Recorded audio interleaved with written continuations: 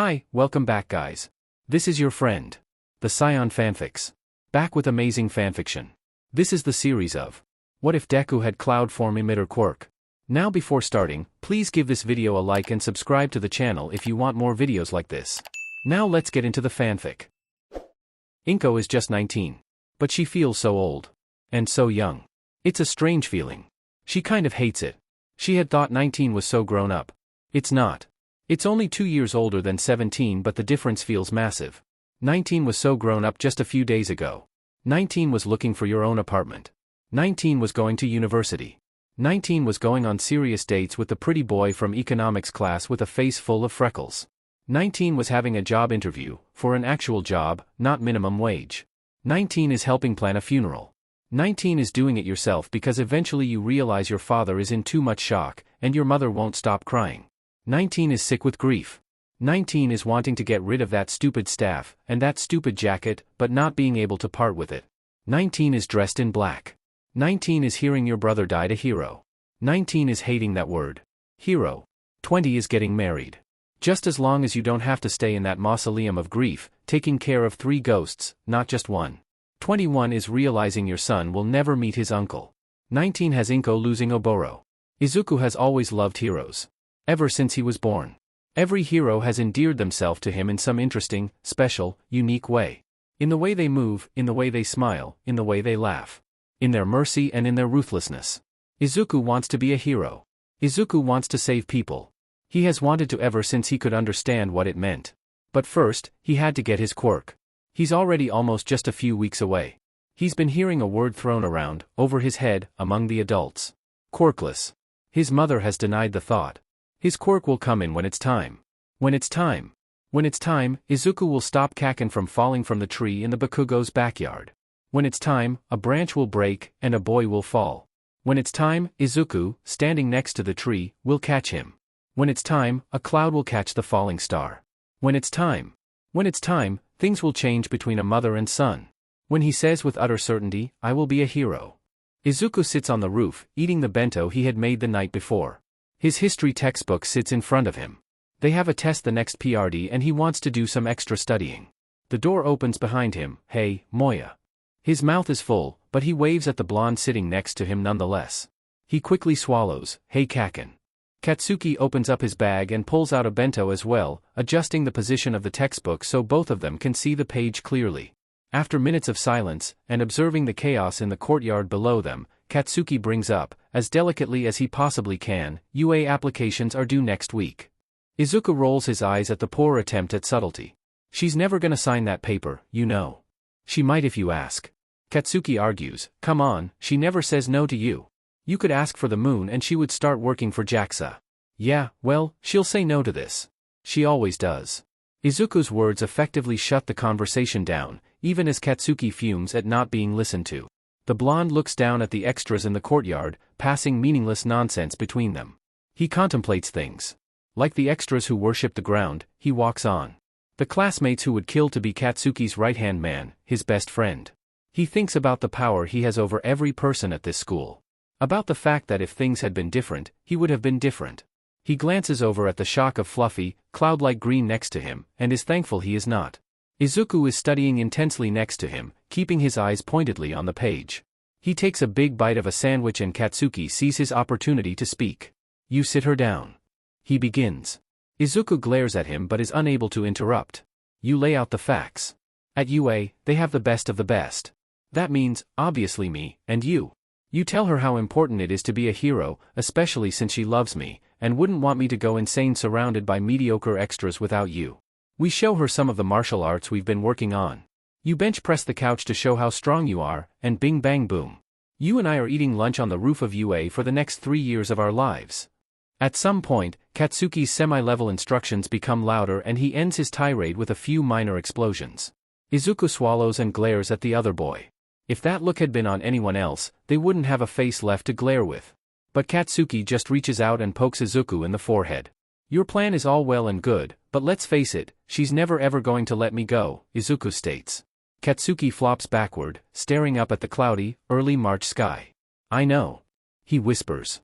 Izuku takes the bus home, like every day. He and Katsuki have different stops but take the same bus. For the 10 minutes it takes when they are both on the bus they sit and people watch. Izuku points out quirks, or even just little observations he has about people, and in turn, Katsuki makes fun of them. Izuku always scolds him, but sometimes Katsuki will say something funny, and Izuku will giggle a little. He waves and steps off the bus. The walk is another 5 minutes. Slipping the key into the lock he enters his home and takes off his shoes, setting them on the mat. The house is empty when he arrives but he didn't expect anything different. His mother works so much. For years already there has been a certain expectation that Izuku will make his own dinner unless told otherwise. That isn't to say Inko never cooks, she does on weekends, and nights when she is home early. He unpacks his school bag and sets his things out on the desk. Booting up his computer, he navigates the internet until he gets to UA's website. The home page is bright and colorful, with pictures of some of the famous pros that teach there. The standouts are Present Mic and Midnight, but there are plenty of them. He clicks on applications and it brings him to a form to fill out. Most kids got their applications on the first day it had gone up on the site. Every year there is a moment where the site almost crashes. It did a few years ago. But Izuku waited. He and Katsuki had filled the blondes out together, with the help of his parents. But Izuku has to fill his out by himself. He clicks all the boxes. Answer yes to all the questions. Fills out all the information, even some things that most kids don't know, like medical history from when he was a baby. UA is nothing if not thorough. The last part of the form is where he stops. A little section for parental approval. He heaves a great sigh and shuts the computer off.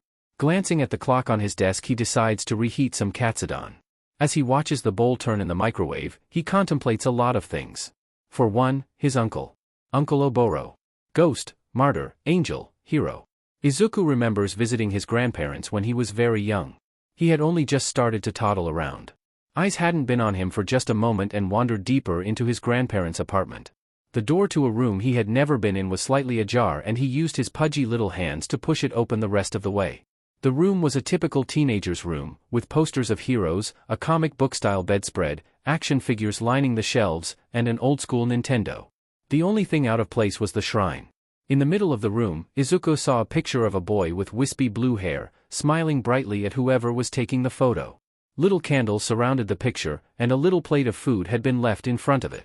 Before Izuku was able to explore any further, he had been swept up in his mother's arms and carried out of the room.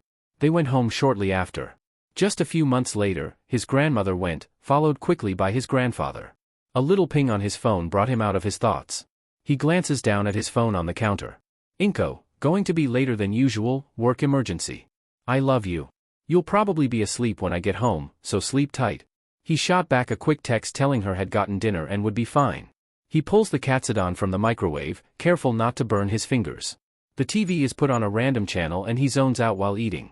He doesn't know what possesses him to do it, but he sets the empty bowl down on the table and wanders to his mother's room. Her room is exactly what you would think it would look like, with a plush rug, soft pillows, and many pictures of Izuku's childhood present. Like he's on autopilot, he opens up the closet. He pulls the cord to shed light on little space. Past the dresses, and behind the various boxes and pieces of luggage, is a cardboard box. It's damaged at the edges and looks like it's been dropped a few times, based on the crumpling in the corners. There is no mystery about what's in the box. Izuku has known for years. He and Katsuki had taken a peek in his mother's closet out of curiosity when they were he hadn't understood death in full, but he had understood when they opened the box, that its proper owner was long gone. Inside is a brown jacket. He slips it out of the box and puts it on. It's heavy on his shoulders, and the sleeves are too long on him. But it's worn and comfortable. It smells like dust, but faintly of rain as well. He dips his hand into the left pocket and pulls out a pair of angular goggles, with clear glass to protect the eyes from the wind. The right pocket is empty, but Izuku is familiar with this jacket. He opens the inner pocket and pulls out the two photos kept safe there. The first is one of his mom and his uncle. They are younger than him, his mother is just 10 in the picture, if he guesses right. It's old and ripped at the edges. The second is more recent but still creased and damaged slightly. It's of his uncle, around his age, sitting with two other people. One is a blonde, grinning behind his shades, at Oboro. The other is a ravenette, tucking his face in a gray scarf as he pets an orange cat in between him and the blonde. The photo is candid and he has always wondered who took it. The two photos in the jacket are the only photos he has of his uncle. He knows there were more, back at his grandparents' house. But the only one on the wall at home is the family portrait when Inko was just a toddler and Oboro was a newborn. He realizes he let the time slip away from him when he hears a key slide into the front door. Shoving the goggles back into the pocket, he shoves the jacket back in the box and puts it in the back corner of the closet. He just barely remembers to turn off the light as he slips out of his mother's room and into his own. He hears his mother shuffling around, trying to be quiet. He realizes he should have been in bed hours ago, but had lost track of time. As the realization sticks him, he glances down at his fully clothed body, only to see the 2 photos still in his hands. Panic overwhelms him. He looks around the room frantically. The sound of his mother coming down the hall shocks him into action. He stuffs the photos under his pillow just as his mom opens the door. "Izuku, you're still up?" she says, a little surprised. "Yeah, I lost track of time. I was just headed to bed." He rushes out. She hums a little. "Izuku." "Yes?" His voice cracks at her slightly hard tone. "You left the TV on again." "Oh, I'm sorry, I'll remember to turn it off next time," he says quickly. "Okay, good night." "Good night, Mom." "Did you talk to her?" "She was working late, I didn't get the chance." Katsuki glares at him but doesn't argue the statement. The 2 of them go through the motions for the rest of the day. They get on the bus and sit together, like always. "You know you have to talk to her eventually." Katsuki starts. "Even if she says no, but she won't, Auntie Inko is a reasonable woman, she'll listen." Izuku takes a deep breath. "Yeah, maybe." He hops off the train and heads home like always. When he opens the door, he notices that his mother's shoes are on the mat and her coat is hung up. "Mom?" He walks into the living room to see his mother sitting on the couch, with the 2 photos he had taken the night before. His mother never looks angry, but she looks furious when he walks in. "You're, home early?" "I didn't leave." She gestures for him to sit down in one of the chairs across from the couch. "I noticed something missing and called out of work today. I turned the whole house upside down, and you'll never guess where I found them." "Mom, I'm sorry. I thought we talked about this." His gut twists at his mother's voice. They had talked about it on and off for years, ever since his quirk came in. She had indulged him for a while, assuming he would grow out of it. But he didn't, and they argued. Eventually, he just stopped talking to her about it. "We did, but," he thought about all the times he had spent at Katsuki's house, with his parents supporting him entirely. Signing him up for a gym and martial arts classes. His mother, for his entire life, has desperately tried to cover him in bubble wrap. "But I'm going to be a hero." Something in his voice must shake something loose in her because she stands up. "Fine, but if you're going to be a hero, I can't be here for it. My son won't be a hero." She stalks away, and he hears her slip her shoes on and grab her coat, leaving the house. Izuku sits there, stunned. She doesn't want him in her life? His chest burns, and he's not sure if it's from sorrow or anger. His eyes brim with hot, angry tears as he stands up. He stomps through the house to his room and grabs the duffel bag at the back of his closet. Shoving clothing, his computer and the cord, 2 empty notebooks, and his pencil case. He leaves the duffel in the hallway. Grabbing the box from his mom's closet, he takes the jacket. He grabs some packaged food from the kitchen and throws it in the bag. In just 15 minutes he has packed up everything he needs. He sits on the couch with the duffel on the coffee table and the jacket on his shoulders. But he can't seem to finally put his shoes on and leave the house. Izuku loves his mother. And he knows his mother loves him. But her love is stifling. And he can't let that love destroy his dream. "Moya, I'm coming over, have your window open." "Kaken, is something wrong?" "Moya, we'll talk when I get there." He leaves his house key on the table and puts on his shoes. It's late and the March air is frigid. He decides to walk instead of taking the bus. It takes about 20 minutes to get to the Bakugos. The lights are mostly off, but he sees Kaken's room light is on. In their youth, the 2 of them sometimes snuck out when they had sleepovers. The Midoriya house is a simple, 1-story house, easy to leave at night. The Bakugo house is a little more difficult, but they realized very early on that the trellis on the side of the house is stable enough to support their weight. He climbs up easily and sees the window is cracked. He pushes it open and tumbles onto Katsuki's bed. The blonde is sitting at his desk, glaring at the greenette. He waves, "Hi. What the F dash?" "Yeah, good to see you too." Izuku straightens himself out and sets his shoes near the door to Katsuki's room, putting the duffel down next to them. "What are you doing here?" He hisses, careful to keep his voice low so as to not wake his parents. Listen. Is that your uncle's jacket? And why the F, do you have a duffel bag?" "I'm running away." "Fing what?" They spend nearly an hour going over his conversation with his mother. And his decision to leave after his mother's hurtful words. They sit together on Katsuki's floor for a while. "Where are you gonna go?" "I have some money left over from summer jobs and babysitting. I'll get a full-time job and finish the school year online. He explains. What about you, eh? Please, every time we went on a hero-related field trip I forged her signature. And you know I was taking a bunch of computer courses, I could probably fake whatever documents I would need from her. You seem very unaffected by this. Way less than I thought you would be in a situation like this. I may be in shock, Izuku answers. I was wondering if you would let me sleep on your floor tonight, I'll be gone before your parents wake up. This is FING crazy. Kaken snarls. Izuku turns to look at him straight on. I am going to be a hero. If it's the last thing I do. I can't live my life afraid of my dreams. Alright. Izuku takes a deep sigh of relief. He sleeps on his friend's floor, stealing all his blankets and pillows in the process. At some point early in the morning, Katsuki steps over Izuku and goes to the bathroom. He stands in the hall afterwards and debates knocking on his parents' door. He steps back into his room, and Izuku is gone. Izuku saved a lot of money, but an apartment would be expensive. He needs an actual job. He leaves early when Kaken goes to the bathroom. He hears his paws outside the door and knows there is a chance he talks to his parents. He can't take that risk, so he opens the window and climbs the trellis down. It's Saturday morning, no one pays attention to a kid wandering around downtown.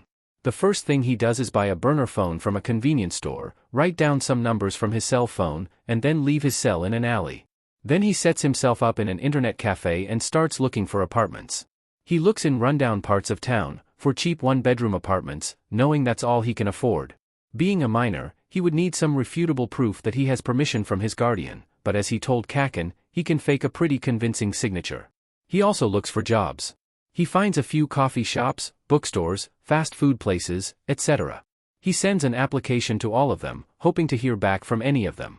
When packing, he had brought a blanket, and the weather was good enough that he could get away with sleeping on the street for a few nights, but eventually, he'd need somewhere proper to sleep. And to shower. The gym at school has locker rooms with showers, but like he told Kaken, he'll finish school online. He didn't think the teachers would care, but if they did and they realized he had run away from home they'd call his mom, and when she told them she didn't want him back, they'd call the cops, and he does not need that kind of heat at the moment. Speaking of the school though, he set up a second email account, with his mother's name, then emailed the school, telling them that 1, they could strike her previous email and phone number from the record and could reach her under the new email address and his burner phone number. And 2, that Izuku would be finishing the school year online. He expects the teachers will be thrilled to have him out of their hair. They don't dislike him, but he can tell they don't like him either. He's heard far too many times that he's too smart for his own good, and needs to learn to be quiet sometimes. Everyone always acts like it's a compliment, but their tone suggests otherwise. No teacher likes knowing their student is smarter than them.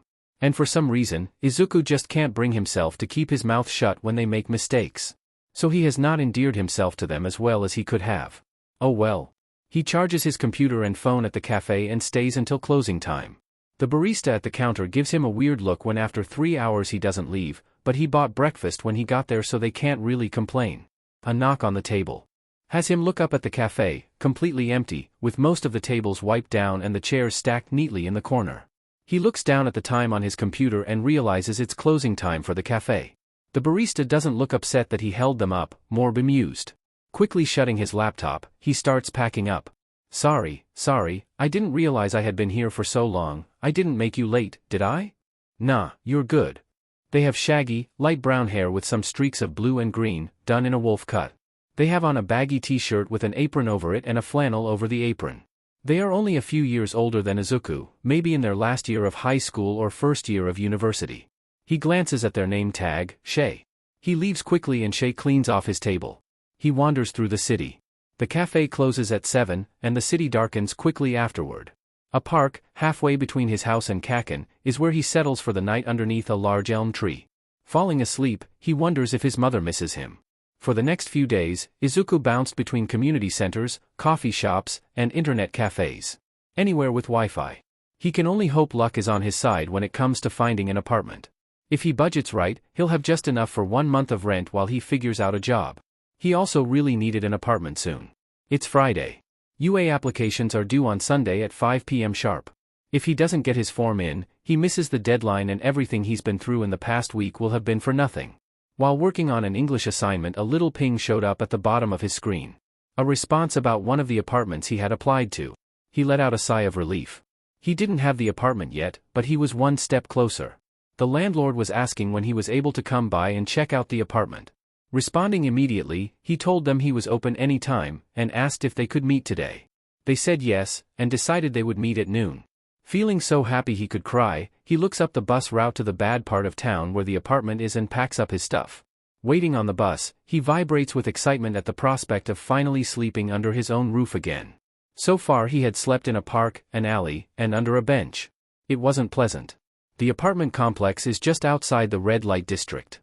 The building looks almost crumbling and the fire escape doesn't look remotely safe, but the main door to the building at least locks. A pot-bellied man waits for him. His face is round and tinted red, his hair is thinning and gray. He smells a bit like cigarettes, and when Izuku approaches the man smiles, showing off slightly yellow teeth. He's holding a clipboard and tapping a pen. "Mr. Wacom?" Izuku asks. "That's me, you the one interested in the apartment?" He asks, his voice rough but not unkind. "Yep." He looks Izuku up and down before narrowing his eyes. "You seem a little young to be renting, are you even 18? Come on Izuku, you've rehearsed this." "No, I'm not 18, my mom is actually the one renting the apartment for me, technically. She and my dad are in Tokyo. I'm here for school." Mr. Wacom grunts but unlocks the door to the apartment building.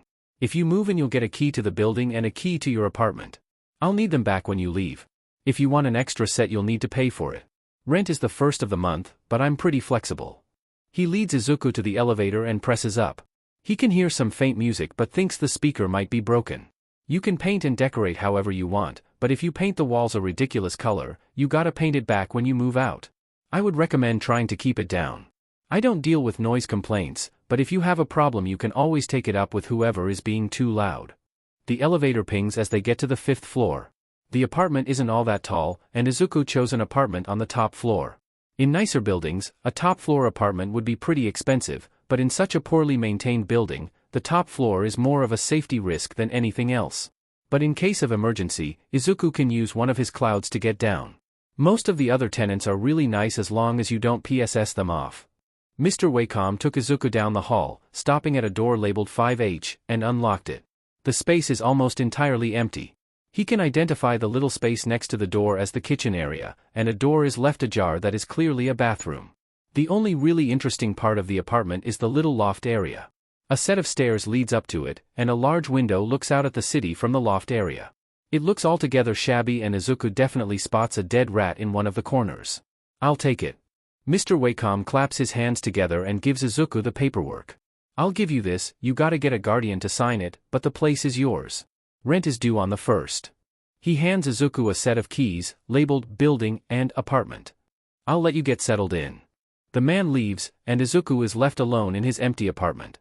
He sets his sleeping bag up in the loft area, right next to the window, so he can see the street moving below him.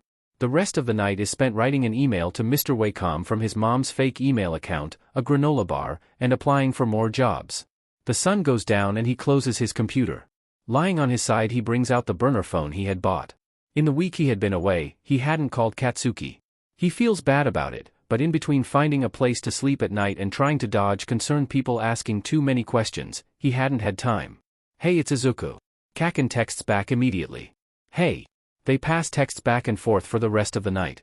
Kaken tells Izuku that his mom hasn't put a missing persons report in, and his parents have not clued in that he's gone, mainly because Inko hasn't said anything, and Katsuki has been covering for him. Izuku tells him about the apartment and not much else. He doesn't feel great about scaring Kaken, given he knows the blonde worries for him, even if he would deny it. They say goodnight and Izuku puts his phone down, rolling onto his back to look up at the plain ceiling. Izuku falls asleep in his empty little apartment, with the sounds of the red light district as his lullaby. The next day Izuku gets up and checks his emails. On his account, he gets confirmation that his UA application has been received and that he will be taking the entrance exam in 1 week. He breathes a sigh of relief, thankful for the confirmation. He had known he had done the application right, but there had still been a fear that there had been a mistake, or that they had called his mother for something and she had set the record straight. UA policy is to always start with an email unless it's an emergency. Next, he checks the emails on his mother's fake account. Mr. Wacom had emailed her back with confirmation that the lease was set up. Finally, he hears back from one of the many jobs he had applied for. A little cat cafe in desperate need of someone for the night shift, from 5 p.m. to 10 p.m. He begins packing up his sleeping bag before realizing he technically didn't have to. He smiles at the thought and leaves it out. Switching into baggy jeans and a t-shirt, he emails the cat cafe back and asks how soon they'd be willing to do the interview. In the end, they schedule for the next day. There's not much for Izuku to do, given he's up to date on his schoolwork and it's the last week of school, so there are no new assignments. Pulling out his pile of clothing from the duffel bag, he finds a pair of shorts. In the pocket is a single sock, inside the sock is a plastic baggie, and inside the baggie is all the money that Izuku took with him. He pulls the bag out and spreads the money out. Rent is 50,000 yen, he's got 70,000 in total, leaving 20,000 left over after rent. He glances down over the edge of the loft at the empty apartment. Furniture shopping it is. Izuku and his mother never had a lot of money when he was growing up. His dad's child support was usually spent on rent and bills. They had always been thrifty.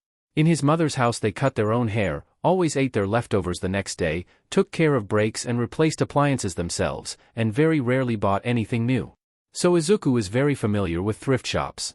He looks up at the closest one and heads out, remembering to lock the door behind him. The store is close enough to walk, and the day is pleasant enough given it's mid-March.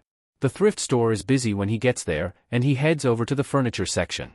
Some of the furniture is better off than others, but Izuku spots some that he likes. At home his mother was always looking for something simple, but modern. Izuku never told her, but he had always felt the decor a little boring. He's a fan of color and variety, his mother is not. It was never worth it to argue with her, given he was allowed to decorate his room how he liked, but his mother used to say his room looked a bit like a rainbow dressed in hero merch had thrown up all over it. It had never occurred to him how much that observation had hurt his feelings until now. Deciding to shrug off the uncomfortable thought, he continues looking for things for his apartment. In the end, he finds a squat, russet couch, an armchair the color of basil, a little wooden coffee table, and a set of standing lamps that look like jellyfish, among other things. At some point, he asked one of the employees if he was able to place the couch on hold and come back later. She says yes, and offers to let him borrow a push trolley that they have at the store. He accepts and thanks her profusely. He takes the rest of his things home, leaving the couch for later. When he gets back to his apartment he realizes that he can't get them up the stairwell himself, and the elevator will be too small to get the furniture up to his apartment. Thinking about this problem outside his apartment building, he spots an older woman come out of the building next to him and pull out a cigarette. She pats down her pockets but soon realizes that her lighter isn't there. She sighs and snaps her fingers and the end of the cigarette and it lights. Come to think of it, he hadn't seen a single cop or hero patrol the area he was in. It made sense in a kind of upsetting way, given that he was just outside the red light district. Simply put, if he was quick about it, he could probably use his quirk to get the furniture up to his window and get it in through that. He glanced around, but the smoking woman had already gone inside, and only a few people were milling around. Taking a deep breath and holding it in his lungs, he kneels down and blows the air out under the cart. The breath he blows takes shape and puffs up to look something like a mattress made of cotton. Poking at it, he confirms it's solid and hops on, focusing on where he wanted the cloud to go. Which wasn't hard, really, considering clouds want to go up. He kept his ascent as steady as possible and stopped when he reached his window.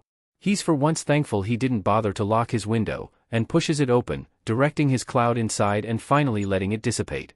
His things clatter as they hit the floor. As soon as his butt hits the ground he lies down, flat on the cool floor. The furniture weighs probably more than his usual upper limit. Before he lets himself fully pass out from quirk exhaustion, he sends a quick text to Kaken, telling him to meet at the thrift store, to help Izuku move his couch. He gets a confirmation, then promptly passes out. He wakes up just in time to meet Kaken at the thrift store. He gets there just as the blonde is about to call and ask where he is. "Hi, sorry I'm late." "It's fine," Kaken huffs, but still pulls Izuku into a quick hug, before promptly releasing him and the two of them head into the store. Izuku finds the store worker he had talked to earlier and pays for the couch. Izuku takes one end and Kaken takes the other. The walk back to his apartment isn't too long, and the couch is light enough with another set of hands. Together they maneuver the couch up the narrow stairwell, and into Izuku's apartment. When they set it down Kaken has a chance to look around at the space. "This looks like sheet." "I'm well aware." Izuku snorts. Kaken shrugs and pulls the backpack Izuku hadn't even noticed off his shoulders and opens it. Inside are some household things that Izuku didn't even think to get. A pot, a frying pan, a stack of plates, a plastic baggie of utensils, a couple of bowls, cups, dish soap, a washcloth, a box of garbage bags, 2 towels, toilet paper, a new toothbrush, and toothpaste. Finally, he also pulled out a bag of takeout.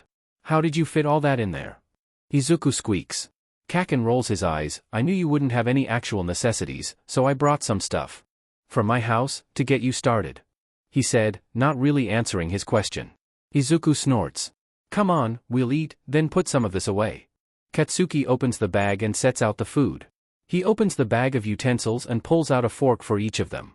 They sit on the floor across from each other, eating takeout and talking about the UA entrance exam. The next day Izuku wakes up bright and early. He has an interview with the cat cafe at 1, but not much to do before that. He puts away all the necessities that Katsuki had brought the night before, and moves the furniture around, trying to find the right positions for everything. He moves the couch and coffee table to the corner under the stairs and puts one of the jellyfish lamps at one end. He pushes the armchair into the last corner, not occupied by the kitchenette, the door, or the couch. He puts the other jellyfish lamp beside the chair. He realizes he still doesn't have a bed or anything to go on the walls. The apartment looks minimal, at best. He decides to head to a thrift store and find some other things. At the store, he finds some cute pillows, one that looks like a daisy, a cherry blossom, and a yellow mushroom. He also finds a mirror that is held in a frame of lily pads. He buys them and takes them back home. The mirror is hung up over the couch, and the pillows are laid on the couch. Checking the time, he decides to walk over to the cafe he's interviewing at. It's still within walking distance of his apartment, but definitely in the direction of the nicer homes and apartments. The cafe is small, the sitting area only a little bigger than his apartment, with pale yellow walls and second-hand furniture. Cats mile around, with collars around their necks, color-coded to tell the patrons if they are a girl or boy. The place is pretty busy, considering it's just around lunch. Izuku heads to the counter. The barista working is a pretty young lady, probably around university age, with brown skin and snow-white hair done in braids. She has freckles in the same shade as her hair and a sleeve tattoo in the same shade. Her cropped button-up is covered in strawberries, and her red pants go high on her waist. Izuku almost feels insecure about the cargo pants, and the t-shirt that says, pants, he stands in. But she just smiles her pale rose-pink lips at him and asks what he would like. Oh, I'm here for an interview. He says quickly. Izuku, right? She asks. He nods. Right, stay right there. She heads into the back and calls for someone. A moment later she comes back out, followed by an older man, his temples touched with gray, and deep smile lines. Hi, I'm Boten Suzuki, you must be Izuku Midoriya? He says. Izuku nods once again and shakes the man's outstretched hand. His handshake is firm and he leads Izuku to a table in the corner. Izuku doesn't really remember much of the interview, too busy trying not to freak out, but he thinks it goes okay. After 30 minutes of talking, Mr. Suzuki stands and shakes Izuku's hand once again, before telling Izuku they'll be in touch. He offers him a pastry and drink of his choice from the menu. Izuku chooses a blueberry muffin and matcha tea. He hangs out after the interview for a little bit, enjoying his food and drink. After his snack has been consumed, he heads home. Looking at his stash of food that he took, he realizes he'll soon need to go grocery shopping, unable to live off of protein bars and packaged snacks forever. Though he decides to hold off until he hears back from Mr. Suzuki, needing to know if he'll have a job to pay for those groceries. He lays down on his couch and makes a mental list of things he still needs to get for his place, along with his preparation for the UA entrance exam. A sudden pain, like a migraine, shoots through his head and his hands shoot to his forehead. Where he should feel his bangs falling lightly down his face, he feels nothing. Bolting up, he looks in his new mirror and is shocked at what he finds. He had seen photos of his uncle, with his hair standing on end, floating with some invisible force. Izuku had always been told that his hair often defied gravity, but at the moment, that observation is more fact than hyperbole. He pokes at the wisps of hair standing on their own. Well, that's new. His hair goes back to normal after a minute, and he decides, like with all difficult things in the past week, to simply ignore it. A skill he learned courtesy of his mother. The next morning is Monday, and Izuku doesn't know what he wants to do. School ends on Friday, but all his assignments are done. Deciding he can't exactly sit in his apartment all day, he decides to get up and explore his new neighborhood. He slips on his jacket, his uncle's jacket, and heads out. Where he and his mom lived was a much nicer part of town, with suburbs adjacent. The place he's in now is nothing like that. As he walks, litter covers the street and he passes more than a few homeless people. Something in his heart twists at not being able to help them. Before he can wallow too much in the thought though, he arrives at a beach, right at the edge of town. It's covered in trash and broken appliances. He looks around but sees no one. No garbage people cleaning it, no volunteers with bags, no one doing community service. Nothing. He supposes that tracks, given no one really cares about this part of town.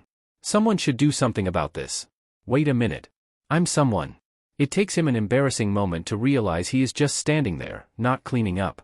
When he was a child he was always so indignant about cleaning up messes that weren't his, until one of the teachers reminded him that that's what heroes do. They clean up messes. It's not a villain to fight, but it's something. Something that needs to be done. And he doesn't see anyone else doing it. Nodding to himself he walks onto the sand and grabs a loose grocery bag that had been softly floating in the wind. Rolling up his sleeves, he starts grabbing pieces of trash and filling the bag.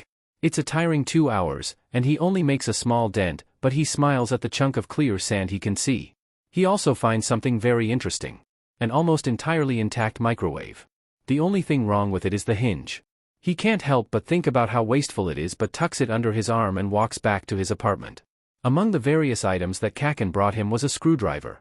He figures it can't be too difficult to fix the hinge. Settling down on his couch with the microwave in front of him and a video telling him what to do playing on his laptop, he sets to work. It takes a couple of tries and he contemplates giving up, but he eventually gets it and the door closes with a satisfying click. He laughs in triumph and sets it on his kitchen counter, after cleaning it with some of the dish soap Kaken also brought. A little buzz in his pocket catches his attention. Opening up the little burner phone, he sees an email from Mr. Suzuki. Reading quickly he squeals and does a happy little dance. He got the job. And he starts the next day. He goes to sleep that night excited to start the next day. And excited to finally have money to buy food with. The next couple of days are pretty mundane, but Izuku is overjoyed when he sees his first paycheck. It's not a lot, but he'll be able to pay rent. And buy food. Kaken had been very insistent they had to go grocery shopping. There was a variety of disagreements about what constitutes a meal, but in the end, the blonde did get Izuku to buy some vegetables, with the promise to actually eat them. He goes to the beach when he can, usually after work if he's not too tired. He takes garbage bags from work, but no one seems to notice or care. He finds a few useful things, including a mattress. He takes it up to the roof of his apartment and uses a mixture of dish soap, baking soda, and hydrogen peroxide to clean the mattress since mixing chemicals inside his apartment sounds like a bad idea. He works every day for as many hours as possible, doing overtime and taking other people's shifts. Until Sunday. UA's entrance exam is notoriously hard. The written exam changes every year, as goes the practical. Izuku is confident in his knowledge for the written exam but has no idea what to do for the practical.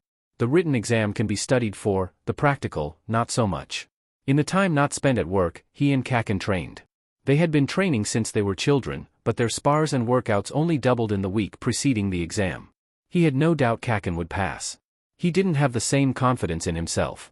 Explosion is overtly offensive, but has a variety of uses that Kaken has discovered over the years. Cloud, less so. The application of his quirk is interesting. He can produce a variety of different kinds of air. Though air is a loose term in this context. All throughout his life, he had played with the way he could use and produce his clouds, including what kind of air he could make. Solid clouds strong enough to carry multiple people, dense fog or mist, smoke, etc. All of it can be produced through a simple breath.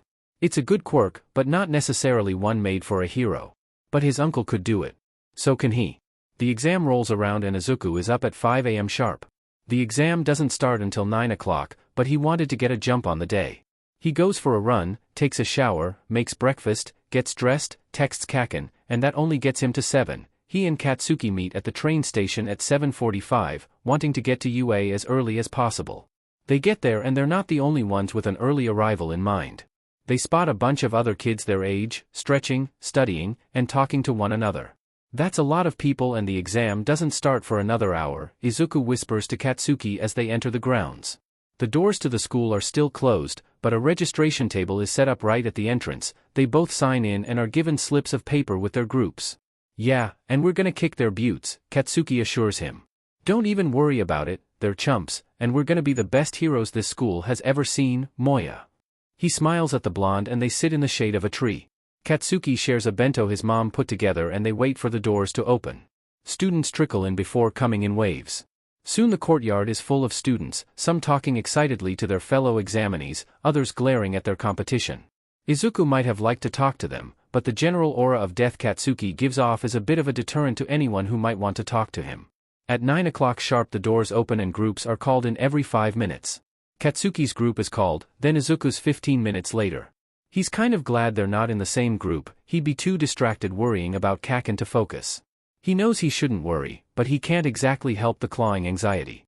He shuffles along with his group to a classroom on the second floor, where a woman with dark orange hair sits at the desk. The room looks like an art room, but all the projects have been moved out, probably to make space and not distract any of the students. After everyone settles in their seats, she smiles at them. "Hi everybody," she greets, standing and beginning to hand out sealed test packets. "Please don't open your packets until I say so. My name is Ms. Asha, I'm a third-year economics teacher here. The exam covers a wide range of subjects, including literature, history, math, science, English, etc. If you are unsure of a question, don't linger too long on it, answer what you know, then work on what you don't. Don't leave anything blank, even if you're not 100% sure, guess. There is always a chance you're right. You may begin." The room fills with the sound of the seal on the packets breaking, and people immediately begin to read through questions and start writing. The easiest questions are literature, math, and English. Before his parents got divorced, Izuku and his mom would see his dad in America. Over the multiple visits, he became mostly fluent and has still kept up his practice with the language. The exam takes an hour and a half. He lands in the middle of the pack in terms of finish time. When he hands his paper to Ms. Asha, she hands him a paper, the back side is a map, and the other side is instructions. Including instructions on how to get to the cafeteria, where there is a free lunch. He thanks her with a nod and exits the room silently. He passes other exam takers headed to the cafeteria. Some look confident, others look as nervous as Izuku feels. When he gets to the cafeteria, his eyes immediately zero in on a head of spiky blonde hair. Kaken is focused on his food, so Izuku goes to the counter, where a large buffet of food is set out, with little note cards telling people what it is and the ingredients. He grabs sushi, tempura, and curry. Heading over to Kaken, he spots several people with interesting mutations or little peculiarities that could be the result of a quirk or simply something superficial. He sits next to Kaken. Without looking up, he asks, "How'd it go?" Izuku picks up a piece of sushi with his chopsticks and dips it in soy sauce. "I think it went okay, English was easy, the science section had some hard questions, but I think I got it." They discuss the exam and what the practical might bring. The cafeteria continues to fill with students, the sound reaching an almost unbearable volume. Izuku and Katsuki had had the table to themselves, mostly because Kaken kept scaring off anyone who came near, but eventually theirs was the only table left and Katsuki relented to have some company, though he refused to speak to any of the students. Izuku did though, chatting and asking about quirks.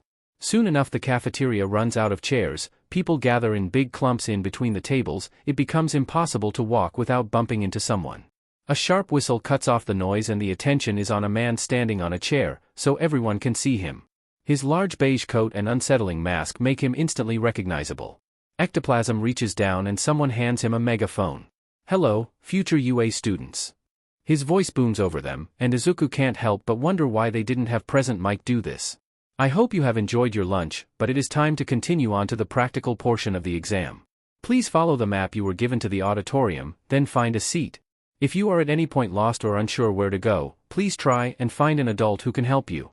Any student not in the auditorium for the orientation will be disqualified from the exam. Good luck."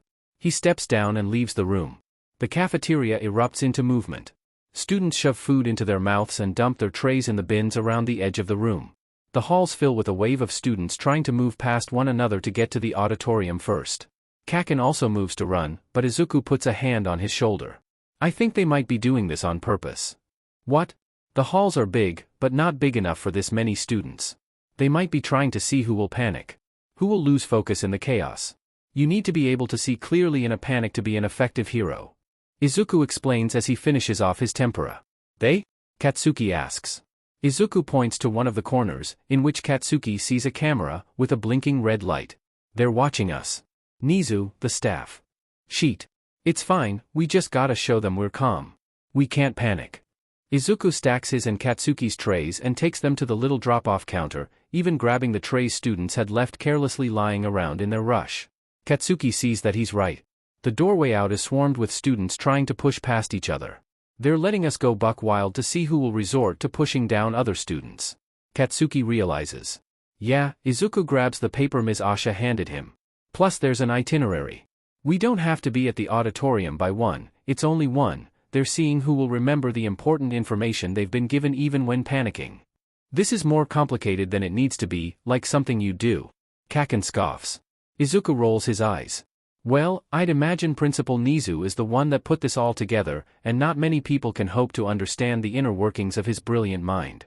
Somewhere, across campus, in a private viewing room, a rat is cackling. One of Shota's least favorite days of the year is exam day. And the absolute agony that comes after. Many people think he's demented, that he takes joy in shutting down people's dreams, telling them they'll never be a hero, but that's not true. He is honest. And he doesn't teach people without potential. No matter how much they try to make training like real life, it will never be exact. Every student goes through a hard transitory phase when they graduate, but they have the potential to survive. Some don't, so Shota doesn't teach them. How cruel could someone be, to put a child into the line of fire when they know they're not going to make it out? He gets to the school, bright and early. Hisashi picks him up, of course. Shota is a bit of an erratic driver, so Hisashi always drives. It's nice.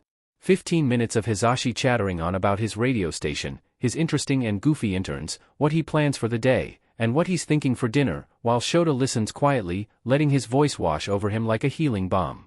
They've been dating since their 20s. Really, it was Namuri who got them together. She got them out of their own way, and he's always been thankful for that. They get there a little after 7, before any students, and head to a viewing room, in the administrative office. The room is loaded with comfy chairs, bean bags, snacks, drinks, and an ungodly amount of office supplies. Already the first-year teachers are gathered, getting supplies together and talking about the exam. Namuri seems to have even brought a board game, that she is currently losing to Snipe and Cementos. Nizu has set himself up on a comfortable little armchair, that Shota is sure he will eventually trade in for just burrowing in Shota's scarf. The rest of the teachers are picking at the food and already writing notes on the files they have spread out in front of them, already covering the large conference room table. A giant TV, with camera feeds all around the school are also set up, waiting to spy on the kids. Shota doesn't love spying on them, but it has admittedly come in handy in weeding out candidates who are too violent or cruel. He spots a pair of fluffy red wings in the corner and wanders over, while Hisashi waits for the next round of Monopoly. "What are you doing here?" Shota asks. Hawks is slouched in a bean-bag chair in the corner, with a clipboard in hand, and thick sunglasses over his eyes. "Man, let's not be so loud, it's 7 in the morning, Hawks groans, rubbing at his forehead. "Hungover." "Always." "Hawks, I would say that's unprofessional, but I'm not All Might." Shota sighs. "Yeah, he's over there debating whether anyone will notice if he takes another cupcake."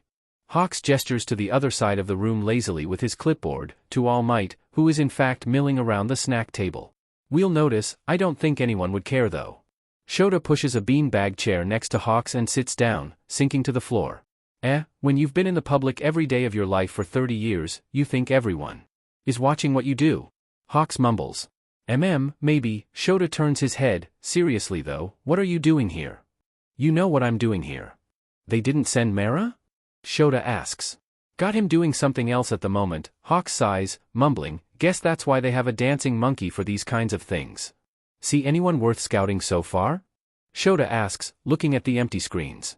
"Nah," Hawks says, "I think this year we might come up empty on recruits, too bad. There's always next year's bunch." Bad luck."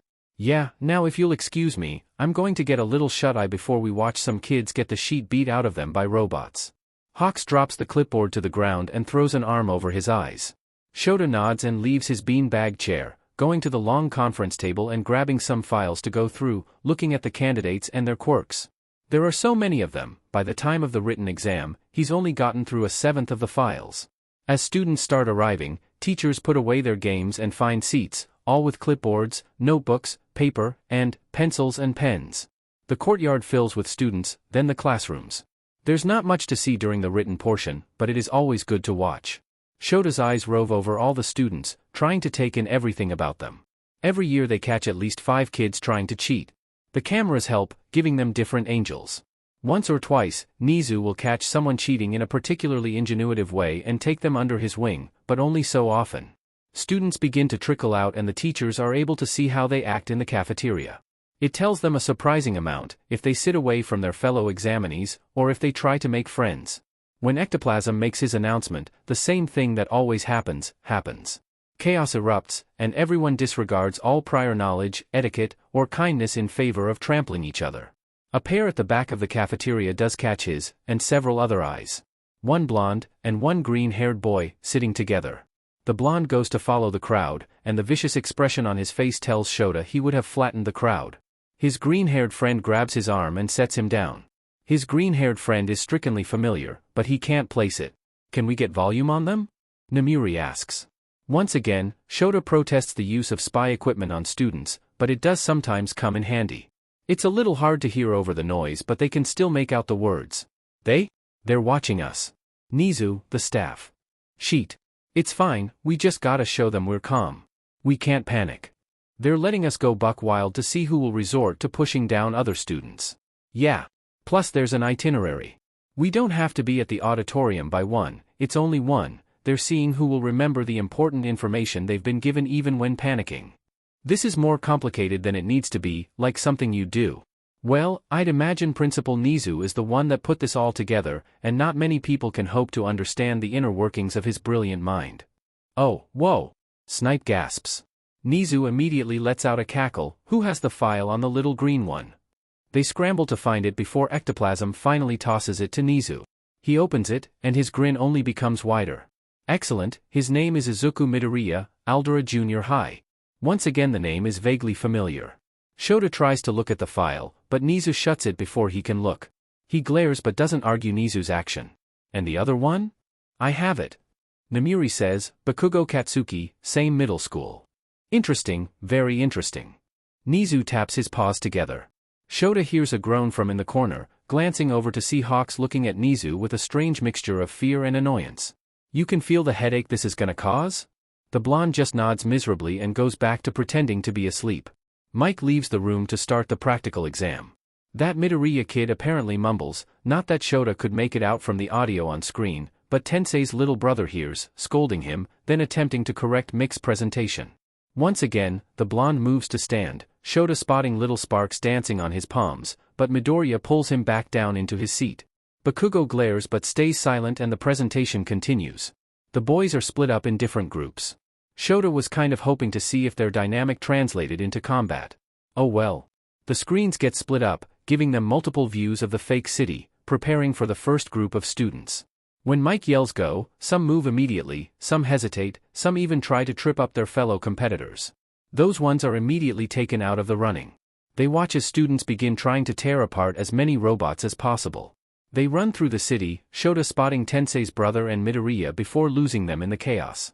Izuku runs, grabbing a pipe on his way into the city. He and Kaken had been training with bow staffs at one point. Kaken didn't like it, he was more of a brawler anyway, but Izuku enjoyed the weapon. He was hoping to get one for his hero costume when he got into UA. He uses his clouds to help him get up to where the robot's eyes are, clearly the most vulnerable parts of them. He works through them with deadly efficiency. He tries his best to focus just on the robots, but then he starts seeing people faltering, becoming exhausted from the fighting. Some students are knocked so hard out of the way that he's worried they might lose consciousness. He can't stop himself from going towards them, dragging them out of the way, to lean up against the buildings. He leaves them quicker than he might want, but does leave them with bandages from his pockets. It's just nearing the end of the exam when the ground shakes and a shape rises over the buildings. 0 pointer. Someone shouts. People scramble to get away. Izuku is about to do the same when he hears a shout. He spots a girl with chestnut hair cut in a bob.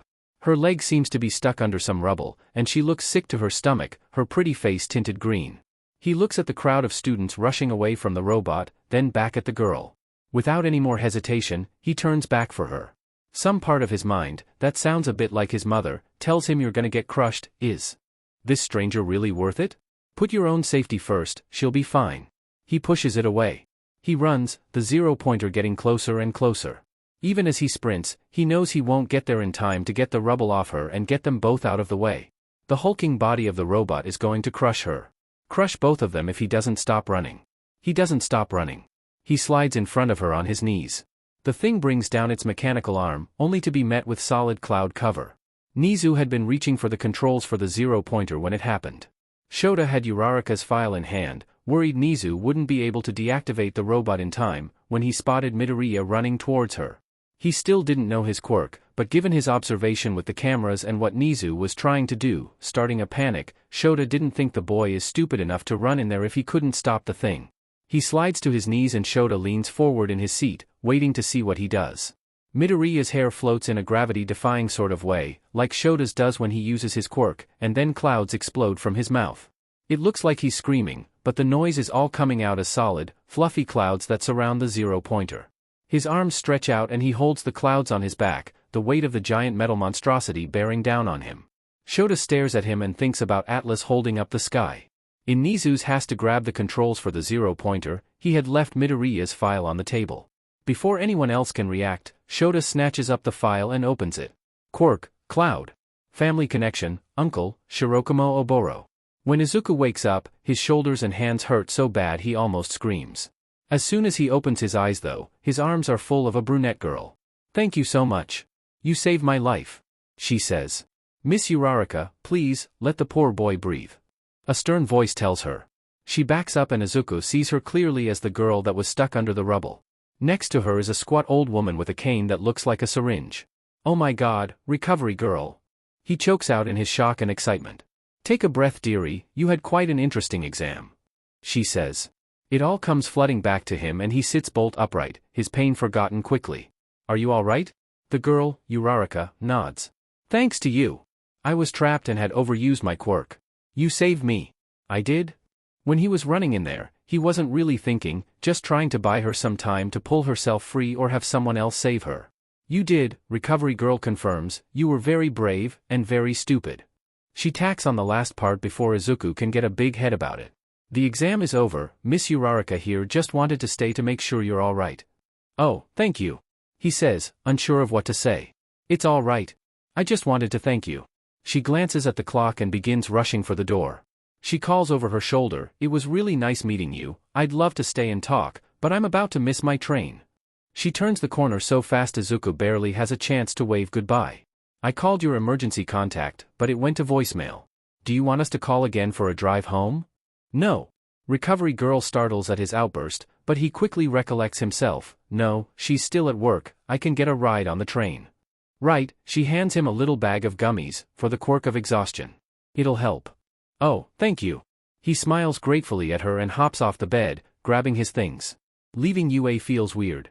It might be the last time he ever sets foot on the school's grounds. He hopes it's not, but can't be sure, and there's not much to do about it now. He takes the train, texting with Kaken, asking how his exam went. When he tells the blonde about the end of his, he is immediately scolded for his recklessness. Smiling at the barrage of texts telling him he's an idiot, he hops off the train and starts walking. The sun has gone down by the time he gets to his part of town. The street lights flicker on and people begin filling the bars and clubs, spilling out into the street. He does his best to ignore it. He is quite adaptable, like his clouds. He's learned not to listen too closely to the sounds of hedonism, or not look too closely at the not too subtle deals going on in the dark. Of course, as a hero he would arrest the dealers and buyers, but it's best that he just stay out of it all, for now. A sound, just a few blocks from his apartment, does break through the noise. It sounds like crying. He can just see the top of his apartment building. So close. He groans and turns into the alley. The alley is dark, much too dark to see. But he sees a set of yellowish eyes looking at him, the pupils slitted. They shine in the dark, like tapetum lucidum. The eyes narrow as they lock with his and a sharp hiss fills the alley. He takes a breath. Just a cat.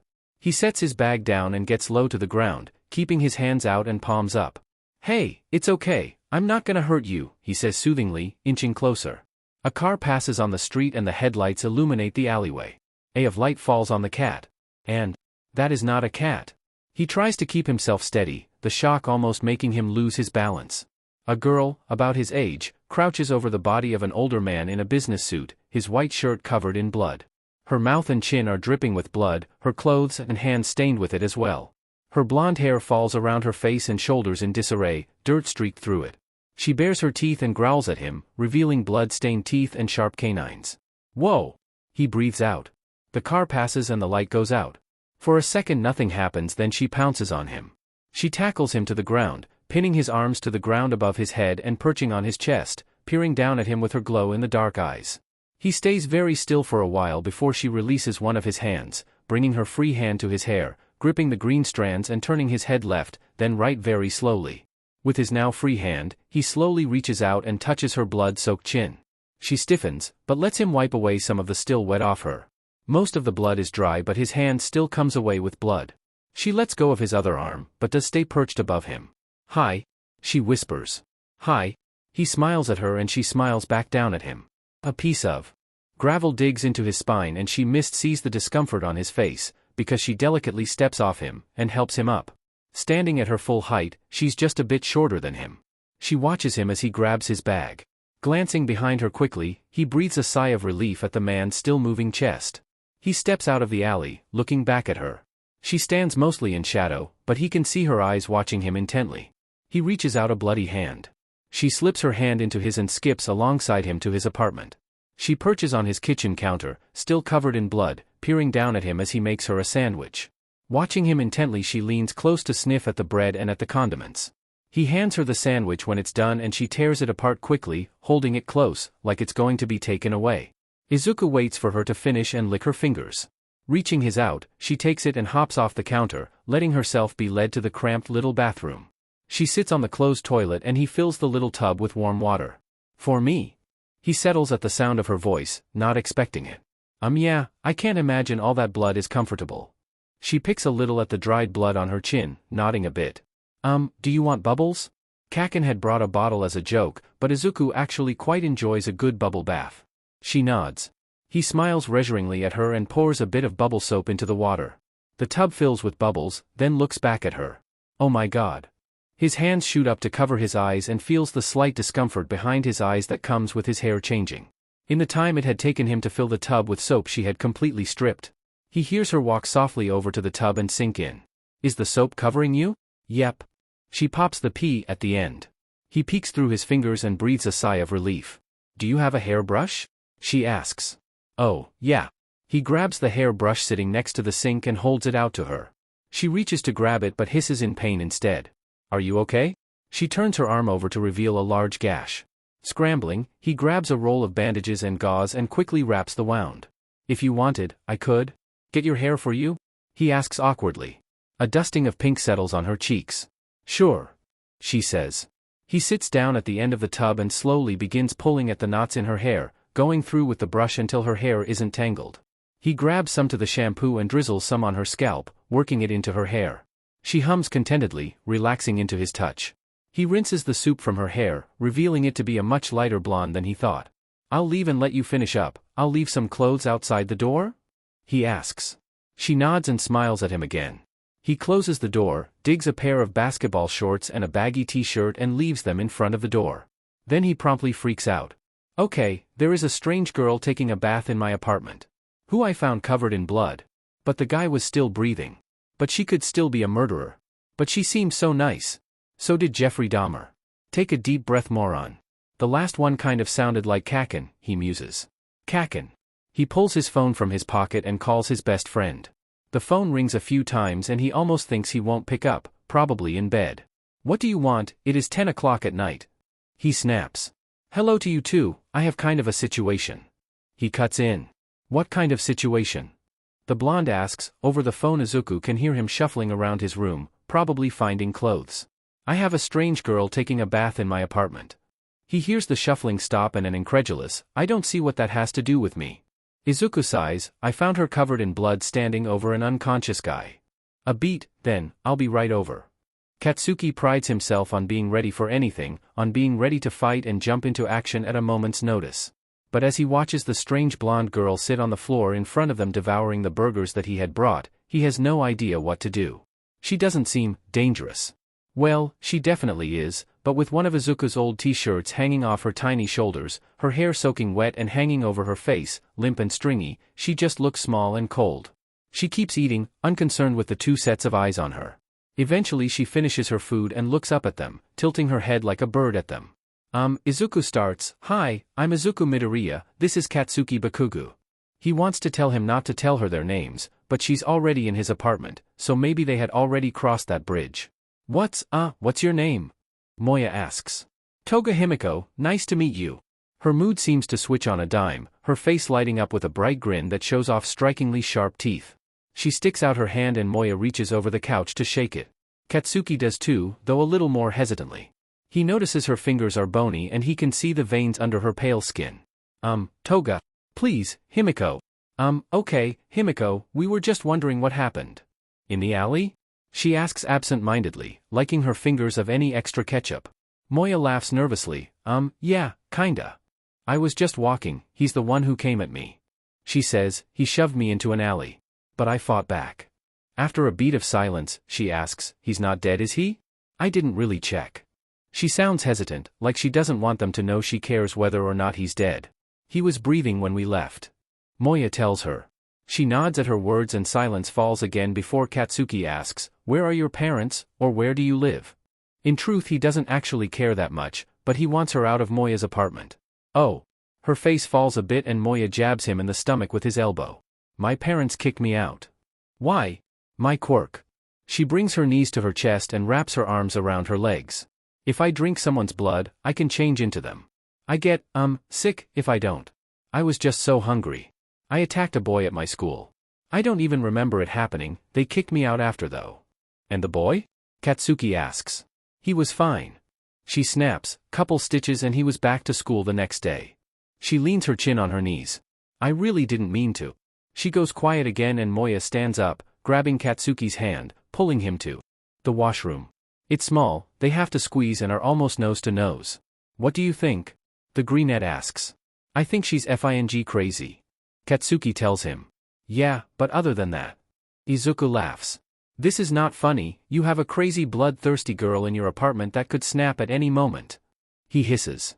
She's not bloodthirsty, I think she might be iron deficient and combined with her quirk that translates to mania. Moya says. What? The burgers you brought. He begins to explain, they were hamburgers, she seems a lot better after eating, like a major amount. She said she was hungry when she attacked that man. I'm thinking iron supplements and mood stabilizers could help. Why? Do you want to run a series of experiments on your pet psychopath? At Izuku's silence, Katsuki sighs, come on. You make it sound like I'm some kind of mad scientist, I want to help her. Moya exclaims. After contemplating the situation for a moment, Katsuki finally sighs. It's your apartment. But if she murders you, I'll kill you. Good to know. They shuffle back out to the living room and sit on the couch again. Hey, Himiko. If you don't have another place to stay, you could crash here. Moya offers. Her eyes light up at her words and she throws herself over the table and into his arms. Thank you, thank you, thank you, thank you. The three of them watch a movie on Izuku's computer until she falls asleep. Are you sure this is a good idea? Katsuki whispers. I have no idea. Moya answers honestly, but I want to be a hero, and this is what being a hero is. I gotta try. Katsuki huffs, but lets himself relax on the couch. Himiko Toga is an interesting roommate. She is perfectly happy to sleep on the couch. Izuku had offered to give up his bed, but she refused. She becomes active at strange times at night. He is woken up often by her milling around the apartment.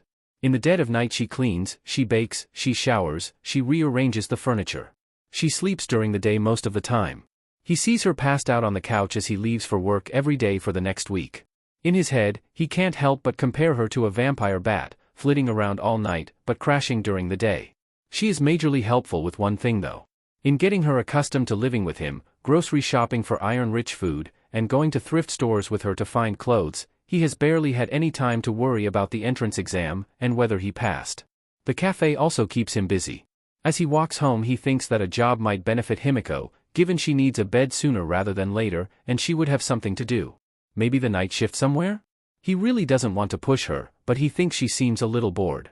Getting home and finding his apartment turned into a giant blanket fort only confirms those suspicions.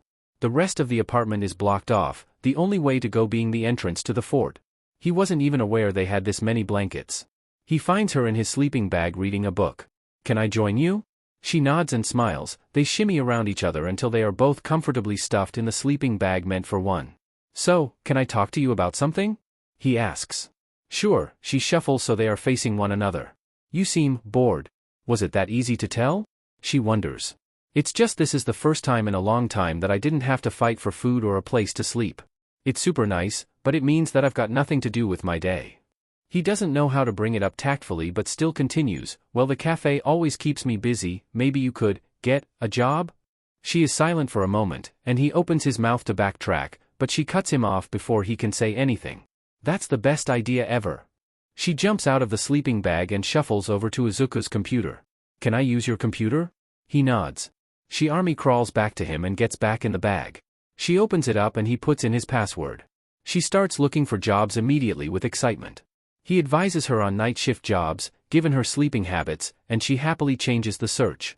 He's never seen someone so excited to get a job. He receives his letter from UA a week after the exam. Himiko is out at a job interview, so he opens it alone. Originally, he had thought that he should wait for her to get back, or call Kaken and ask him to come over so they could open their letters together. But Mitsuki and Majuro will probably want to open the letter with Katsuki. Izuku wouldn't want to intrude. Taking a butter knife from the kitchen, he slips it under the flap and opens the envelope. A small round disc falls from the envelope and the room is awashed in a soft blue glow as a hologram lights up. All Might smiles down at him. "Hello, I am here." As a hologram. The rest of the message is a bit of a fog, but Izuku knows one thing. He got into UA. And All Might is going to be a teacher. He bounces with excitement as he opens the letter, detailing some of the specifics of being a student at UA, along with things like uniform and school honor code. All things he's read before, but he still squeals with joy at every line. He's really done it. "I'll make you proud, uncle." His phone starts ringing and he picks up immediately. "Did you get in?" Kaken asks immediately. "Yes. Did you? Was there ever any doubt?" He can hear Katsuki smiling over the phone. "Not at all." He takes a deep breath. "We did it. We did it. First day of UA. Let's FING go." He's giddy with excitement and anxious energy. Bouncing all around the kitchen, he makes himself a bowl of cereal that he scarfs down quickly. He takes a shower, packs his bag and gets dressed in his brand new UA uniform. The fabric is crisp and soft and he loves it so much. Himiko wakes up thanks to the noise he makes, but she just smiles and helps him fix his tie. "You're gonna do great." She says it like a fact. He doubts that very much. But he can only nod at her. When he's all ready, she slips her arm around his and they leave the apartment together. "Come on, I'll walk you down." They take the elevator down together and she gives him one last hug before he goes. He walks to the bus stop and gets on, finding a seat at the back like always. UA is in a much nicer part of town than where Izuku lives, so the drive is a bit long. He bounces his leg and taps on his knees, his nerves going haywire the closer he gets to the building. He would have liked to ride with Kaken, but they don't take the same bus, however he will see him at school. He'll see him every day in class. And Izuku is thankful for that. He loves his best friend more than anything, but he also recognizes that when Kaken's position as the strongest one in the room is questioned, he can become a little erratic. That's what he likes best about their friendship. That they balance each other so well. He thinks they would have been fundamentally different people had they not been friends. Sometimes he does wonder who he would be without his closest friend. They text each other as they travel and it calms Izuku's nerves a bit. He thinks it's a bit funny that his two best friends are both unhinged blondes with awesome quirks. Of course he thinks all quirks are awesome, but still. The bus stop is just a 2-minute walk from UA. He thanks the bus driver and hops off. Instantly he joins a crowd of students wearing the same uniform as him. He had thought he would avoid the crowd if he came early, but obviously the rest of the first years had the same idea. The second and third years are looking down at them from where they are watching, perched in trees and sitting on the steps. They look like they're evaluating the first years. Izuku thinks they are. It makes him feel distinctly uncomfortable, but at least the others in the herd of students are as uncomfortable as him. The school is a maze, and this time there are no signs directing him to the exam rooms. In his acceptance letter, there was also a map of the school. He pulls it out and starts trying to follow it to 1A. He's successful, coming to a stop outside a ginormous door, obviously for someone with a mutation. He takes a deep breath and pushes the door open. Immediately he hears a stern voice demanding Kaken take his feet off the desk. He can spot Kaken gearing up to start a fight and rushes in, getting in between them. "Hi, Izuku Midoriya, nice to meet you, so sorry about my friend, he can be a bit harsh, but he doesn't mean anything by it." He rushes out, trying to avoid a fist fight on the first day. His eyes widen as he recognizes the boy in front of him as the one who yelled at him at the entrance exam. He almost wanted to let him and Kaken go at it after that, but it was too late to take his intervention back. "My name is Tenya Ida. You were the one to correctly deduce the true meaning of the entrance exam and the 0-pointer, I commend you." He speaks too loud, considering Izuku is right in front of him, but he shakes the offered hand anyway. "Oh hey." They both look over and he sees Uraraka, the girl he had saved at the entrance exam. She rushes over and pulls Izuku into a hug. He hears Katsuki growl behind him, ready to start a fight with her, but Izuku waves him away. He returns her quick hug. "Thank you so much again, I was sure I was roadkill," she exclaimed.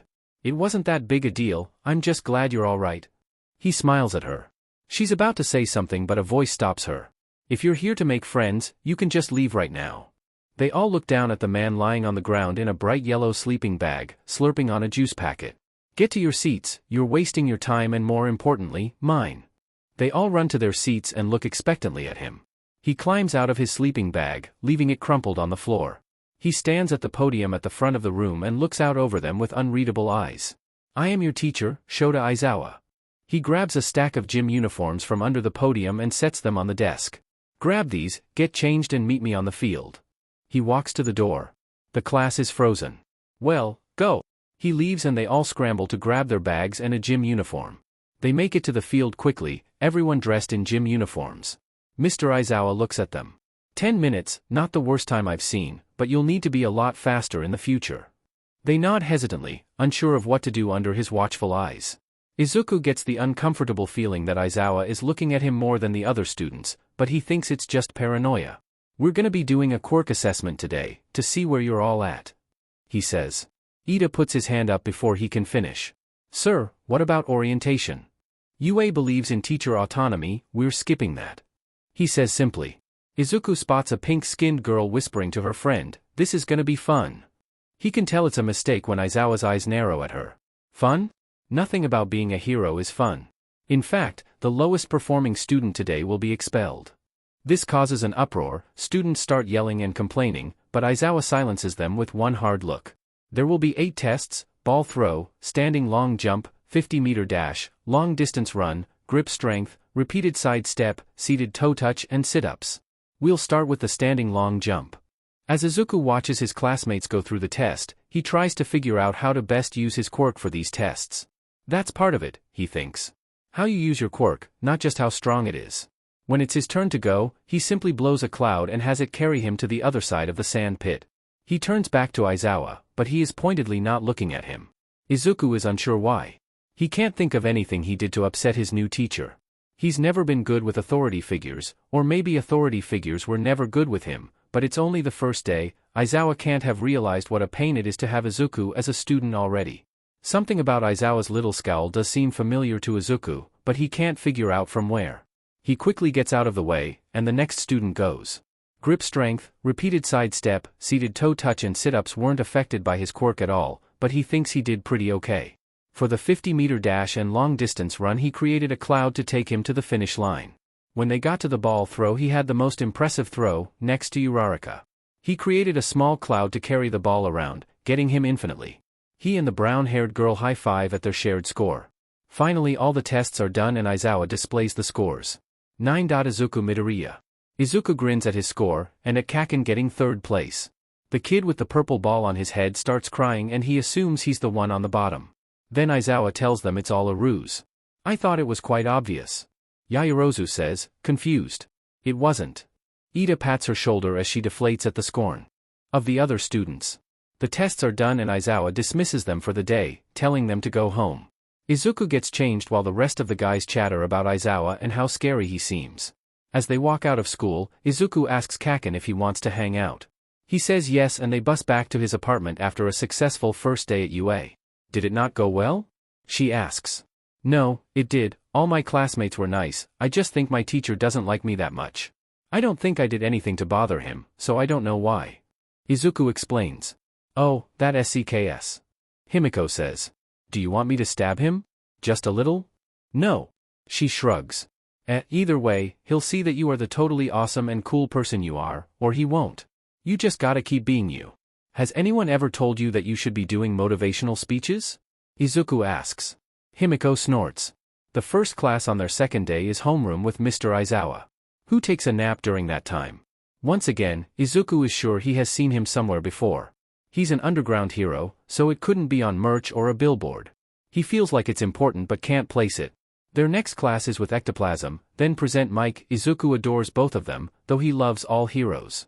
It's a miracle but he manages to hold himself back from bombarding his math teachers with questions. When present Mike comes in he smiles widely at the class. But once again, for some reason, Mike falters when his eyes land on Izuku. He recovers quickly and jumps right into rapid-fire English, seeing who can follow him. Izuku can easily, so he focuses more on Mick's expression. And the way he looks at Izuku is a beat too long. He can't place the emotion in his teacher's eyes, but it looks like grief. No one else seems to notice it, so Izuku says nothing, hoping to chalk it all up to jitters. They break for lunch and Izuku sits with Kaken in the cafeteria.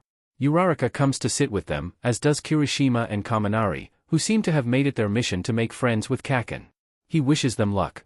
Ida sits with them as well, clearly seeing that they may be the most concerning combination of students and wanting to monitor them. Izuku might have been insulted if he didn't totally agree. But Kaken only tries to blow Kaminari up a little bit, so Izuku counts it as a win. The first class after lunch is art. Izuku is super excited for that one. He loves art, especially because the class will have a focus on hero design, and he has a lot of thoughts on that subject. Midnight comes in as loudly as present mic, her entrance a big spectacle that Izuku can appreciate. For a moment when she looks at him her smile feels a bit too forced, but he blinks and she's back to normal, so he assumes he imagined it. Finally they end up back in their homeroom class, waiting for the final teacher of the day. I am here. Coming through the door like a normal person. All Might bursts into the room in one of his vintage costumes. The class goes wild, including Izuku. He loves All Might, but who doesn't? He was never allowed to watch any All Might cartoons, or hero shows of any kind, because of his mother. The other kids had been obsessed with All Might, but Izuku hadn't. He had other heroes. Loving All Might was noticeable with his bright colors and loud voice, easy for his mother to notice and get upset about. So he chose subtler heroes. Ones that were less eye-catching. He still loves All Might, though. His smile almost hurts as All Might introduces the course and tells them to put their costumes on. Izuku's costume is pretty simple, and heavily inspired by his uncle's. A skin-tight black thermal shirt, a pair of dark green baggy pants, heavy-duty combat boots, fingerless gloves with brass knuckles sewn in, and a pair of goggles to keep the wind out of his eyes and with some thermal imaging, almost identical to the ones that belonged to his uncle, sitting in his apartment. Finally, he has his uncle's jacket. His costume is pretty plain compared to his classmates, but he adores the way it looks. They all gather in the monitor room for one of the many fake cities the school has, and he tells them they will be doing 2-on-2 battle trials. When the groups are introduced his excitement skyrockets. Uraraka has a quirk that complements his and he thinks they'll work really well together. The fact that they'll be fighting Ida and Katsuki is even better. He grins at Katsuki and the blonde smirks back, an unspoken challenge between the two of them. May the best hero win. He and Uraraka hunker down outside the building, discussing a plan. With our quirks, they'll expect us to go high. My guess would be the bomb is being kept at a lower level. So we go low too, she says. I can lay down some cloud cover at the top as a red herring. He says, they'll most likely split up, Kaken will want a fight, so Ida will probably be the one guarding the weapon. We gotta be quick, Kaken will notice pretty quick we're not in the fog. Let's do this. They shake hands firmly and the alarm goes off signaling the start of the exercise. They go in through one of the windows on the first floor. They search quickly before Uraraka catches his attention and points to a sign above a doorway. Basement. Izuku uses a cloud to open the door, trying to muffle the sound. They creep down the metal stairs, finding themselves in a long hallway illuminated by red light. Izuku switches on the thermal imaging on his goggles. One of the rooms near the end of the hallway lights up with a heat signature. He points it out to Uraraka and she nods. Ahem. They both turn to see Bakugo standing beside the stairs, his arms crossed. You really thought you could pull one over on me? Go for Ida, I'll handle him. As Izuku speaks, a thick fog rolls from his mouth, filling the hallway, obscuring Kaken's view, allowing Uraraka to disappear. That's fine, you bought cheek some time, but I'm still gonna take her down after I crush your butt, Moya. Izuku can hear the smirk on his face. Izuku knows the fog is thick enough that Kaken is going to have a hard time seeing him, but with his goggles, he'll have no problem seeing him. As long as he stays silent. Before he had filled the hallway with fog he had spotted an open doorway. Despite his heavy boots, he moves on silent feet. Getting close to Katsuki and angling himself just right. He keeps on his friend, pushing him in the open room, attempting to pin him to the ground. Before he can get him pinned well enough to pull out the capture. Tap, Katsuki hooks his ankle around Izuku's leg and flips them so he's the one pinned. Izuku jabs him in the side with the brass knuckles, not hard enough to do any real damage, but it'll bruise, and it gives him the momentary distraction he needs to kick Katsuki off of him and flip up into a standing position. He sees Katsuki getting ready to charge at him and he crouches, ready to meet him head-on, before the alarm goes off and All Might's voice echoes through to speakers. Well done. The hero team wins. Please return to the monitor room. The tension in both the boys relaxes. Good fight. Izuku smiles as they walk back together, spotting Ida and Uraraka ahead of them. Kaken nods, I totally would have won. Izuku rolls his eyes, yeah, right. The week goes by quickly. Izuku settles into a routine, school, then he drops by the beach to clean for a bit, grabs something to eat then heads to work. He gets back the apartment by 10, by then Himiko is already at the convenience store where she works nights. He crashes, then wakes up to get ready for school. He's exhausted most of the time, but it's worth it. By the time they are ready for the USJ, Izuku has made friends with most of his classmates, and he sits with Kaken, Uraraka, Ida, Kaminari, Kirishima and Mina every day for lunch. He clams up a bit at personal questions, which he thinks the others have noticed, but luckily he has Kaken with him to divert the conversation if need be. He sits on the bus between Katsuki and Kirishima. Things are going well and conversation is flowing around him until Tsuyu asks, Midoriya, I tend to speak my mind, so I've gotta ask, you don't ever talk about your family, is there a reason for that? Out of the corner of his eye, he spots Aizawa tense, oddly enough. No particular reason, he lies, my parents are divorced, my dad's in America, my mom's up in Tokyo, where we live. I'm only here for school. Wait, then how are you childhood friends with Bakubro if you live in Tokyo? Kirishima asks. Sheet. Well, I lived here as a kid, then we moved when my parents got divorced. He shrugs, trying to feign nonchalance. That's the issue with lying so completely about his life, he can never lie well enough. But that seems to abate their suspicions. He was saved from having to answer any more questions by their arrival at the USJ. As they get off the bus, Katsuki whispers under his breath, you need to get your story straight. Oh, like you could have done much better, you were no help. He hisses back. The USJ is separated into multiple different sections, each focusing on one disaster, like the shipwreck zone or the landslide zone.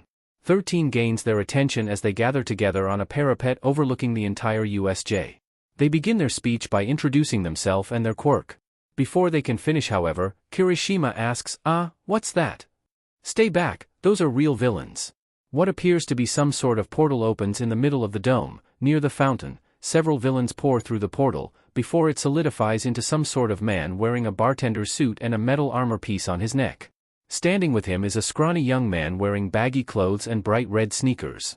His face and body are covered in severed hands. And finally with them is a hulking creature with a bird-like maw and an exposed brain. Mr. Aizawa jumps into the mass of villains. Izuku wants to yell at him that there are too many, but he's too focused on the Shadow Man. Something about him is drawing Izuku's attention, but he can't focus on everything that's going on. The Shadow Man disappears and reappears next to them, destroying 13 with their own quirk, then opening a portal underneath the students. They fall. As he falls, Izuku is distinctly aware that he is entirely weightless, and the feeling is familiar, like when he flies with his clouds. As fast as it starts, it stops, and he lands hard in the water. Unfortunately his clouds don't work too well in the water, so he needs to swim to the surface. His attention is caught as a shark-like man swims towards him at terrifying speeds. Before he can be bitten in half, something surrounds his waist and pulls him up, setting him on the deck of the boat. He looks to see Tsuyu and Mineta.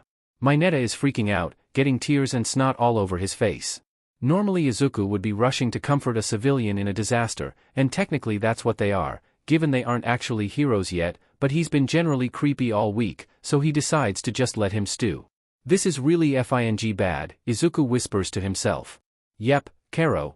Tsuyu says from beside him. Okay, we need a plan. We can't stay here forever. Izuku looks around at the shipwreck zone. I can carry us over to the shore, then we can go help Mr. Aizawa. Tsuyu tilts her head at him, is that a good idea, Karo? Those are really villains, we barely have any training? Well, they say you learn best on the job. Izuku smirks and blows a cloud, helping Tsuyu and Mineta hop on. Hold on tight and please keep your hands and feet inside the ride at all times. They take off and float easily over to the shore. The cloud dissipates and they crouch near some rocks to get a better view of the situation. Mr. Aizawa is fighting off multiple assailants with relative ease. Izuku is extremely impressed. When the leader, whose name is Shigaraki, starts talking, that's when Izuku gets worried. That's some big talk, but I don't think he's bluffing. Shigaraki gets bored sending villain after villain to Aizawa. Nomu, fetch. The thing moves faster than any creature of that size should. It smashes Aizawa into the ground, snapping both his arms in between two of his fingers. Tsuyu's sharp intake of breath and Mineta's crying must alert him to their presence. Shigaraki appears before them, taking Tsuyu's face in his hand, with all 5 fingers on her skin. Nothing happens and he lets her go, chuckling. You really are so cool, Eraser. He waves his hand, as if dismissing them. Nomu, kill him. The creature smashes his head into the ground. Izuku screams as he hears his teacher's skull shatter. The cloud that slams into the Nomu is solid and thick, surrounding the creature, becoming dense, trying to weigh it down. With a mighty wave the thing disperses the cloud. Ugh, such a lame NPC interfering with this quest. I want to fight the boss. Shigaraki gestures in Izuku direction, the Nomu taking it as an order. Before the Nomu can slam into him, Izuku manifests a cloud, taking him above the Nomu. Tsu and Minta dive to one side to avoid the impact, and he shouts at them to get to the exit. Tsu seems reluctant to leave him, but Mineta starts bolting without a second thought. Nomu leaps up to swat at him, but Izuku zips out of the way. He spots Aizawa in the rubble, bleeding out. He makes a decision, laying down a thick fog almost impossible to see through over the main area of the USJ. He slips his goggles on and switches on inferred vision. The area lights up and he locates Aizawa. He sends thick clouds over to where the Nomu is to confuse it. He carefully picks his teacher up and sets him on the cloud, then speeds as fast as he can to the exit. It doesn't feel like a fight the way he is, but he needs to find Aizawa medical attention. Just as he arrives with his teacher at the exit, where the other students have congregated, one of the glass walls bursts open. All Might's shadow falls over the USJ and he immediately begins to tangle with the Nomu. Emergency services and other heroes flood into the building behind All Might. EMTs rush over and load Mr. Aizawa onto a stretcher. Izuku sees him peel an eye open to look up at him, but his eyes are unfocused and covered in blood. Oboro, he whispers, looking right at Izuku. The medics take him away before he can ask anything. The students are all taken to the hospital, even the ones who aren't injured. He texts Himiko, hoping she's awake enough to receive it. Izuku, emergency, Plan M, meet at Mustafu General Hospital. He does decide to hedge his bets though, first attempting to convince the doctors that he's really okay to go home, and that they shouldn't bother his mother because then she'll have to take the train out to get him. They don't listen and he starts thinking of escape routes. Nearly 4 hours later, it's nearing the end day and he and Uraraka are the only students left at the hospital. The door to the hospital room swings open and his doctor comes in, followed by a tall woman with long green hair that fades from dark forest green to sea foam, braided in a plait down her back. Her blue eyes look like sea glass, and in between her fingers is some almost imperceptible webbing. He's never seen this woman in his goddamn life. "Mom!" he exclaims. She rushes in, wrapping her arms around him, mindful of any injuries he might have sustained.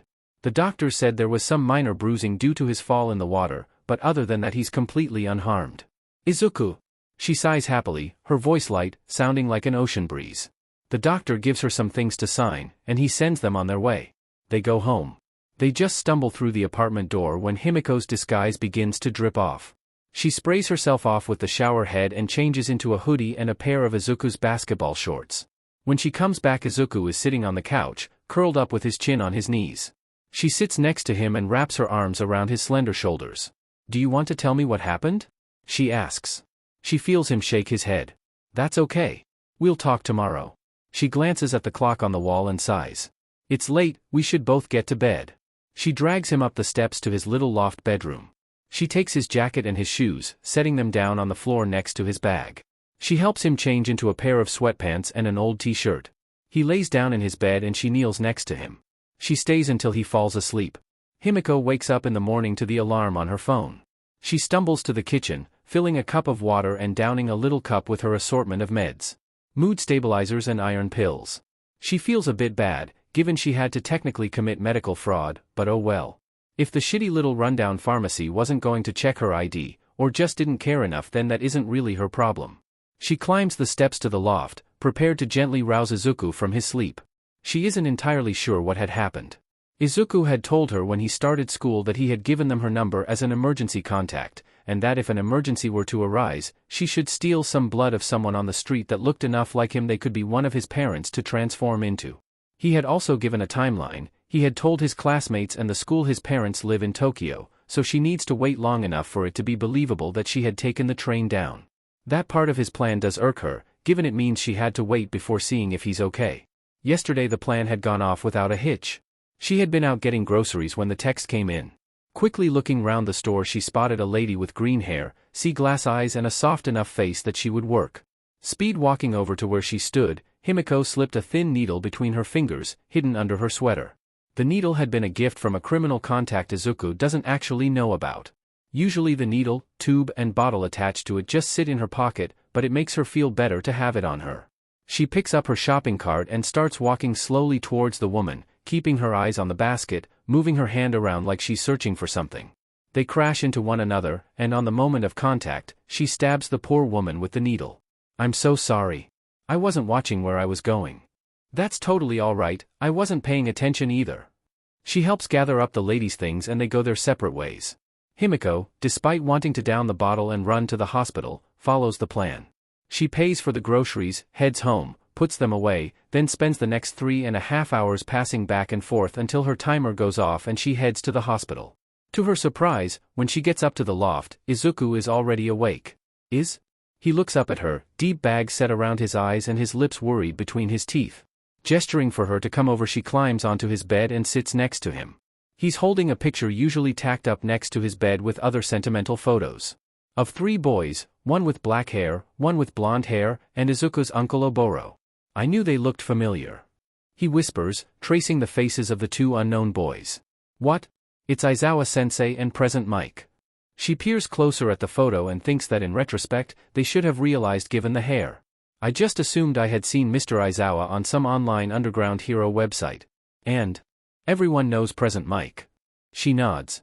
Doing the math, it makes sense, given they all would have been in UA at the same time and all in the hero course. "But who took the photo?" He sighs. "I still don't know." She hugs him tight around the waist and asks into his shoulder what happened yesterday. He tells her everything. She has the night off. She doesn't tell Izuku that. He's still up when she leaves, but looks about ready to go to sleep. She feels a bit bad. She's not lying, just not telling him some things. Nothing bad, she swears. But when you're homeless as long as she's been, you meet some shady characters. One of whom Himiko needs to talk to. The seedy bar she walks into is not the worst place she's been, especially to get out of the cold. Near the back of the bar, at one of the tables is where she finds him. Sitting across from him, she gets a clear view of gold circular framed glass, the tacky gold chain, and his gaudy purple suit. Despite the tackiness of the outfit, Jiren wears it as well as anyone could. "Hello, little lady." Jiren greets, taking a drag of his cigarette. She nods in greeting. "Do you know anything about what happened at the USJ?" She cuts straight to the point. Jiren shrugs. "Not any more than what everyone else knows. Group of villains got together to kill All Might at the USJ. Didn't work, but they got closer than most, from what I hear." "Who's in charge?" "'Cause I heard Shigaraki isn't the top dog." Izuku had said the hand freak mentioned a boss. Jiren looks around the bar, a little too careful to be casual, before he leans in close. She can smell the nicotine and scotch on his breath, and fights to not wrinkle her nose. "You don't want to get involved in this. I heard you went straight, got a job and a place and sheet. If that's true, you don't want any part of this. It's a lot bigger than most people think." She leans in too, holding eye contact with the information broker. "How big?" "Boogeyman big." With his words, he leaves the table, paying the bartender and quickly leaves the establishment. Himiko sits shocked before she too slips out of the building.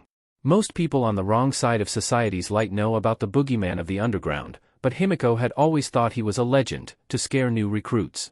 Either Jiren is trying to scare her, or there are more to those rumors than she originally thought. She weaves through the vagrants and drunks, pulling her jacket closer to her.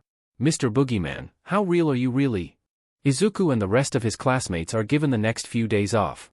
Instead of resting, like the doctors and the school had advised, he simply picked up more shifts at work and spent more time cleaning the beach. He should be resting, he knows, but he can't make himself still long enough to do so. He manages a great find at the beach though, a bag of slightly waterlogged books in a garbage bag. A few of them are too damaged to read, he throws those out, but the ones that are still legible, he takes home. They're the trashy YA novels that Himiko likes. Speaking of his roommate, she had been acting odd. Jittery and nervous. He thinks it's just that she's worried about what happened, but he can't be sure. Izuku's injuries had been minimal, just a few scraps and bruises, and they're almost entirely healed by the time they return to school. As he walks to the bus station, he thinks about what he has learned. Mr. Aizawa and Mr. Yamada are the 2 other boys in the picture. It certainly explains the weird looks they give him. Sometimes when Mr. Yamada looked at him, Izuku thought he was seeing something else. Now he knows what he sees. That was always one of his mother's issues with him. He looked shockingly like his uncle. Even more so with his newly acquired misty hair. That doesn't actually do anything, but looks cool when he uses his quirk. He walks with Kaken to class on the first day back to school. They don't exchange words, but the familiar silence is comforting. Most people, when they first meet Kaken, assume that he's always loud and always abrasive, and he is most of the time, but that's just not true. With Izuku especially, the two of them often hang out in silence, or with very minimal talking. How thoughts and ideas can pass between the two of them without so much as a word. Their parents used to say when they were young, that the two of them had a secret, extra quirk. Telepathy between just the two of them. As soon as Izuku had been right enough to text Katsuki, he told him about what he had learned. The blonde hadn't said much, only that it did make a lot of sense. They shuffled into class to find some of their peers already there. Uraraka wraps him in a tight hug, Tsu pats him on the shoulder, and Ida gives him a stern nod.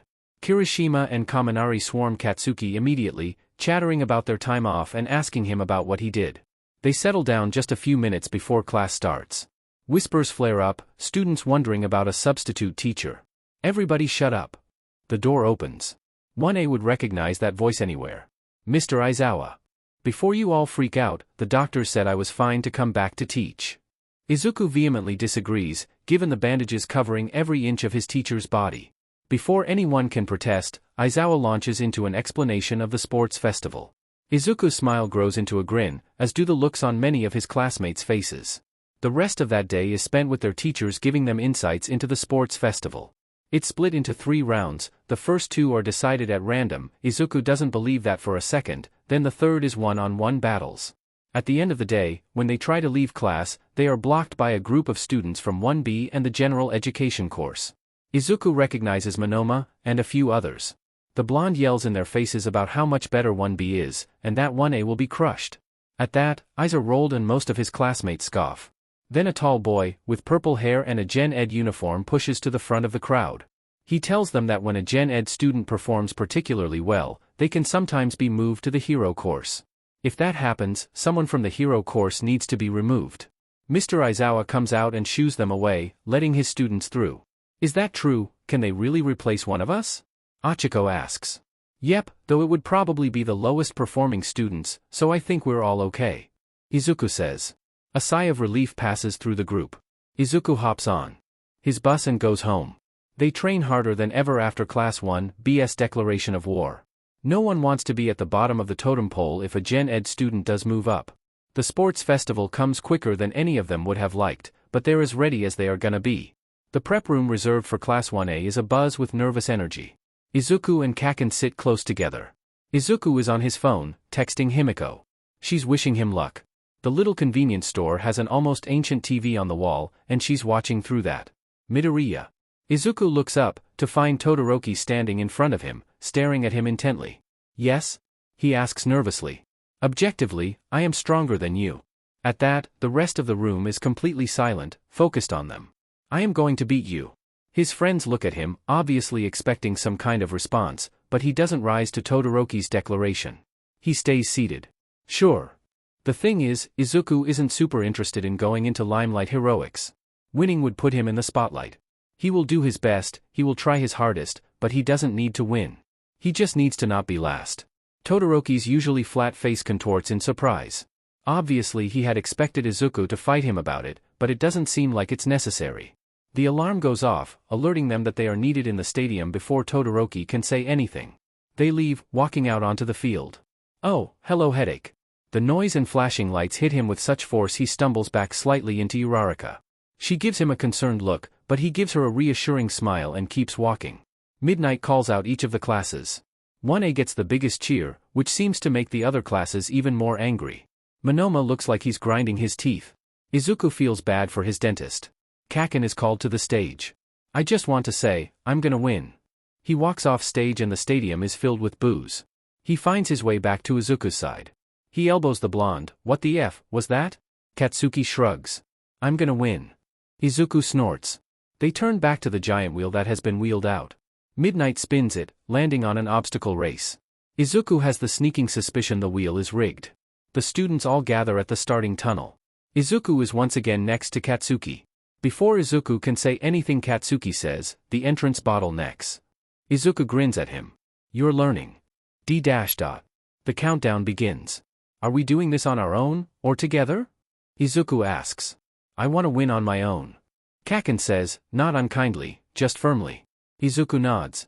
3, 2, 1, go. A cloud forms under Izuku just in time to avoid being frozen to the ground by Todoroki. Katsuki is right. Students are almost immediately stuck at the entrance. But Izuku, and a few other students who are able to fly soar above them. Things are going pretty good until he sees the robots from the entrance exam. Many of them have already been frozen by Todoroki, but in precarious positions, meant to topple on the other students. Izuku curls up as small as he can and begins flying under and through the arms and legs of the robots, careful to not so much as brush them. The second obstacle is once again incredibly easy. A giant Jorge spreads out, but Izuku passes it without trouble. The minefield is next, but Izuku sees an opportunity. Like he said, it's not about winning the sports festival, it's about getting offers for an internship. To help show variety in his quirk, he lays down a thick fog, keeping the other students from seeing where the bumps that show the mines are. It twists something up in him, sabotaging the competition, but he knows his friends will forgive him. He passed the finish line first, Todoroki second and Katsuki third. They gather once more before the small stage Midnight stands on. She congratulates those that passed, and gives condolences to those that didn't. The wheel is spun again. It lands on cavalry battles. Izuku is already planning out who he would want on his team. The Midnight drops a bomb. And the first place headband, belonging to Izuku Midoriya, is worth 10 million points. The eyes of every other student is on him immediately. I am so effed. It's hard finding a team. No one wants to start with a target on their back. Eventually he gathers Hatsum from the support course, Uraraka, and Tokoyami. The strategy is pretty simple. With the combined power of Uraraka's anti-gravity quirk, Hatsum's hover boots, and Izuku's clouds, they should be able to stay above the competition. Dark Shadow will grab headbands, and Izuku will make smaller clouds made of smoke to run interference with the other teams. The smoke clouds are harder to make, and he tries not to use them too much, because of the strain they put on his throat. Present Mike tells them to start and immediately they shoot into the sky. They start with the hover boots and anti-gravity, leaving Izuku's clouds for last, in case Uraraka needs to tap out. Teams try to get at them, trying to jump up at them, but they swerve out of the way. Moya! He looks down to see Katsuki blasting up to them. Izuku smirks and forces a cloud of smoke out of his mouth, blowing it down to Katsuki. It catches him in the face and he starts coughing, losing focus and beginning to fall. His team catches him before he can hit the ground. He glares up at Izuku, but turns his attention to teams on the ground instead of going again. Izuku coughs a bit, but quickly focuses back on the competition. The first half is spent simply avoiding teams trying to get at them, before everyone realizes it's a pointless endeavor. Once everyone else has turned their attention to the teams on the ground, they strike. First, Dark Shadow snags headbands easily, as Izuku lays down cloud cover to help cover her movements. When Midnight calls the round, Izuku's team is sitting with the most points in the game, and would have passed even without the 10 million point headband. The students head to the exit and all gather back into the prep rooms to eat lunch. He and Kaken eat lunch together, as always, with their classmates all around them. Halfway through, he spots Todoroki slip out. If Izuku had been someone with a little less of a bleeding heart, he might have let Todoroki go on his own, but he tells Kaken he'll be back, and follows the bicolored boy. He follows him through the winding maze under the stadium, attempting to catch up, but Todoroki just keeps walking, until he turns a corner. Izuku is about to turn it as well, hoping to finally corner him and talk, but he hears a voice. Shoto. He's heard the voice on the news plenty. Todoroki's father. Endeavor. He should walk away, wait for another opportunity to talk to Todoroki, but this display is absolutely unacceptable. You must use your fire. It is imperative you win and do not embarrass me. Todoroki's icy voice carries clearly for Izuku to hear. I will not use your fire. He can hear the sneer in Endeavor's voice as he says, then you and I have nothing more to discuss today. He hears Endeavor begin to walk away, which will have him see Izuku listening in. He panics for a moment before blowing out a cloud and letting it carry him up to the ceiling, and lets Endeavor pass under him with even a glance up. He sighs, thankful he's in the clear, until he hears a pointed cough from below. He looks over the edge of the cloud, to see Todoroki looking up at him. In his surprise, he loses concentration on his quirk, and the cloud dissipates under him. He's able to roll at the last minute, taking a bit of the force. He shoots up and rushes to explain, Todoroki. I'm so sorry, I didn't mean to eavesdrop, it really wasn't dash. Todoroki cuts him off, I lead you here for a reason. Do you know about quirk marriages? Izuku shakes his head meekly. Todoroki begins to explain to him what they are and why he must win. Why he will never use his father's power. Izuku stares wide-eyed at him. Todoroki, he says after his classmate is finished, I'm so sorry. Todoroki's expression of determination is not changed as he says, "I will win." Izuku sighs, knowing the "without his power" is unspoken. "It's not his power, it's yours." Todoroki scoffs and turns to leave. Izuku is left standing in the hallway, thinking about the cold look in Endeavor's eyes, and how it may look the same, but it is worlds different than the look in Todoroki. Izuku paces up and down the hallway after Todoroki leaves, his mind going through many different thoughts. Mainly, could I beat Todoroki if he's only using half his power? At full power, Izuku would be majorly outclassed by Todoroki, so much so Izuku is shocked Todoroki sees him as enough of a threat to issue a challenge, but at half power? He's been observing all his classmates and their quirks since the beginning, and the most glaring weakness Todoroki has is the major risk of hypothermia. Using that to his advantage, Izuku might use clouds that would be frozen simply by coming into contact with the other boy as projectiles, along with making him colder and more likely to pass out. Or, he could use smoke clouds and steam to mess with his game, throw him off focus. But would it be against his values to use this obvious physiological weakness against him? Everyone always looks at Izuku as soft and kind. And he is, but after being best friends with Kaken for his entire life, and his mother always underestimating him, he had learned to be pretty cutthroat. Does his morality outweigh his need to be the best? If he asks for Kaken's opinion, his friend will tell him to go for the throat, but if he were to ask his other friends and classmates, they would tell him to take a gentler approach. After weighing the pros and cons of each course of action, and still with no answer, he decides who he needs to ask. There is only 10 minutes before lunch is over and the games start again, so he has to be quick. He finds the teacher area under the arena, and slips past the security guard, which Izuku thinks is kind of redundant. He knocks on the door where he spots the teachers through the door window. Snipe opens the door and looks down at Izuku, surprised. "Midoriya? What are you doing back here? What can we do for you?" "Sorry Snipe-sensei, but I really need to talk to Aizawa-sensei," Izuku says. Snipe thinks for a moment before walking back into the room. Aizawa comes out a moment after, holding an iced coffee in his bandaged hands. "What is it, problem child?" Izuku raises a questioning eyebrow at the nickname, but doesn't say anything about it.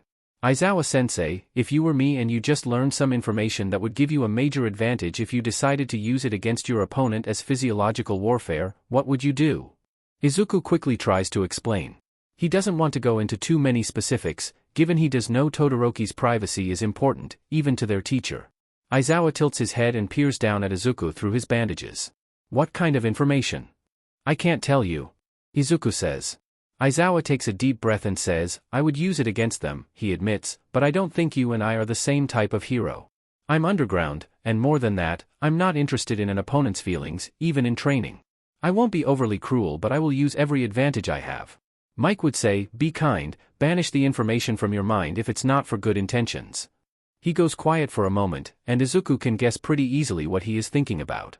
"I had a friend whose advice I think would be best for you. They are your competition, give them no leeway, don't be kind or cruel, just kick the shit out of them." Izuku nods, "Thank you Mr. Aizawa, that was a big help."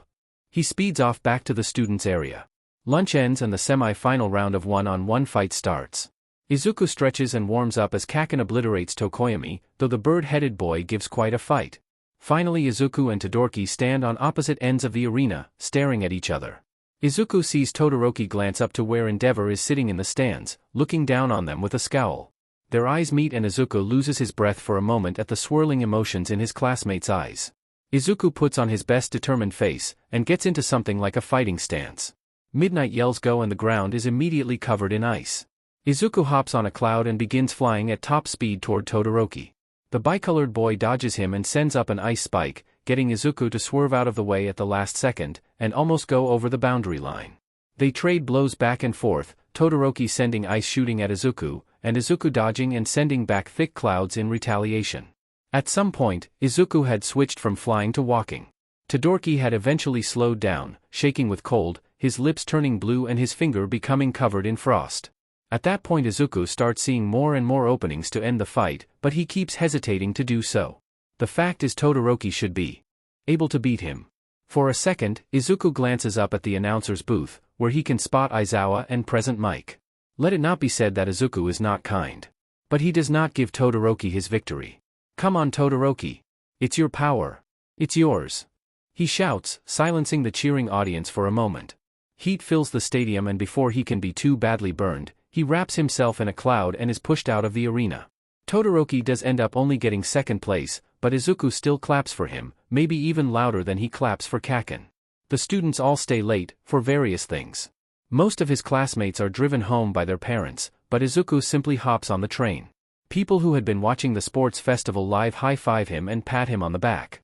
It's nice, but he is thankful when it gets to his stop. Living in a part of town that doesn't care about the sports festival is actually very refreshing after having worried about it for so long. By the time he gets to his apartment, the sky has darkened. He takes the stairs 2 at a time up to his apartment. Unlocking the door to his apartment and slipping in, he is immediately hit with the smell of disinfectant and blood. Himiko is kneeling beside the couch with a cool washcloth, bandages and antiseptic spray next to her. On his couch, laying in a fitful sleep is a man with patchwork scars all up and down his bare skin and jet black hair. Multiple fresh burns over his body ooze blood and pus. Himiko looks at him and smiles nervously. Himiko, he sighs, what the F dash? Izuku, despite being very confused, helps Himiko clean the burns and other injuries the man has. After they are done, they leave him to sleep and head up to Izuku's bed. Okay, tell me exactly what happened? Izuku asks. Himiko nods. Okay, so what happened was. Himiko is called early on the day of the sports festival. One of her coworkers had called in sick and everyone else was busy. She had silently protested the idea of being called in during the day given she works the night shift, and had been planning on watching Izuku compete in the sports festival. Thankfully, there is a shitty TV within view of the register, so she'll be able to watch still. She just hated the idea of having to work during that. She gets there quickly and punches in. Given it's basically a holiday, everyone taking a day off to watch the sports festival, or going to the arena, she doesn't have a lot of people coming through. She watches and lets herself cheer out loud when Izuku wins first place in the obstacle course. You got money on the kid? The customer in front of her asks. Oh, no, he's my roommate, he's here for school, but his parents are in Tokyo so we live together. She responds easily. The man nods.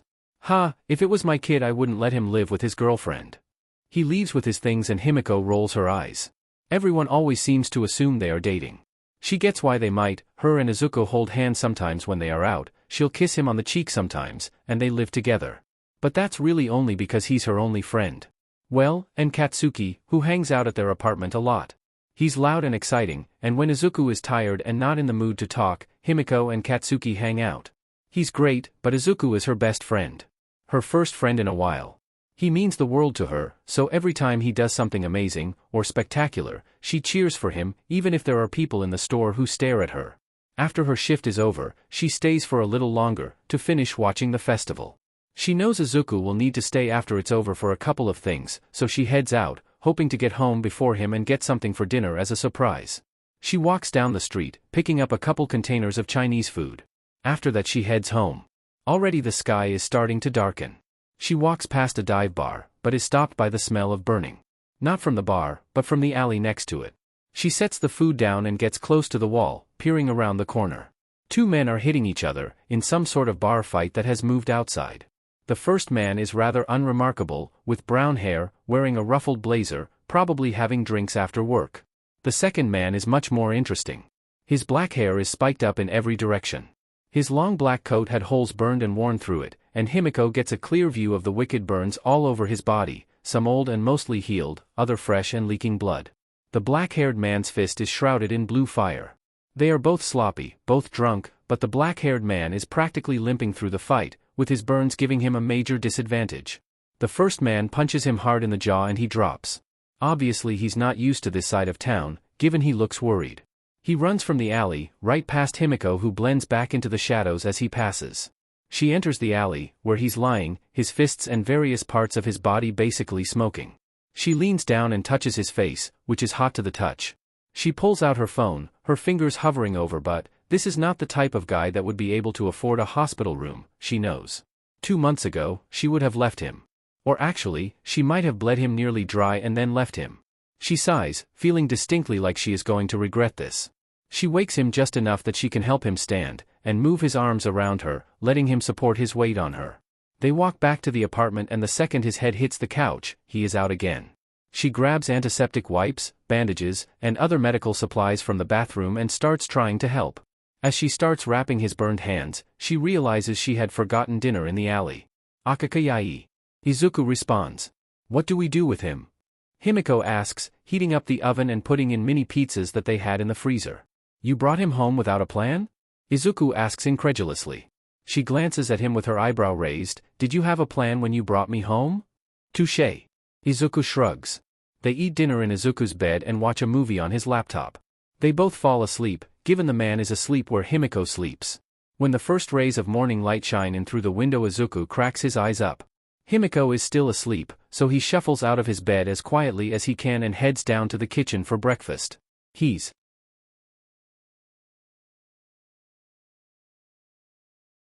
Fire Quirk, he's our new roommate. He doesn't know that yet though. Izuku smiles, you can come over and meet him. Kaken rolls his eyes, Moya, one stray wasn't enough? Nope. Izuku says, with a skip in his step. They get to class and both notice the somber air around Ida. Izuku leans close and whispers, what's with him? You didn't hear? Kaken whispers back. Ingenium was injured during the sports festival. He'll never walk again. Izuku's eyes widened, no way, which villain? Kaken glances around to make sure no one is listening, the hero killer. Izuku rears back and glances at Ida, who's staring down at his desk, not even scolding Kaken as he throws his feet up on the desk. Oh, sheet. The class slowly fills, some people noticing the mood, others not. Yamamo goes over and puts a comforting hand on Ida's shoulder for a moment before going to her desk. Aizawa comes in with Midnight. Alright class, today is important, but not really my area, so Midnight will lead class for today. He lays down in his sleeping bag and lets her take over. Midnight stands tall and introduces the lesson. Hero names. She says with a flourish. It's one of the most important parts of your hero identity. It should strike fear into enemies and comfort civilians. It needs to encompass the kind of hero you want to be. She hands out whiteboards and markers to each of them. You'll take the next half hour deciding what you want to be called, then you'll present it to the class. This doesn't have to be permanent, but a bad name can follow you. She warns, then lets them start. Already students are talking, trading names back and forth, trying to find something that fits them. Izuku taps his marker against the board, going through the dozens of names from his childhood. At one point, he had thought about going by Loud Cloud, but it didn't seem right. He wanted to honor his uncle, but he wants his own name, something that is just his. He sits like that for nearly 20 minutes before a shadow falls over his desk. He looks up to find Aizawa standing in front of him, still in his sleeping bag. He shuffles an arm out of the yellow monstrosity and plucks the marker from Izuku's hand. Hunching over the board, Izuku can't see what he writes until Aizawa spins the board around for Izuku to see. Izuku reads it and looks up at Aizawa curiously. His teacher just goes back up to the front of the class and goes back to sleep. Midnight calls for them to start sharing their names. Izuku smiles as his classmates explain their names. Though it does fall when Ida presents his. Izuku's heart aches for his friend. When it is finally Izuku's turn, he comes up to the podium to show the class his name. Atlas. Izuku takes his stack of papers home with him, wanting to get Himiko and Dabi's input on who he should intern with. Himiko hangs over his shoulder as he reads through them. Hey, wait, is that Hawks? Himiko asks, pointing at one of the agency names. Dabi looks up from where he'd been stirring a pot of pasta sauce as they speak. Yeah, Tokoyami got an offer too. Why would he request you? You don't exactly fit the bird theme. Well, I can sort of fly I guess, Izuku shrugs. Should I choose him? He's pretty impressive, and you can check out some gear he has for flying and stuff. Himiko suggests. Dabi? Izuku asks, noticing the man hasn't moved in quite a while, what do you think? He takes a deep breath and says, I think he'd be a good choice. That's all he says on the matter, going back to preparing dinner. Himiko and Izuku glance at each other, concerned, but let it go. The next day, Izuku hands in his forms to Aizawa. Hawks. He SKS, glancing down at the page. Yeah, I figured he could help me with the flying I do using my clouds. Izuku tells him. Aizawa nods. During lunch, Izuku gets out his computer and sits in the grass near the front of the building with Katsuki. They hadn't spent a lot of time together, one-on-one. At school they are always with their friends, and Himiko is usually at the apartment when Katsuki is. It's nice to sit together again, just the two of them, like old times. Izuku has been searching up all of Hawk's movements in the last few weeks. Apparently he's been working in Hosu for the last month or so, helping with the hero killer case. Izuku is excited, because he'll be working with Tokoyami and in the same city as Ida and Todoroki. So, tell me about your new roommate? Kaken asks, after Izuku puts his computer away. Oh, yeah, Izuku tells him all about how Himiko had found Dabi, and now we're trying to trick him into moving in. How's that going? Good. Izuku says excitedly, we just found a bunch of stuff to do, then he crashes on the couch, plus it means we finally got Himiko a bed. Yeah, usually people have beds where they live, dumbass. Kaken rolls his eyes and listens to Izuku chat about his new roommate. Izuku trains extra hard in preparation for working under Hawks. He's the number 3 hero, and Izuku needs to impress him. Hawk's favor could mean a fast track to big things, but if he doesn't like Izuku, his hero career could be over in moments. When he voices that fear to his roommates, Himiko consoles him, telling him to do his best and Hawks will like him. Dabi agrees vehemently, saying, Bird Brain will love you. Izuku and Himiko both look at him weirdly for a moment in confusion, before shrugging and going back to eating. Izuku drops by the cafe, and puts in a time-off request. Mr. Suzuki is happy to grant it, and April, one of his coworkers, is happy to take his hours. His coworkers all wish him good luck on his internship. He packs his bag and gets up early the morning he is supposed to leave. Himiko and Dabi rub sleep out of their eyes as they both walk him to the bus stop that will take him to UA. There he'll meet up with Tokoyami and they'll take the train together to Hosu, along with the other students going to the city. He gives both of them quick hugs, then hops on the bus.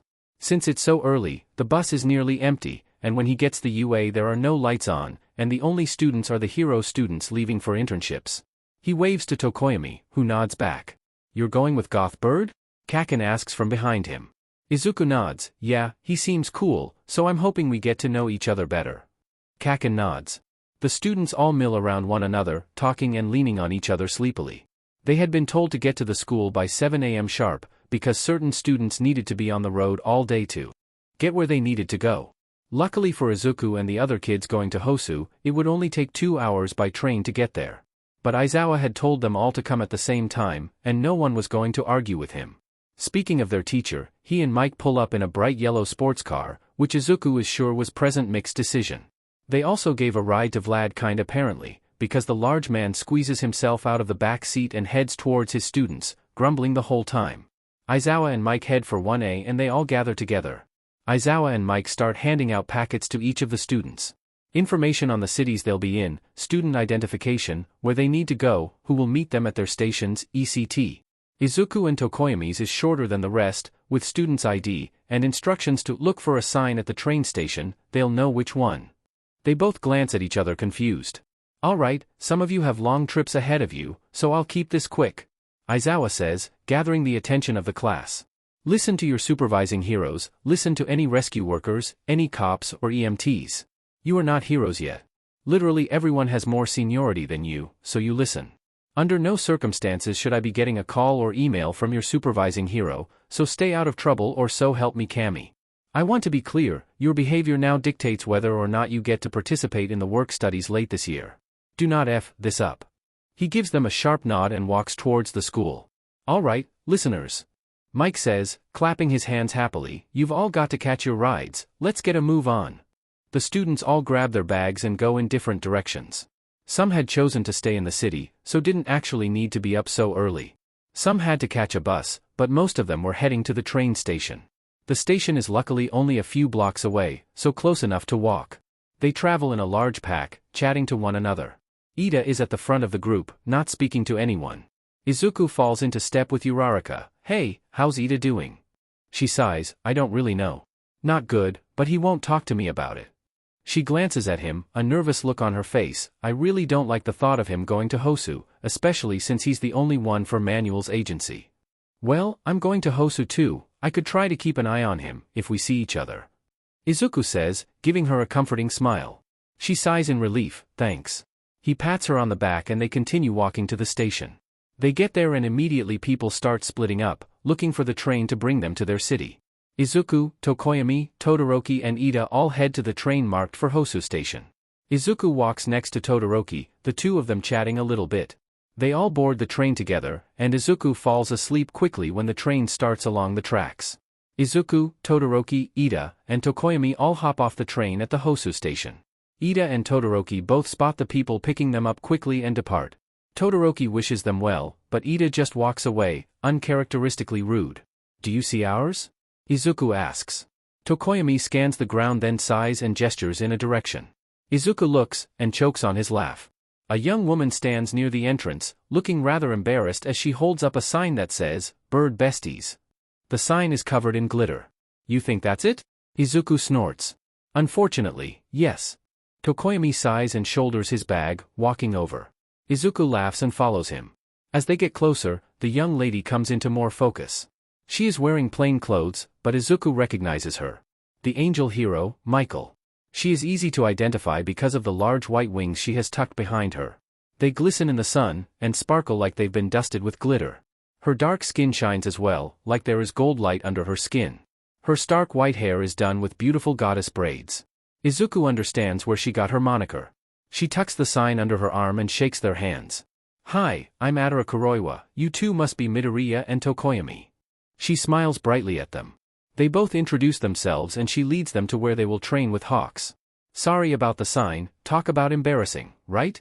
She laughs as they start walking. It was the boss's idea, and I pulled the short straw. Oh, no offense, I meant the sign. Izuku laughs with her, and Tokoyami nods with them. The city is bustling and loud, people rushing past them. Kuroiwa chats about the city, and about what they'll be doing, which seems to be mostly regular training, shadowing heroes on patrol, and doing paperwork. Izuku knows immediately when they get to the agency Hawks is using. Usually the flying hero would be shooting all over the country, stopping crimes in various cities and prefectures, but because he's been called in to assist with Stain, he has settled in one of the many nests run by his agency, located all over the country. Izuku can tell it's the nest, because of the large protrusions of metal sticking out various spots on the tall building. Izuku questions what the purpose is, before he spots a hero with holographic fairy-like wings walking out onto the lowest protrusion, jogging to the edge and kicking off into the air. Land and take off. Duh. They enter the building and Kuroiwa procures 2 IDs, and key cards for them. You'll be staying in the dorms, 2 people in a room, so you'll share. These will get you where you need to go, make sure you always have them on you, and try not to lose them. She leads them to an elevator that takes them up to the dorms, they then drop off their bags and switch into their hero costumes. She then takes up another 100 floors, to the top floor. The elevator opens to a lavish open-concept living room office, and the sound of loud rock music. The 4 walls are entirely see-through, and Izuku is almost sick at the sight of how far up they are. Fancy couches and chairs, 2 flat-screen TVs and a glass coffee table. Milling around near a buffet of food is a blonde man with large red wings tucked behind him. Hawks. He doesn't seem to notice them. Kuroiwa leads them into the penthouse and calls for Hawks' attention. Hawks. He doesn't respond. Hawks. She tries calling for him a few more times before simply walking over to a computer mounted in the wall and turns down the music. Hawks. He turns around. Michael. What's up? Your interns are here.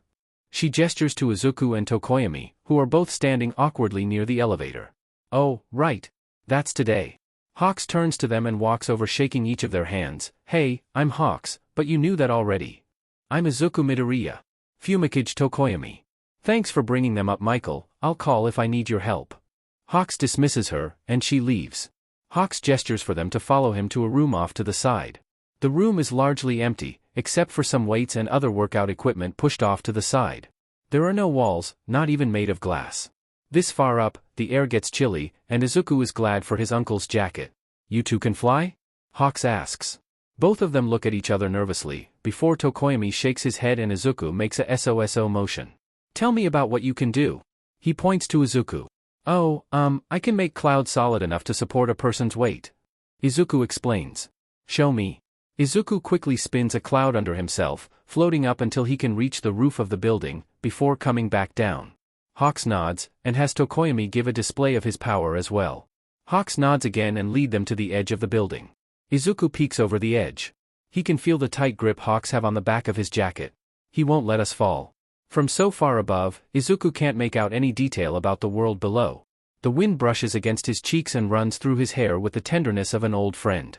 Then the wind overtakes him. He is spinning through the air, his feet have left solid ground. The panic resolves into action and he pulls his goggles up over his eyes.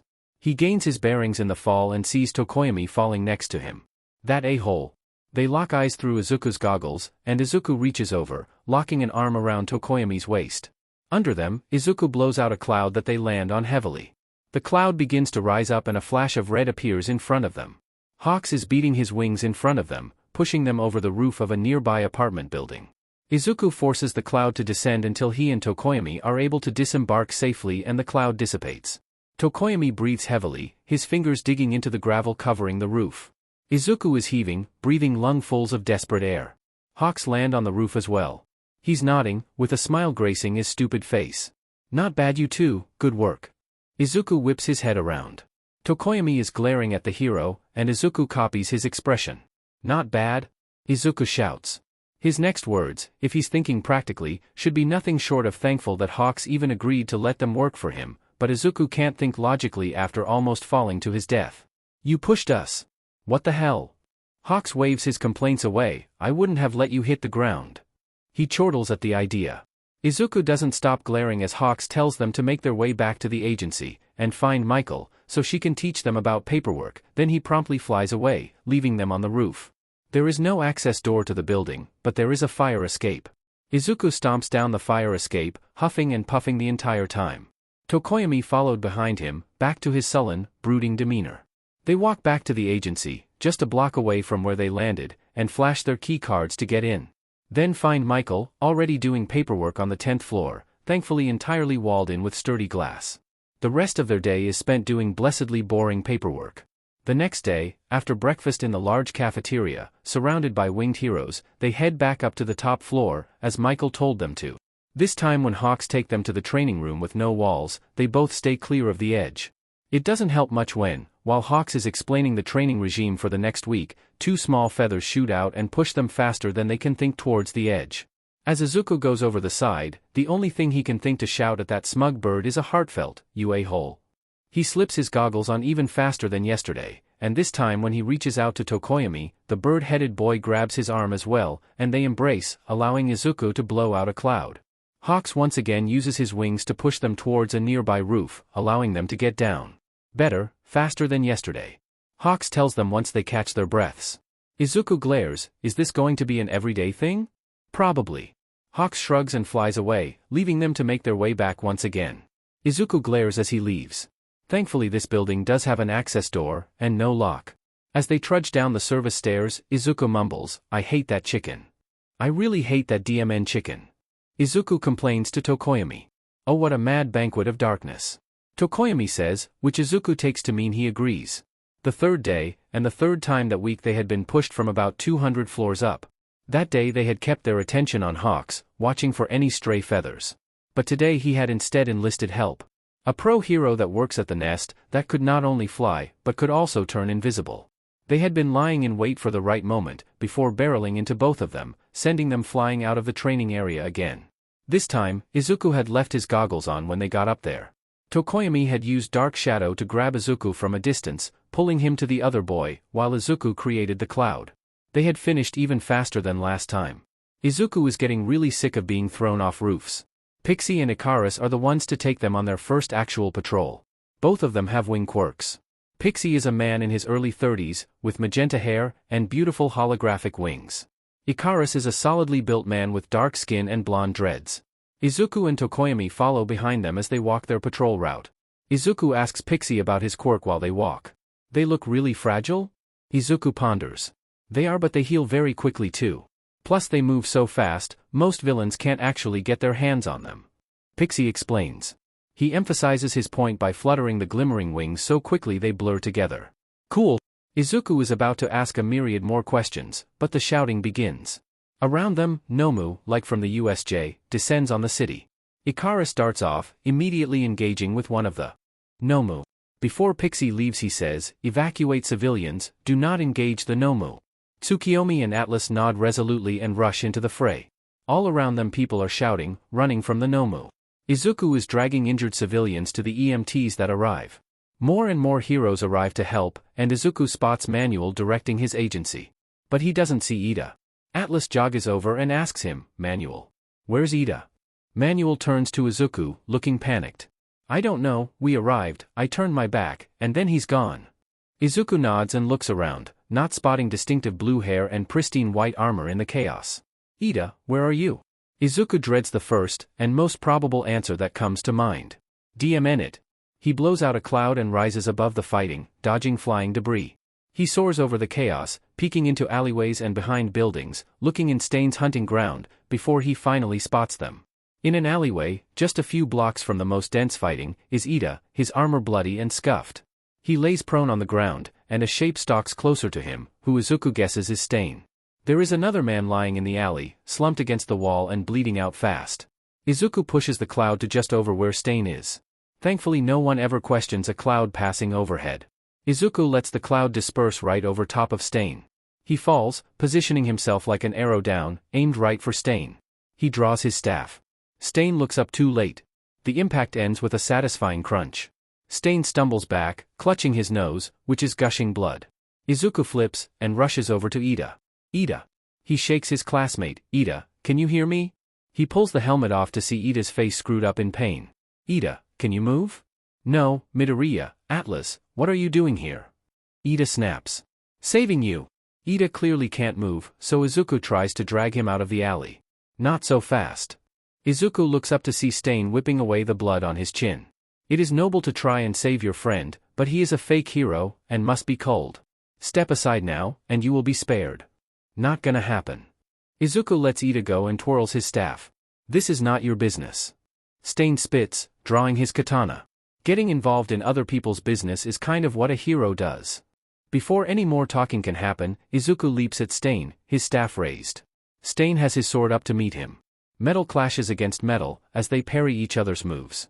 Stain is by far the more skilled swordsman, stronger, and has way more experience. But Izuku is quick and agile. And most importantly, fighting for his life. Izuku dodges one of Stain's slashes, sliding under his leg and hitting his back hard with the butt of his staff. Stain grunts and whirls around slashing at Izuku. He jumps out of the way. Impressive, young hero, what is your name? Stain grins, his tongue flicking to the side. Izuku stands as tall as he can, spinning his staff again. I am Atlas, the Cloud Hero. And I will not let you continue to kill people. He shouts. He charges Stain again, this time with a cloud under him. He avoids Stain's strikes, but feels himself getting tired. His throat is dry as sandpaper, and his arms are shaking. He texts the group chat as best he can, giving out only a location. Before he can add more, Stain uses a knife to knock the phone from his hand. Focus on the fight, hero. Stain shouts. Izuku changes tactics, splitting his bow staff into a pair of Eskrima sticks. He parries Stain's moves as quick as he can, but Stain does end up catching Izuku's leg with a deep goff. Izuku doesn't make a sound as agony overtakes his thigh. Izuku snarls. Stain's smile grows. The blade he had cut Izuku with is held lightly in his hand. His snake-like tongue darts out of his mouth, flicking over the blade. Izuku recoils, but before he can do much else, he feels his muscles lock up, and he falls to the ground. You certainly gave me a fight, little hero. Stain praised him, you get to live. Your friend does not. No. Izuku finds he can still speak, and shouts at Stain, no. Take me instead. Please. Stain tuts as he walks towards Ida, there is no changing my mind, Atlas.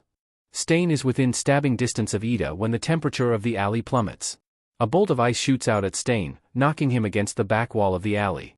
The air is so cold Izuku can see his breath as he shouts out, in a mixture of joy and relief, Shoto. The half-hot half-cold hero holds up his phone, with the alley's location dinging. Be more specific next time, I was almost late. Izuku laughs hysterically, then shouts, don't let him cut you, if he ingests your blood he can paralyze you. Thanks for the heads up. At that point, Stain recovers from the brutal hit and charges Shoto.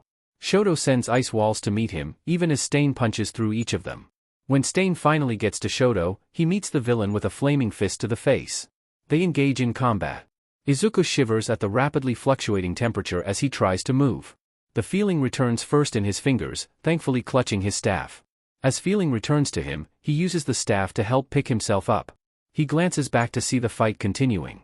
Shoto won't last forever, but Izuku decides to focus on the injured first.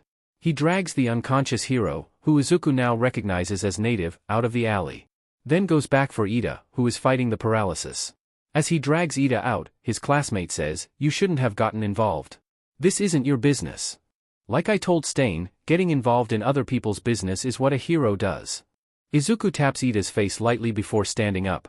Now, are you going to hero up, or just lay there and bleed? Before Ida can answer, Shoto shouts for assistance from the alley. Izuku runs back in, sending a cloud to knock into Stain hard, who had previously had Shoto pinned. Izuku pulls his friend up. Let's finish this. Izuku says. Shoto nods firmly. They push apart, dodging Stain as he tries to cut them both down. Izuku uses his clouds to give them both a boost, getting Shoto above Stain, to blast fire down at the man. And who is this new hero? Arriving to save the fakes. Stain taunts, foolish. Noble, but foolish. Heroic, you mean? Izuku taunts back, enjoying the annoyed look on Stain's face. Stain charges them again, but before he can get very far, a flash of white shoots past Izuku and Shoto, directly at Stain's katana. The force of the impact is so strong, it shatters the blade, sending shrapnel flying. Ida stands before them, his helmet returned to where it belongs. He stands tall as he faces Stain. Villain, you are right. I have been selfish, but I will not let others suffer for my mistake. Ida darts at Stain, zigzagging to avoid the throwing knives Stain lobs at him. Make sure he can't get the upper hand. I'm going high. Izuku says to Shoto, who nods and starts icing Stain in. Izuku pulls a cloud and gets above Stain, zooming down to hit Stain with his staff. It takes one final hit from Izuku's staff, right on Stain's head, to knock him unconscious. All three of the hero students breathe a sigh of relief. They tie Stain up and drag him out of the alley. Izuku almost cries with relief when he sees police, ambulances and heroes waiting for them outside the alley. Native is being loaded onto a stretcher, and police quickly come to take Stain from them. Pixie, Ikaris, and Tsukuyomi rush over to Izuku. He sees Manuel rushing to Ida, and Endeavor staring at his son. Shoto only stares back. Above them, something swoops down, and Izuku feels pain explode as a Nomu with wings digs its claws into his torso and begins to fly away. The heroes shout, preparing to attack, but before they can, the Nomu is slashed almost to pieces, by Stain.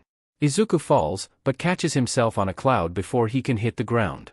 Stain, having somehow freed himself, stands before the heroes. He raves about the society he wishes to create, with no false heroes and fake righteousness. Before he can escape, heroes and police swarm him, and he is quickly knocked out again. Izuku glances around at his fellow injured heroes. Then he looks down at the deep gouges in his torso from the Nomu's claws, and the stab wound in his thigh, and promptly passes out. Izuku is beginning to wake up when the door slams open. He shoots straight up and looks around at his surroundings. He's in a hospital room, with two other beds, where Shoto and Tenya both lay. They both look towards the door, and Izuku follows their view. Aizawa-sensei, Manuel, Hawks, and a man with a dog head walk into the room. Aizawa looks ready to murder the three of them with his bare hands. Manuel is radiating anxiety, and Hawks just looks amused. The other man wears a police chief's uniform. You three are in big trouble. The police chief says.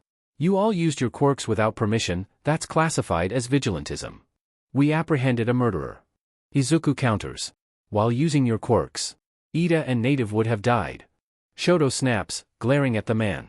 You would have us stand by and watch Stain kill them?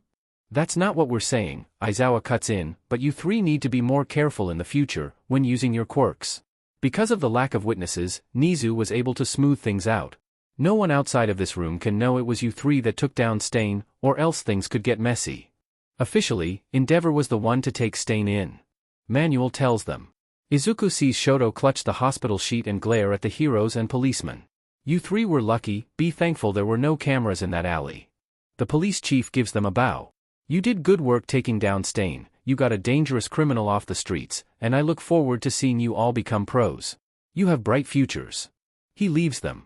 Aizawa immediately begins scolding them. Dangerous. Stupid. Idiotic. Illogical. Just some words that come to mind when I think about the absolutely insane actions you three took. He turns to Ida. Ida, going after a murderer that outclasses you 10 times over, for revenge. Midoriya, leaving the fight to look for Ida while the city is being attacked. Todoroki, also leaving the rescue effort because you received one text from Midoriya. Did I get all that right? They all nod. You all should be expelled. The three of them hold their breath, but, you did take down a dangerous criminal. Which was pretty impressive. Detention for 3 weeks when you get back to school. He sweeps out of the room, muttering about stupid children. Manuel immediately goes to fuss over Ida, and Hawks comes over to Izuku. Pixies and Ikaris tell me you were pretty quick under pressure. Hawks says. Izuku nods. Obviously, you probably should have at least told one of them you were leaving, but nevertheless, you did good work. Hawks holds out his fist, and Izuku gives it a little bump. Hawks leaves through the open window. Manuel leaves eventually as well, and Izuku notes that he does not see anyone from the Endeavor Agency speak with Shoto. The first adult to collect their kid is Tenya's mother. She scolds him profusely, before fussing over him. Tenya says goodbye to both Izuku and Shoto before leaving. Is your sister coming to pick you up? Izuku asks. Yes, she should be here in 20 minutes or so.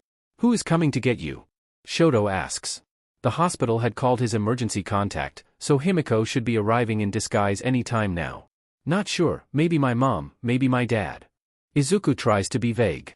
He is even more thankful for his thoughts when 10 minutes later the hospital room door opens, and instead of Himiko wearing a stranger's visage, Dabi walks in, wearing a medical mask and sunglasses to cover up his scars. Come on, we gotta go, Dabi says, helping pack Izuku's things. Shoto raises his eyebrow at the man. Izuku laughs awkwardly. Oh, this is my cousin. Guess my parents asked him to pick me up. Izuku sees Dabi glancing over at Shoto. His friend's shoulders hunch even more, and he continues to try and rush Izuku out the door. Shoto stares at them as they leave. Izuku gives him a quick wave before the door shuts behind them. They leave the hospital and hop on the bus. Dabi removes his abysmal disguise and sits next to Izuku at the back of the vehicle. What was that? Izuku hisses. What was what? Dabi counters. Himiko is supposed to pick me up, no offense, but you're not exactly inconspicuous. Izuku sighs. First of all, I take full offense to that, second of all, I told her I could go for her. Izuku peers up at Dabi, and is almost sure there is more to it, but he chooses to let it go. Well, thanks for coming to get me. Izuku smiles. Dabi gives him a grin. When they get home, Himiko has a pillow fort set up over the couch, and Totoro is waiting to play on the computer. She tosses a pair of clean clothes at Izuku and he changes into a pair of impossibly soft sweatpants, and a hoodie that used to belong to Dabi. She has popcorn ready for them. When Izuku is finished changing, Dabi and Himiko have a space waiting for him on the couch, tucked safely between them. He grins and sits between them. Totoro begins playing and Izuku hasn't felt this safe in so long. June has come so quickly. And with it, the end of term exam. Class 1A returns to school with much fanfare, especially the 3 people involved in the Hosu incident. Tokoyami actually looks rather thankful that he wasn't involved, given all the attention they are getting. Over the week in Hosu, Izuku can say for certain he had definitely gotten to know Tokoyami better than he had. Izuku could even call them friends. Aizawa explains that the exam will take place in 2 parts, written and practical.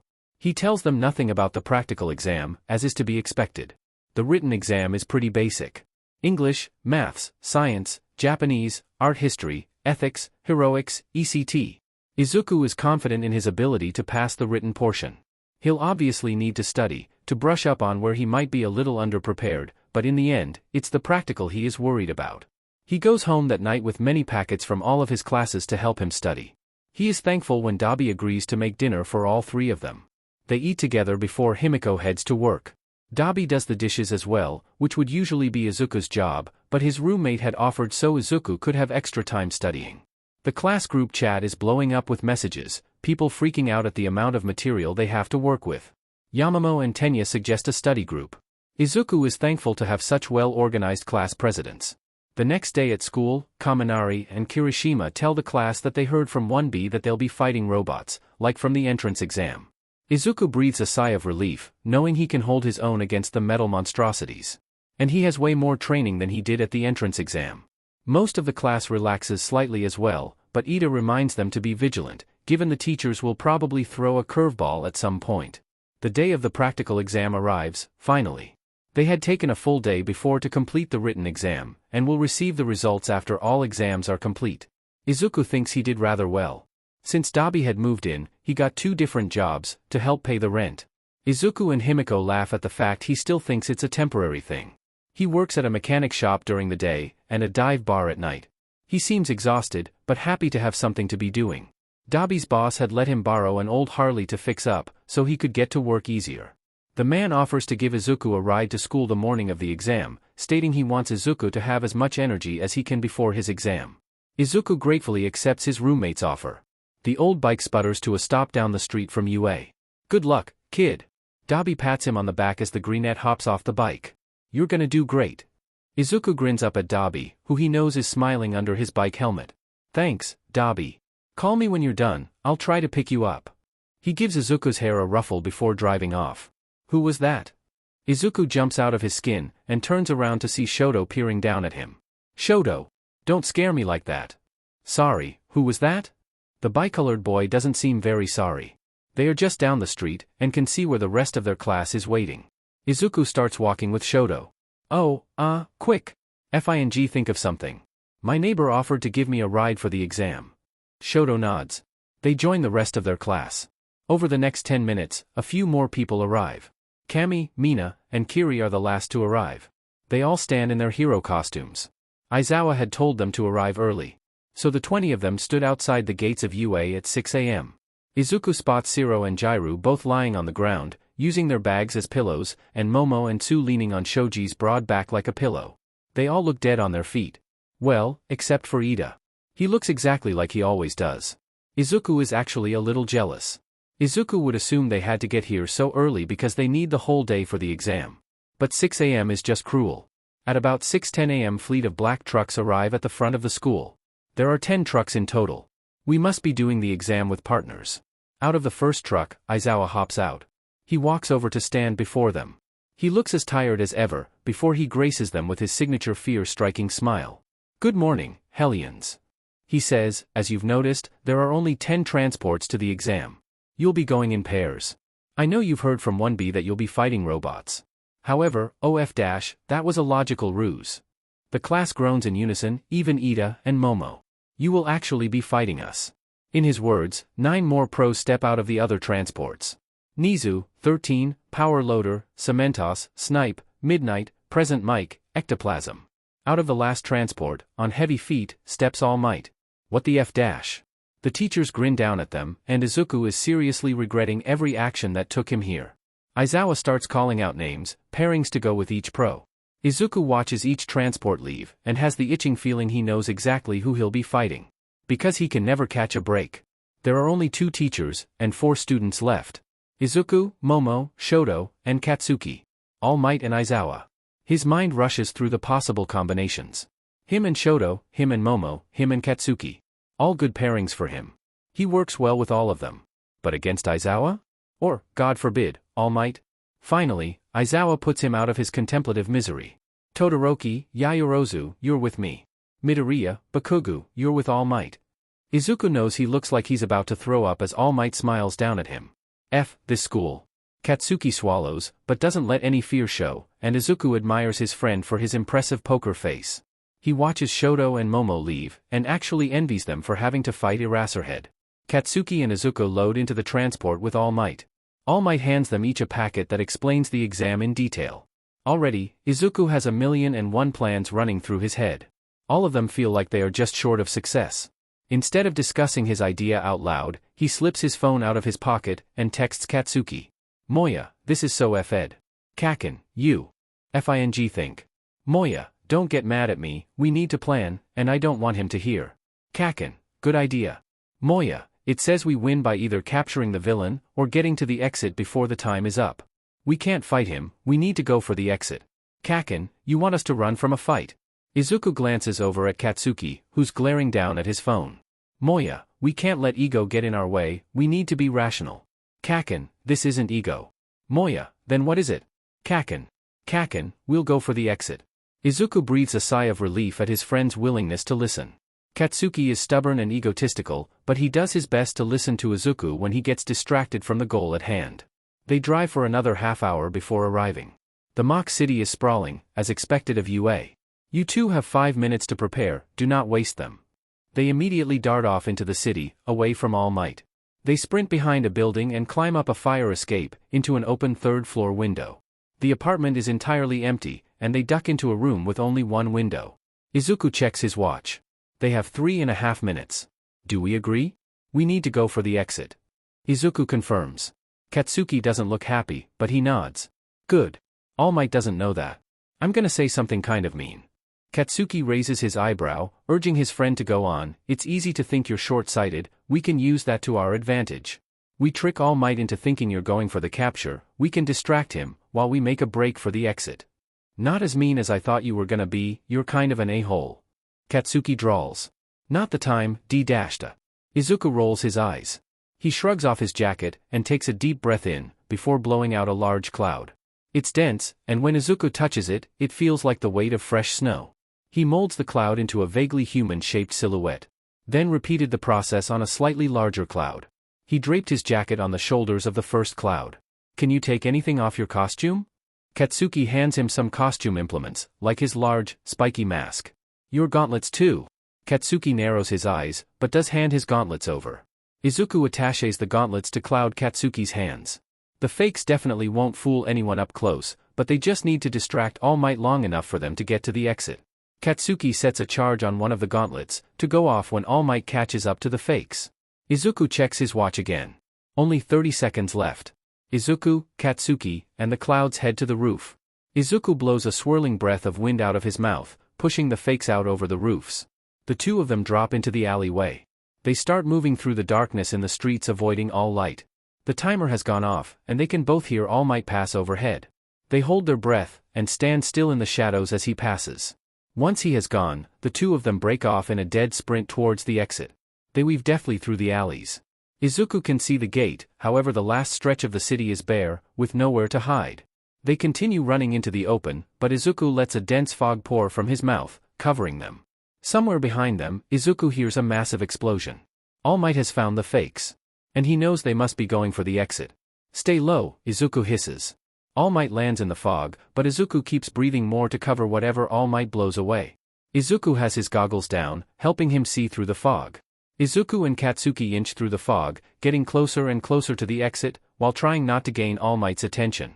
He grabs a handful of stun grenades from Katsuki's bandolier and carefully rolls them towards All Might. He and Katsuki make eye contact. Izuku holds 3 fingers and counts down. When he puts his final finger down, Katsuki blasts the closest grenade, which allows the rest to go off in a chain reaction. They break out in another dead sprint towards the exit. The grenades blow up in All Might's face. Izuku and Katsuki cross the finish line. They both fall to the ground, panting. They glance at one another, and break out in uproarious laughter. They passed. Kiyoshi Ward Mall is full of people when 1A gets there. They all require various supplies for their camping trip. Momo and Tenya suggest splitting up to cover more ground, and because all of them won't fit in the stores they visit. Izuku breaks off on his own after a while. He never has any time to just enjoy being around strangers and among the hustle and bustle of the city. It's nice. He had almost everything he needed for the camping trip, and so wandered mostly aimlessly through the mall, in the general direction of the coat store for a new jacket. Hey! Are you Izuku Midoriya from the sports festival? Someone calls from behind him. He turns around with a smile on his face, ready to greet whoever had recognized him, only to come face to face with the grinning face of Shigaraki Tamura. His breath hitches, and in his split moment of hesitation, Shigaraki swings his arm over Izuku's shoulders. Be calm, we're just two old friends catching up. Try anything and I'll dust you. Izuku nods. Let's find somewhere to sit. Shigaraki says it with absent-mindedness, less threatening than everything else, and Izuku responds on autopito, like it's a regular conversation. There's a boba place I like. He snaps his mouth shut as Shigaraki's eyes slide over to look at him. Shigaraki stares at him with a mixture of confusion and his baseline anger. But surprisingly, he shrugs and he walks them toward the boba place. They sit down at a booth across from one another and a waitress comes up immediately. Shigaraki no longer has direct contact with Izuku, but the look in his eyes is clear.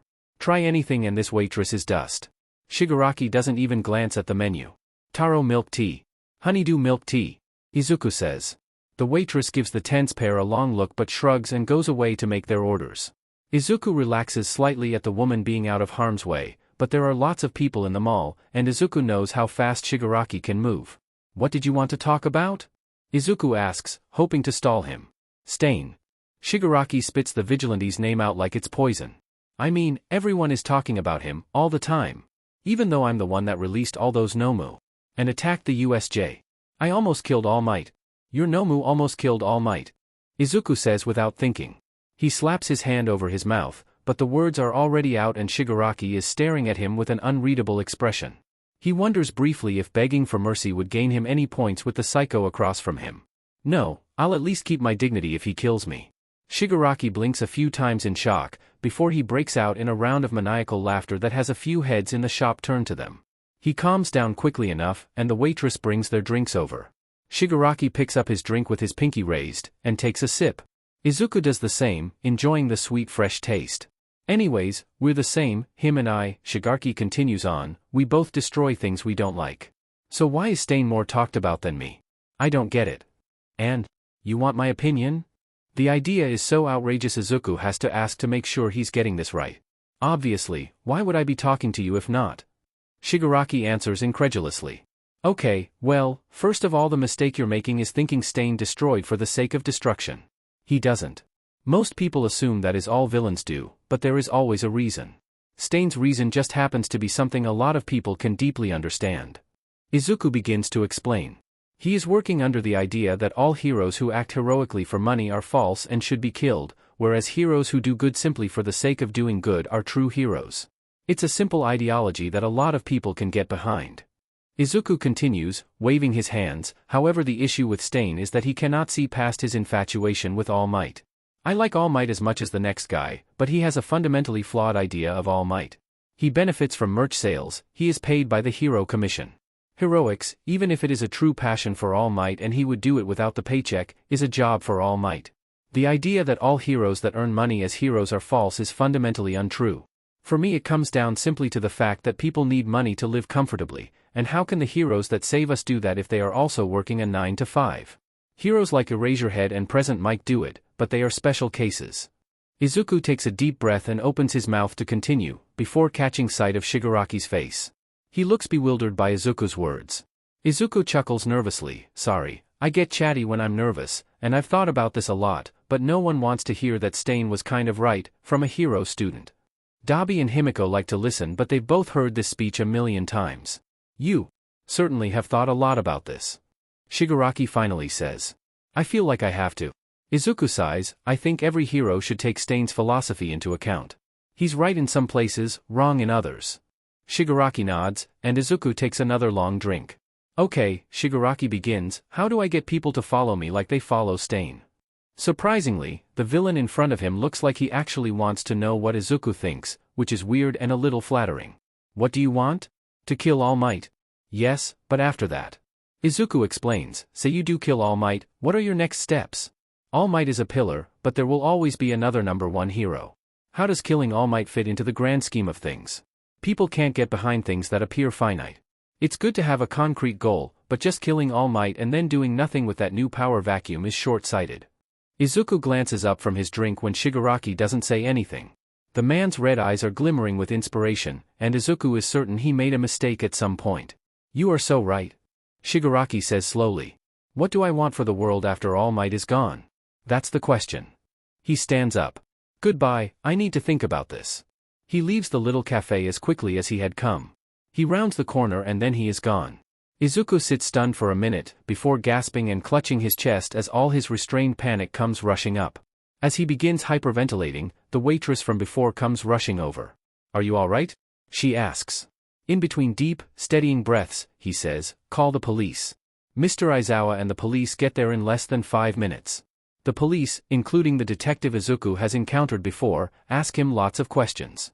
He tells them all he can, about Shigaraki and what he wants. They look concerned when Stain is brought up. The mall is evacuated and searched top to bottom, but the villain is long gone by then. Izuku is able to convince the police to let him go home, but only if Aizawa escorts him. They leave the mall and Izuku starts walking towards the bus station. I live in kind of a shitty part of town, I'll admit, but it's alright. And your parents are in Tokyo? Aizawa confirms. Yep. They board the bus and sit in silence at the back. Izuku texts the group chat with Himiko and Dabi to tell them about the situation. He can feel Aizawa looking at him and takes a deep breath. He had thought about speaking with his teacher about his uncle, but hadn't for a number of reasons. Figuring he won't get another chance so perfectly presented to him, he decides to ask. You knew my uncle, right? Shirokumo Oboro? Izuku asks. He takes note of the way Aizawa clutches his pant leg. Yes. He says, how did you know? My uncle's jacket. It had a photo of you and Mike from high school. I didn't recognize you guys at first. Izuku tells him. When did you realize? At the USJ.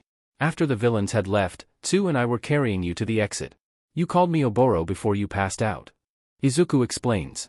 Aizawa's eyes widened. I don't remember that. No, I didn't think so, you had lost a lot of blood. They arrive at the bus stop and get out. Aizawa looks around, concern written on his face.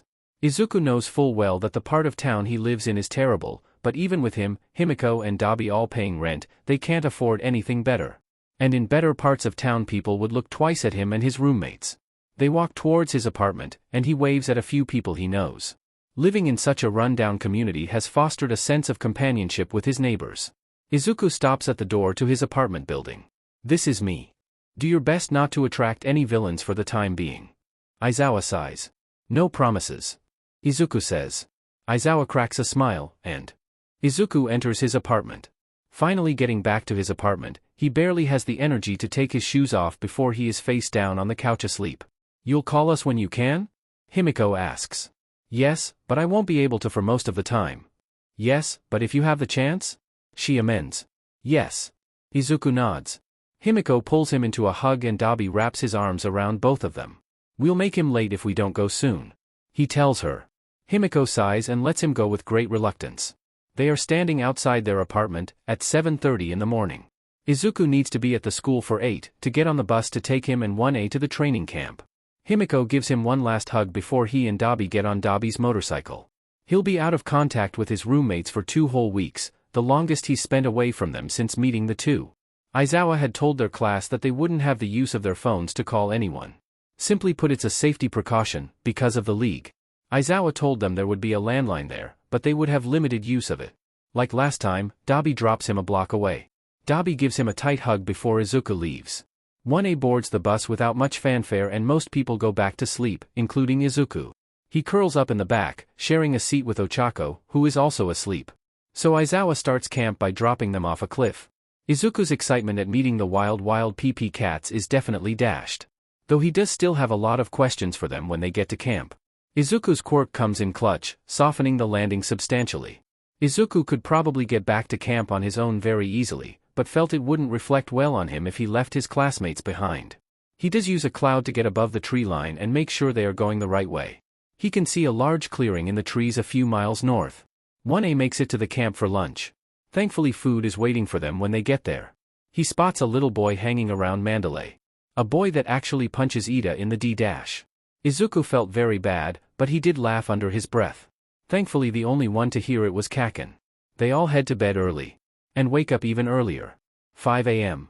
The 20 of them trudge out of the compound they are staying in, the sun just barely rising over the building. 1B had arrived sometime last night, and looked just as exhausted as them. Aizawa smirks down at them, obviously enjoying their misery, that BSTRD. The next 2 weeks of your lives are going to be hell. He states. Over the last 4 months we have been working on combat, teamwork and a variety of other skills. Now it's time to work on your quirks. You will push your quirks to the absolute limit, and then far past that. Some people groan and complain, but Izuku and his friends all stand tall at Aizawa's words. They face down the League of Villains. Izuku helped take down Stain. He can handle a summer camp.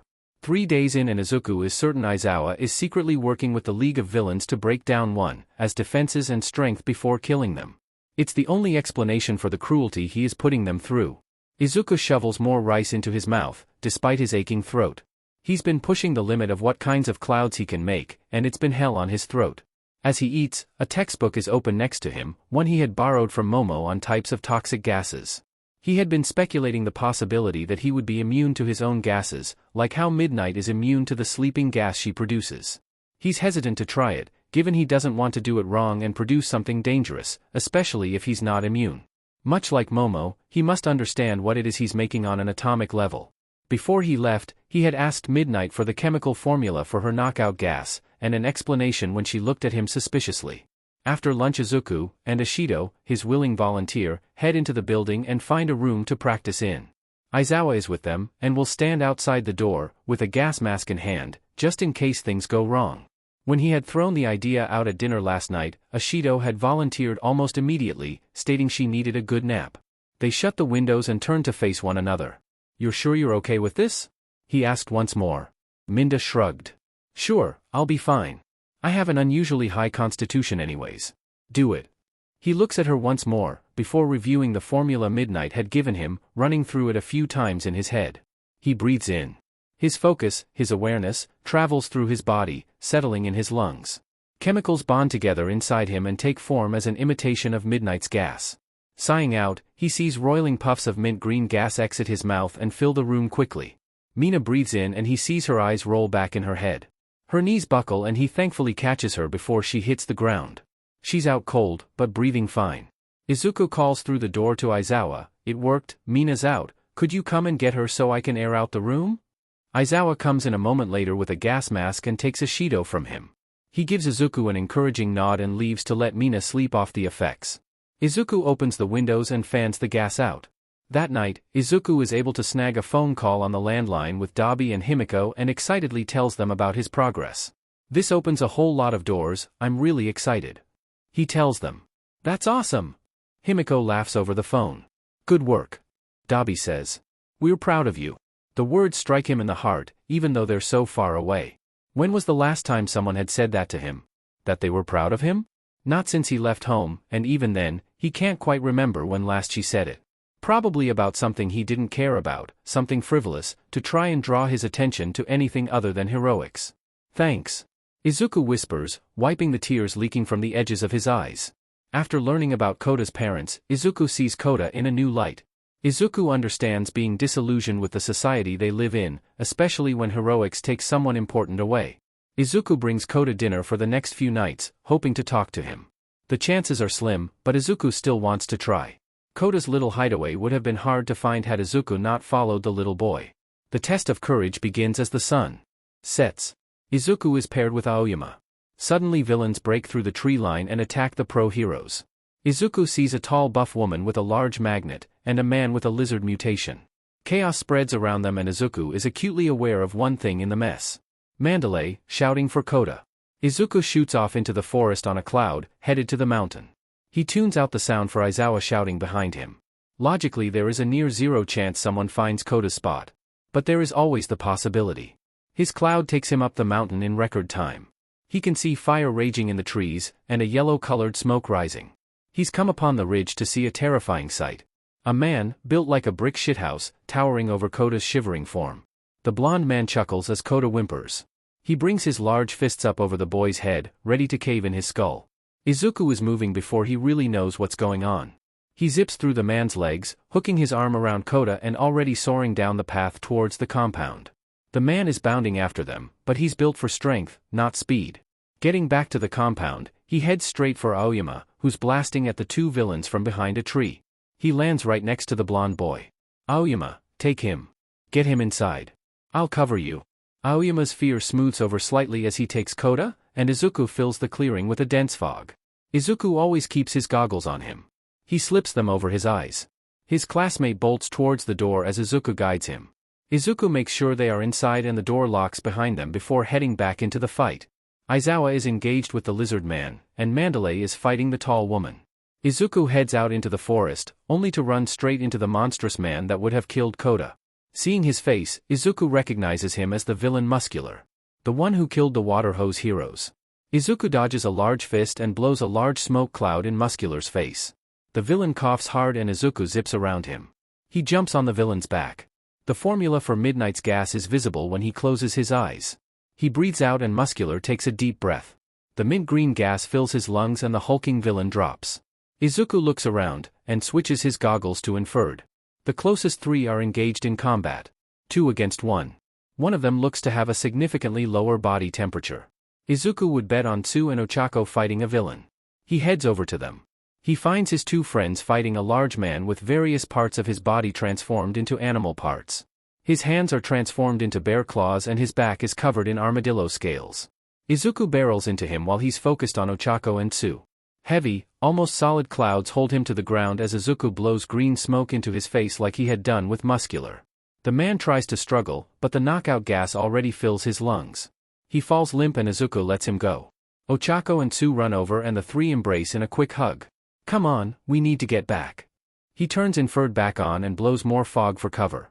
The three of them hunker down and begin the trek back to camp. On their way back, they run into another group. Yanagi, Rin and Tokage barrel into them, having been turned around on their way back to camp. Are you guys alright? Tokage asks. We're good, Izuku is leading us back to camp. Tsu tells them, gesturing to Izuku's infrared goggles, that are helping him see through the fog and gas. Is the gas from you? Rin asks. No, this isn't mine. Izuku tells him. Ahem. Their attention shoots up to a man perched in the trees. He wears a long orange coat and a top hat. His mask is an abstract black and white and he rolls a shiny blue marble over his fingers. I am terribly sorry to interrupt. But I must borrow Izuku Midoriya. What? Izuku whispers. Yes, the boss is very interested in seeing you. He confirms. Somewhere in the back of his mind, he recognizes Mr. Compress, a B-rank villain with a flair for the dramatic and an unknown quirk. Come peacefully, young man, if you would be so kind. Izuku scoffs and rolls his shoulders. His fellow hero students all tense in preparation for a fight. Not a chance. The magician chuckles darkly. He leaps down from the tree and Rin intercepts him, with Tokage as support. The rest of them spread out around Compress. The second he knocks one of them back, another one of them fills the space. It's going well, and Izuku thinks Compress might go down, when Tsu strikes him with her tongue. Her tongue shoots right through him and the hole in his stomach doesn't bleed. He begins to melt, his body turning to gray goop. The fake laughs at them. And a similar laugh sounds right next to Izuku. The power of misdirection, my friends. Izuku feels his whole world go dark. Izuku jolts awake, bound tightly to a chair. The feeling of quirk suppressants feels like lead in his blood. He looks around blearily at his surroundings. He's in a rundown bar, with a few booths around him, and facing the bar. Kurojairi stands behind the bar, polishing glasses. But he's not watching his own work, instead staring intently at Izuku with his glowing eyes. Dotted around the bar are a few other people. Mr. Compress, Spinner and Magna sit at a booth playing cards, and Twice is lying in the corner, trying to sleep. Shigaraki sits at the bar, with a handheld console in one hand and a glass of apple juice in the other. His red eyes glance up as Izuku stares at him. A grin grows on his face and he sets both things down. He pulls a stool right up in front of Izuku so they are face to face. I'm so glad you could make it. Izuku pointedly glances down at the ropes binding him. Didn't have much of a choice. Shigaraki shrugs. We had to be sure you would show up. Izuku glares. All right, you got me here, what do you want? He snorts, isn't it obvious? We want you to be one of us. What? Yeah. Shigaraki exclaims, you had so many ideas about how to get more support, you could be a real asset, and your quirk is super versatile. You'll make a great member of the team. Izuku has no words as he stares at Shigaraki's thrilled face. I know, you're so excited you can't find the words. The man laughs, my sensei just wants to meet with you, then we'll get you all set up. We have a few rooms left, so you get your pick. He picks up his handheld and begins playing again. He glances around again, just to make sure he's not being punked. But no one jumps out from behind the chairs and bar to yell, gotcha. He finally gets out, you can't be serious? Shigaraki pauses his game and looks up. You can't seriously think I would join you guys? Izuku repeats. Of course, you're hesitant, but that's just because you've been brainwashed by the media. But our talk made it clear you were breaking through your programming. You'll be a wonderful player too, like Kurojairi. A nice game companion. Shigaraki tells him. He seems almost shy when he says the last part. Izuku is struck with the sudden and uncomfortable realization that Shigaraki Tamura is lonely. He supposes it makes sense. From listening to him talk before, his sensei is in charge, and Kurojairi is a babysitter. The rest of the league is simply his subordinates, NPCs, in Shigaraki's words. Games are no fun if you're playing alone. Okay, I can use this. Shigaraki wants a companion player. This is a chance to get some information. And so some discord. So, Shigaraki, Izuku begins, if I am supposed to be your player too, can you tell me a bit about what we're doing here? Just so we're on the same page. He glances up at Izuku. See, I knew you would get into it. First of all, we're still definitely gonna kill All Might, but I thought about what we talked about, and decided that we shouldn't just stop at All Might. All heroes need to go. Izuku supposes the natural progression of hating one hero is hating all of them. Definitely not good. How are we gonna do that? Shigaraki smiles at the use of we. Well, the doctor has been working on lots of Nomu for me. He's making high ends, they are fancy Nomu, able to think and plan. So they can improvise in fights. He's making ones to combat specific heroes. I can't wait to see what he cooks up. I'm thinking of something with fire resistance and a water quirk for Endeavor. Maybe an ice quirk too. The existence of high-end Nomus changes the game completely. One of the only advantages they have had up until now has been that the absolute powerhouses haven't been able to think, only subject to their master's order. They are easy to outsmart, but now, that's really impressive. Will I get to meet the doctor, if I'm your player too? Izuku asks. Oh, of course. You'll have to. So he can take out all the bad memories. Shigaraki says. Bad memories? Shigaraki waves his hand, yeah, the stuff that makes everything weird and uncomfortable. The stuff that makes everybody less effective and happy. I was super unhappy and couldn't do anything, then the doctor and sensei helped take those feelings and memories away. The doctor told me he did the same thing for Kurojairi too, before he became my second in command. He looks at Kurojairi, still polishing glasses, still staring holes in Izuku. Do you ever think about what must have been in those memories? He asks. Not really, why would I? Shigaraki asks. Because they're yours. Izuku says it firmly. He for one has plenty of bad memories, but they belong to him, and he would fight tooth and nail if someone tried to take them. Shigaraki blinks at him, tilting his head in confusion. I guess I never really thought about it before. What about you, Kurojairi? Still polishing glasses, still staring at Izuku, he says, I have no strong opinion, Master Tamura. Shigaraki shrugs at Kurojairi's non-answer. Anyway, enough about the doctor, or Kurojairi, they aren't that interesting. What else do you want to talk about, player 2? Great, so that nickname is going to stick. How about your sensei? He seems like a cool guy. Izuku says. He lights up at the mention of his sensei. Oh, he's awesome. He took me in when I had no one. When the heroes had all failed. He says he'll give me the world. That's what all this is for. The League, the Nomu, it's all so I can have what I want. All that, for me. Sounds a bit like love bombing to me. Instead of saying something that would definitely get him disintegrated, he instead says, that's great. So you kind of already have a player too? It's a gamble, pointing out that Shigaraki technically already has a companion, but if he's right, Shigaraki will realize maybe Sensei isn't in it for his best interest. Oh, Shigaraki hesitates. No, Sensei is like the wise mage that sends the party on the quest. A player too is a companion, an equal. So you are below Sensei? He's in charge? Izuku asks. It seems the other villains in the bar had been listening, because the cards had been abandoned and twice had stopped trying to seem asleep. They all lean forward at Izuku's words, even Kurojairi, still polishing, still staring at Izuku. Shigaraki seems taken aback at Izuku's words, and takes a few moments to respond, teetering on the edge of confusion and anger. I'm not beneath him. He's. The wise mage, Izuku says, is always sending the party to do their dirty work. Shigaraki rails back, you don't understand, he's doing this for me. Letting me become the villain I was always meant to be. If he really cared, why isn't he here? Why hasn't he killed All Might for you? A good sensei would take care of your problems for you, not send you into the belly of the beast, like at the USJ. Why isn't he here, Shigaraki? Why do you need a player too if he cares about you so much? Izuku says. He sees anger, frustration, and just a hint of doubt fills Shigaraki's eyes.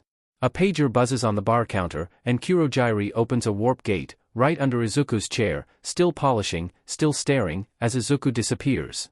The feeling of Kurojairi's warp gate is uncomfortable and so familiar. More familiar than just the USJ. Izuku lands hard in a warehouse. All around him are large tubes, inside are Nomu. All of them look to be in varying states of growth. Some look like regular people, others like the grotesque monsters Izuku has come to know. There is medical equipment all over the place, and an ominous-looking medical examination table. Out of the shadows walks a man. His aura of malice and hatred is so overwhelming Izuku fights not to pass out before it subsides. The man walks closer and Izuku can see a large black helmet covering his head and he wears an expensive suit. He stands as tall as All Might, and just as strong. He chuckles as he comes closer to Izuku, pulling a chair with him until they are sitting face to helmet. Hello Izuku Midoriya. His voice is deep and menacing. You have been quite the little nuisance. Izuku, in an insane moment of impulse that he didn't have before meeting Dabi and Himiko, says, well I live to be frustrating. He curses himself as the words leave his mouth. The man looks taken aback, but only for a moment. He chuckles. You have a sense of humor. Even in a situation like this. That is admirable. His sighs, you have no idea how annoying you have been, and we've only just met. First, Tamura tells me you were a big piece in foiling him at the USJ. Though you and I both know that plan would have never worked, it had put a damper on Tamura's mood. Then you took down Stain. And again Tamura complains. Talking my ear off about that vigilante. Then you and him run into each other at the mall. And suddenly you are all he can talk about. Izuku Midoriya this, Izuku Midoriya that. And finally I just have to ask, Tamura, what will it take for you to stop talking about this boy? And he says he wants you to be his player too. And you said no, 'cause that would be a crazy idea. Izuku says, before clamping his mouth shut. The man laughs again. I was going to say no at first, you are right. But then, he pauses, and Izuku knows he is peering down at Izuku through his mask. I did a little research of my own, just to make sure. And I must say, I was surprised and thrilled to find out just who exactly you were. Your mother, Inko Midoriya. Maiden name, Inko Shirokumo, was an excellent discovery. She had buried herself, put as much space between herself and her brother as possible, but there were still threads that led me to the truth. You are Oboro Shirokumo's nephew. What a magnificent find. He laughs. What do my mother or my uncle have to do with any of this? Izuku hisses. He and his mother have their problems, sure, but he loves his mother. And with absolute certainty he knows his mother loves him. He won't let her be put in danger. And he'll be dead if he lets this villain disrespect his late uncle. My boy, they have everything to do with this. The man smirks under that helmet as he asks his next question. Tell me, do you know how your uncle passed? A heroic accident while in his second year of high school. Izuku bites out. Yes. Crushed by a building during his second-year work studies. He pauses for a moment, but that is not where his story ends. See, the rubble was so unstable they were never able to recover your uncle's body. Fortunately, we were able to. The fascinating thing about the Nomus is that they can begin to process either dead or alive, and the product is virtually the same. Your uncle was the doctor's very first successful high-end Nomu, able to think and feel, but still loyal. Yes, Kurogiri has been indispensable. No, Izuku whispers, unable to believe it. Yes. The villain grins, he has been such a wonderful tool. And you will be too. I know you will never stop fighting, so I will simply need to break you. Or, rather have the doctor break you. Your quirk is the natural evolution of your uncle's quirk, so I expect you will become an even more dangerous Nomu. Tamura will have his player too, and I will have an annoying little bug off the board. Izuku struggles in earnest against his bonds and tries to form a cloud, but the suppressants aren't out of his system yet. Don't fight. It will only make this take longer. The man says, and gestures for someone to come over. A bald man with a bushy beard and large goggles scurries out of the shadows. In the back of Izuku's mind, he recognizes him as his childhood doctor, but doesn't focus on it, simply lashes out with his teeth when the doctor gets too close. The doctor tuts at Izuku's behavior and gestures towards him. A Nomu walks over and uses its long talon like nails to slice his bonds. Izuku falls from the chair and starts to run, but doesn't get far before the Nomu is scooping him up and binding his arms to his sides. He struggles, but the Nomu's grip is like iron. It carries Izuku over to the examination table and holds him down as the doctor secures him with metal clamps. The Nomu retreats at the doctor's order, and Izuku realizes the man is gone as well. The doctor smiles down at Izuku as he pulls on a pair of medical gloves. Hello, Midoriya. I'm so happy to have you joining us. Before we start, we'll need to take a look at what we're starting with. Let's get a closer look, shall we? He hooks an 4 up to Izuku's arm, and Izuku glances over to see bags of blood on ice. Izuku looks back and sees the doctor take a pair of scissors and cut open his shirt. The scalpel in his hand shines menacingly in the flickering lights overhead. The first cut doesn't elicit a scream, nor the second or the third. The cold metal and the warm blood cause Izuku to shiver. 2 large cuts from the points of his shoulders come to meet at his sternum. The third cut starts at where the previous 2 meet and extends all the way to his navel. The doctor tosses his scalpel to the side, and traces the deep incisions with delicate fingers. He grins, and reaches carefully to pull the flaps of skin back to expose the muscle underneath. A new scalpel is required, and the doctor cuts a similar pattern into Izuku's muscle. Blood fills his mouth as he bites his tongue to keep from screaming. Tears fill his eyes as the doctor moves past his muscles and sets his eyes on Izuku's lungs. Shock finally sets in, and Izuku falls blissfully unconscious. Izuku comes to beeping. He thinks, for a second his phone is going off, and he should get up for school. But that's not right. Himiko is always up before his alarm, and she's always the one to wake him up. And it doesn't smell like the apartment, and he can't hear Dabi shuffling around, and there is no light streaming through the windows. Awareness returns to him. He opens his eyes to find himself suspended in liquid. The water is green. He's in a tube, and there is a gas mask-like contraption so he can breathe. He's in the warehouse. He's being turned into a Nomu. There are wires snaking all around his body. His shirt has been removed, and all he has left are the basketball shorts he had been wearing. Don't panic, you are awake. Do something. He slowly starts removing the needles connecting him to various bags outside the tube. He can see a blood bag, but the others are foreign to him. Next he swims to the surface of the tank, which is thankfully open. Once he breaks the surface he removes the mask and hops over the side, landing on nearly silent feet. The remaining wires connect him to a set of machines keeping his pulse and other medical stuff. Izuku expects that to remove them would send an alarm to the doctor or the man he had met. Looking down, he spots a tube leaking liquid and crouches down. It looked like a rat or another small animal had chewed through the tubing. Following the tube up to the bag it's connected to. It says, sedation. The rat must have chewed through the tubing, cutting off the sedation from me, allowing me to wake up. Izuku takes a deep breath, and silently thanks whatever vermin saved him. He looks around but the facility is empty. He looks at the Nomu all around him for a long time. Most of them looked to be on some sort of life support during this transition. It had been kind of a debate in his class for a while, given their personal experiences. Is a Nomu alive? If you kill a Nomu, is it murder? The class had gone back and forth on opinions, and came up with no clear answers. The question opens up to a bigger discussion, and Izuku wasn't a philosopher. But he did believe in mercy. Before he could do anything though, he had to unplug himself from the machine without it flatlining. He wasn't sure if it would actually send an alarm to the doctor, but better safe than sorry. He crouches down and takes off the paneling, revealing the wires and machinery underneath. The machine wasn't complicated, and Izuku was pretty good with computers and machinery. He rewires it slightly, so the heartbeat monitor is on something like a closed loop, repeating his heartbeat. He closes his eyes and prays before unplugging himself. No alarm goes off, and the machine keeps reading him as alive. He sighs and gets up, heading over to the Nomu closest to him.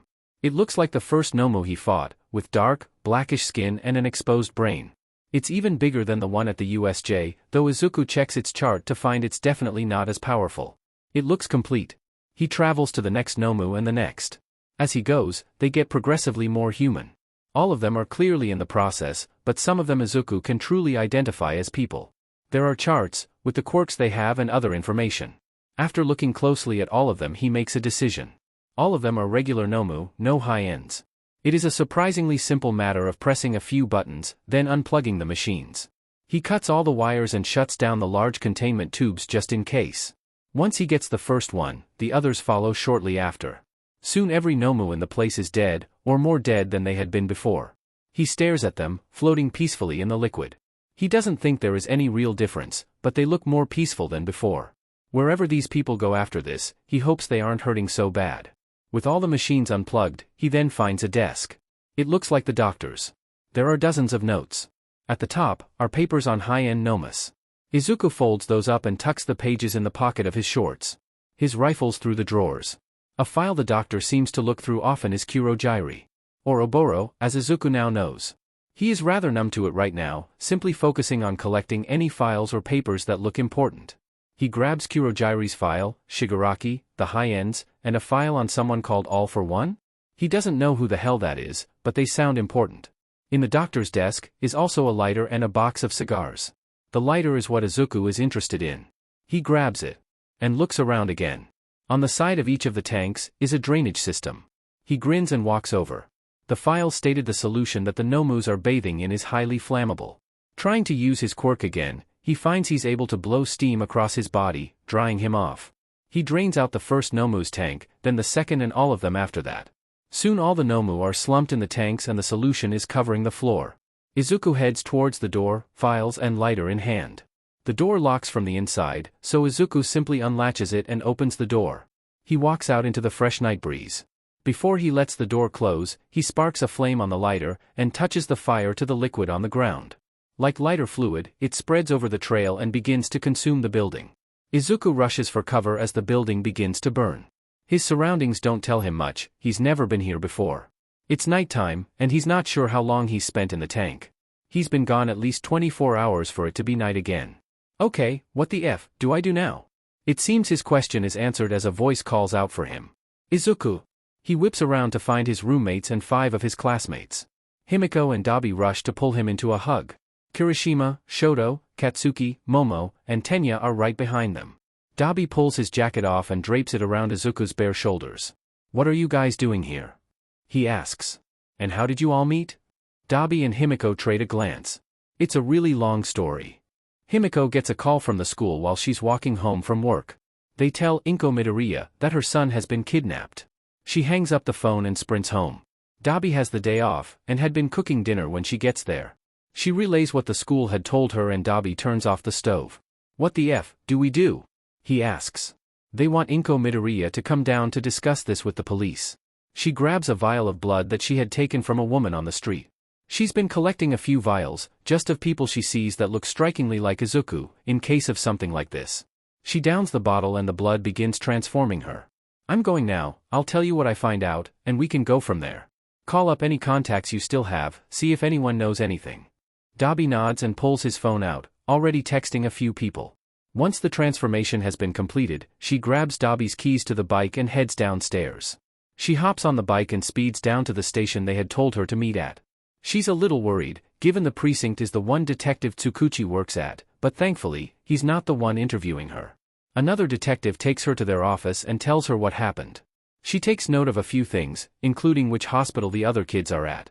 She thanks the detective, properly teary-eyed and distraught. She dries her eyes almost as soon as she is out of the building and drives home. Dabi hasn't found anything important, just what she already knows, that Izuku was taken by the League of Villains. She detransforms and sprays herself off, then changes her clothes. We're going to the hospital where 1A is.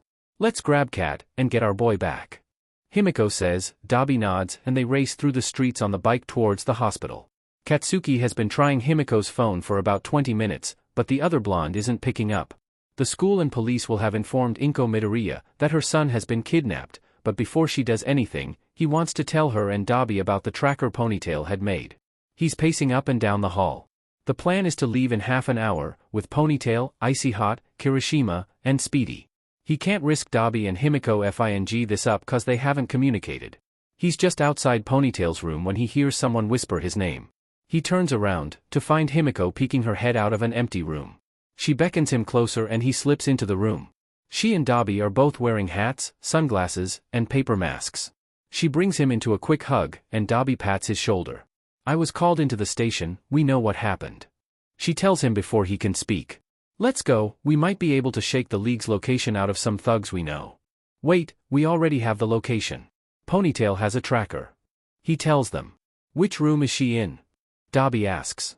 The one right next to this one. He says, unsure why the man had asked. Himiko pulls out a small pocket knife, with a small smear of blood on it. She licks the flat of the blade and transforms into a Dr. Katsuki had seen roaming around. I'm gonna go in, and swipe the tracker. Before Katsuki can stop her, she is already out the door and Katsuki sees her enter Ponytail's room. Momo is awake. But she closes her eyes when the door opens. Her breathing is steady and her fingers don't twitch. She's had lots of practice pretending to be asleep. She used to read late at night, well past her bedtime and had to make sure her parents didn't catch her. She tracks the doctor's footsteps around the room. It seems like they are looking for something, but she can't tell what. They walk slowly closer to the hospital bed she is lying in. Hands touch her arm, and trail down to her hand, where she is clutching the tracking device. Careful hands pry her fingers away and take the device. She can make another one, but she still tenses as the doctor leaves the room. She opens her eyes and glares at the door. Katsuki, Himiko and Dabi walk out of the hospital. The sun is beginning to set. With a location, they'll be able to head straight for Izuku. The three of them walk down the steps and head for the train, when a pointed cough cuts them off. Dabi turns around to see three UA kids he doesn't recognize, and Shoto. His brother doesn't seem to recognize him, and at the moment he's thankful for that. The girl with black hair is glaring at them, and holds up an identical tracker to the one Himiko had stolen. What the hell are you doing, Bakugo? She asks. The three of them glance at each other. Going to save Moya? He says, though it sounds more like a question. Why would you steal Yamamo's tracker? The spiky redhead asks. Dabi glances at his cracked watch. We're wasting time here, you guys are headed to save Izuku, right? The four UA students nod. Great, so are we, let's head to the location on the trackers, and sort out the rest of this later. The four of them exchange looks, clearly hesitant to help two strangers who had already stolen from them, but eventually they agree to work together. The tall one with blue hair looks especially upset, but does relent and joins in. They catch the bus and hop on, heading to Kamino Ward. The one with glasses, who introduces himself as Tenya Ida, glanced nervously at them. Himiko doesn't help when she hands Katsuki a knife, just in case. Dabi keeps trying to subtly look at Shoto, who's looking out the window in worry. Yaoyorozu doesn't seem too upset that they had robbed her, thankfully. She makes disguises, so they aren't recognized when they get off the bus. Overall, from what Izuku has said about his classmates, Dabi knows this is a pretty solid team for a rescue. But he doesn't trust them to do what might need to be done to save Dabi's roommate. Izuku had saved Himiko. Himiko had saved Dabi. In the end, Izuku was the one to welcome them into his tiny apartment, and give them a place to call home. Izuku Midoriya had saved their lives. It's time to return the favor. They get off the bus and head to the location the tracker is binging. Only to find the warehouse it has led them to is burning. The seven of them stare in horror as the building goes up in flames. A flash of movement to the side brings Dabi out of his fear and he glances over. To see Izuku, shirtless and shivering slightly, with files clutched to his chest. His horror returns however, when he sees the large, stitched-up wound on Izuku's chest. It looks like an autopsy wound and Dabi wants to throw up. Himiko follows his gaze and shouts his name. They both run over and pull Izuku into a hug. Dabi takes off his jacket and drapes it over the boy's shaking shoulders. He looks at them in mild confusion. "What are you guys doing here?" he asks. "And how did you all meet?"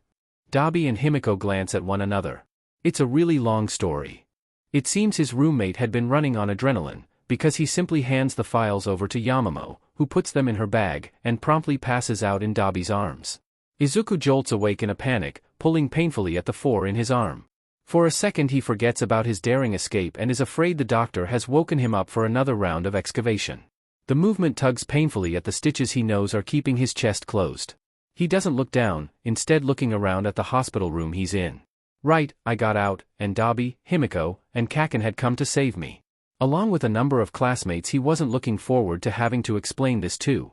Maybe if he leaves the hospital now, he can avoid that conversation. Before he can think any more about his escape, the door to his hospital room opens up. Aizawa stands there, a little worse for wear, but overall looking alright. His teacher pushes a wheelchair towards him. "Get in, you and I are going on a walk," Aizawa says menacingly. Izuku gulps, "Oh, this is how I die." He ambles into the wheelchair just fine, with practice from the last few months of grievous injuries. Aizawa grabs the handles and pushes them out into the hallway. They turn a few corners, and Izuku finds himself in a little private waiting room. Kirishima, Yamamo, Shoto, Tenya, Kaken, Himiko, Dabi, Midnight, Present Mike, Nizu and Detective Tsukachi are all there waiting for him. His classmates, minus Kaken, sit up against one wall, all looking nervous and properly scolded. Kaken, Himiko, and Dabi all sit on the other wall. Himiko is practically bouncing out of her seat with nervous energy, but Kaken and Dabi both sit sprawled out in their chairs, with similar expressions of angry disinterest. The two heroes and the detective are leaned up against the wall quietly conversing. Nizu is sitting primly in the middle of this, looking to be having a grand time. "I've already gotten the story from your classmates, now I want it from you," Aizawa says, walking around the chair to stand in front of Izuku. Izuku, like he's giving a book report, goes through the facts of the last few hours he's been conscious. He leaves out what exactly was in the files he took, and why All for One was interested in making him a Nomu, beyond just Shigaraki's weird obsession. "Right, that I get, what I'm unfing clear on, are those two." Aizawa points at Himiko and Dabi. "And also why all the contact information for your mother goes to a teenager's phone." Izuku glances at them, then at Detective Tsukachi. He sighs, knowing the jig is long up. "They're my roommates." That itself isn't that incriminating, but he can see Aizawa is waiting for more. "My mom kicked me out last year, we've been renting the apartment ourselves. I didn't want my mom to get in trouble, and I wasn't going to fly to America to live with a man I haven't seen in 10 years, so I lied." "But police officers talked to your mother after you had been taken?" Tsukachi brings up. Himiko puts her hand up, and Aizawa turns to her, with a gesture to speak. "My quirk lets me transform into people. I've been transforming into people who could pass as Izuku's mom or dad anytime he needed an adult." Aizawa sighs deeply. "So 3 minors have been living on their own for a year without anyone noticing? Hey, I'm an adult." Dabi cuts in. "Barley." Himiko, Kaken and Izuku all say in unison, before all laughing. "Assholes."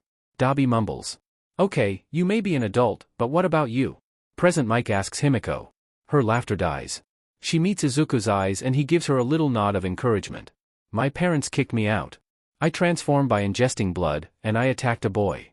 She looks up to see everyone staring at her. "But I'm much better. It was just that I was hungry, and it's a side effect of my quirk." She jumps to defend herself. Dabi stays silent, but slings an arm over her shoulders. The detective gives a subtle nod to Aizawa. "We obviously can't let you keep living on your own," Nizu says. Immediately the 3 of them jump in to protest. "That's not. You can't. That's bullshit." "Shut up." Aizawa shouts, silencing them, "Let him finish." "Thank you, Shoyuta." Nizu nods to the man before continuing. "As I was saying, it would be highly irresponsible for us to allow you to keep living on your own. Which is why it is so fortunate this incident has allowed us to finally implement dorms for the student body of UA. You all move in on Monday." Izuku's fellow students are all shocked by Nizu's announcement, as is Izuku himself, but he still protests. "I won't abandon Dabi and Himiko, they're my family." "I wasn't suggesting that, Midoriya," Nizu assures him. "Miss Toga, you are still only 16 and have been out of school for 2 years, yes?" Himiko nods, unsure of where he's going with this line of questioning. Then I am pleased to offer you a place in the first-year general education course. Normally you would be in the Gen Ed dorms, but because of the special circumstances, if you choose to accept, you would be placed in the 1A dorms with young Midoriya. Himiko stares at Nizu with wide, confused eyes. But Nizu continues right along, addressing Dabi next. Dabi, I would also be honored to offer you a place on the UA staff. Nizu says, as a member of staff, you would of course be entitled to a place in the staff dorms. However, I would also like to offer you the position of Den Mother, to the Class 1A dorms. If you choose to accept, you would also be given a room in the 1A dorms, on the ground floor. To this, all Dabi can manage to say is a heartfelt, what the F dash? Yeah, what would this dumbass even be qualified to teach? Kaken asks, the only one in the room not completely dumbstruck. It is my understanding that Dabi here works as a mechanic. I would love to see UA implement a mechanics course, teaching students the necessary skills to do simple repairs on vehicles and other appliances. It is a very useful skill. Nizu tells them. What the F is happening? Himiko whispers, mostly to herself. Well? Nizu prompts. Yes. Himiko practically shouts. Nizu winces at the sound. Sorry, yes. I've wanted to go back to school forever. Himiko and Izuku turn their hopeful gaze on Dabi. Here it comes, the ultimate test of whether or not the last 2 months of integrating Dabi into their little family had worked. The man could walk away right now, he has no legal obligation like Izuku or Himiko. He's an adult, who could leave the little waiting room and never look back, and there wouldn't be a single thing anyone could do to stop him. I want to talk to you in the other room first, alone. Dabi says, addressing Nizu with an air of seriousness that Dabi rarely possesses. Nizu nods and follows Dabi out of the waiting room. Izuku's classmates turn to him. Your mom kicked you out? Momo asks, looking devastated on his behalf. Izuku ducks his head at their waiting gazes. I want to be a hero. My uncle died while he was at UA, and she wouldn't let me go. I had a choice. I think I made the right one. He tells them. Himiko gets up and wheels Izuku over so he can sit next to her, then sits back down, holding his hand. I'm sorry we didn't realize, my friend. We should have been more attentive. Tenya chops his arms, and bows an apology to Izuku. Izuku chuckles and waves him off. Tenya, please, it's okay, I'm just very good at lying. No you're not. Kaken says. Kaken. Izuku whines in complaint. What? You're not. Moya, you can't lie for Sheet, it's a miracle no one found out before this. Kaken rolls his eyes at the stupidity of his classmates. Dabi and Nizu come back in and they both sit back down. Dabi and I have discussed a few things, and he has agreed to become a member of staff. On the condition that UA assists him in his goal of taking Endeavor to court and suing him for emotional and physical abuse. All the heads in the room snap towards the man, who does his best not to shrink in his chair. Why? Shoto asks, staring at Dabi intently. I'm Toya Todoroki, Endeavor's oldest son. Dabi grinds out. What the Sheet? They all sit like idiots, staring at Dabi. Or, should they start calling him Toya now? What the F dash? Kaken whispers to Izuku. Shoto stands from his chair and walks up to Dabi with assured movements, until they are right in front of each other. Shoto stares up into Dabi's eyes. Now that they are right next to each other, despite the burns, Izuku can see a striking family resemblance. Dabi's piercing cerulean eyes are a match for Shoto, as is the shape of his nose and the slope of his brows. Shoto seems to be scanning Dabi, before grabbing onto the man's tattered jacket and pulling him into a tight hug. Dabi hesitates, before wrapping his arms around his brother. I'm so sorry, for everything, I should have taken you with me, I should have fought harder for you, I swear I always meant to come back for you. Dabi blubbers, bloody tears falling from his eyes. It's alright, I'm just so glad you're alive. Shoto says. Hey, man, you got something there. Kirishima awkwardly points out. Shoto pulls back to find his brother crying blood. He makes a displeased sound. Dabi reaches up to his face and feels the warm liquid over his cheeks. Oh, that's fine. He grabs some tissues from the desk in the room. It happens when I cry. Why? Shoto demands. I don't know, look at me, why does anything happen? Dabi shrugs, patting his face dry of blood. The first time it had happened, Himiko and Izuku had both freaked out. They had been watching a particularly sad movie, and Dabi had teared up. After a few moments, Aizawa clears his throat and everyone looks at him. Okay, you're Endeavor's son? And you want to sue him for emotional and physical abuse? Yes. Aizawa nods. Is that something we can actually pull off? He asks Nizu. The Chimera nods. Yes, I believe so, with both Dabi and Shoto's testimony, as well as your other siblings, we may be able to take him down. Hell yeah. A round of agreements go up around the room. Izuku's classmates are sworn to secrecy, and finally sent home. Before they go though, Izuku says, Momo, do you still have those files I gave you? Her head shoots up and she rifles through her bag, pulling the files out. Yes. Sorry, I had meant to give them to the police, but the chaos distracted me and it slipped my mind. It's okay, thank you. He takes them back. Once his classmates are gone, he says to Nizu and Aizawa, I grabbed these from the creepy doctor's desk before I burned the warehouse down. He hands 3 of the 4 files to Nizu, keeping Kurojire's file to himself. Good work, these should be helpful. Nizu says. Aizawa notices the extra file in Izuku's hands, and raises an eyebrow in question. Izuku sighs, just take a deep breath. And try not to freak out. It's a stupid thing to say, but he doesn't know how else to warn Aizawa that what's in the file is bad. He hands the file over and Aizawa opens it, predictably not heeding his warning. His teacher makes a choked noise when he opens the file. No, he whispers. It can't be. Shoyuta? Mike asks, concerned for his partner. He beckons Mike and Midnight over to him and they both peek over his shoulder. Their curiosity quickly turns to horror as they read through it. The 3 of them numbly hand the file over to Nizu, who reads through it quickly, then hands it to the detective. That's why they wanted me specifically, he was interested in turning me into a friend for Shigaraki. Like a mini Kurojire. Izuku tells them, unsure of what to say. This is very troubling. Nizu hums, looking deeply troubled. I think our priority should be finding Kurojire, he's obviously been coerced, so we should try to capture him and help rehabilitate him. Izuku says, trying to sound confident. The 5 other people look at Izuku. Midoriya, we captured the League after the raid. We have everyone in custody. Tsukachi says. What? Izuku asks, shocked. Yes, we can start trying to help your uncle right away. The detective assures him. Shortly after, Izuku and his roommates are dismissed, and able to go home to start packing up. Don't you dare, let me get that. Dabi says, grabbing the box he had ducked down to grab. Izuku huffs, but allows Dabi to take the box full of books. He grabs a stack of pillows instead and follows his roommate downstairs. They load the boxes into the back of the moving truck. Nizu was kind enough to have UA pay for the truck. All afternoon they had been going back and forth from the street to the apartment, moving boxes and furniture. Luckily, UA would also provide some essentials that they had been living without. Mr. Wacom stops Izuku at the door as the others continue on. He has some forms for Izuku to sign. He hands the keys back to his landlord. Well, everything seems to be in order. The man says. You 3 were good tenants. Always paid your rent on time, never had any complaints against ya, always responsible and cleaned up after yourselves. All in all, it was good to have you kids here. When you graduate and need an apartment again, come back here and see if a unit is open. He pats Izuku's shoulder. Thanks, will do. Izuku gives his former landlord a strong handshake and continues on to move boxes. A short time later, the 3 of them find themselves in a completely empty apartment. The little shoebox of a home was small, smelled awful, had a permanently drippy faucet, had no hot water, and they had found a number of rats over the months they lived there.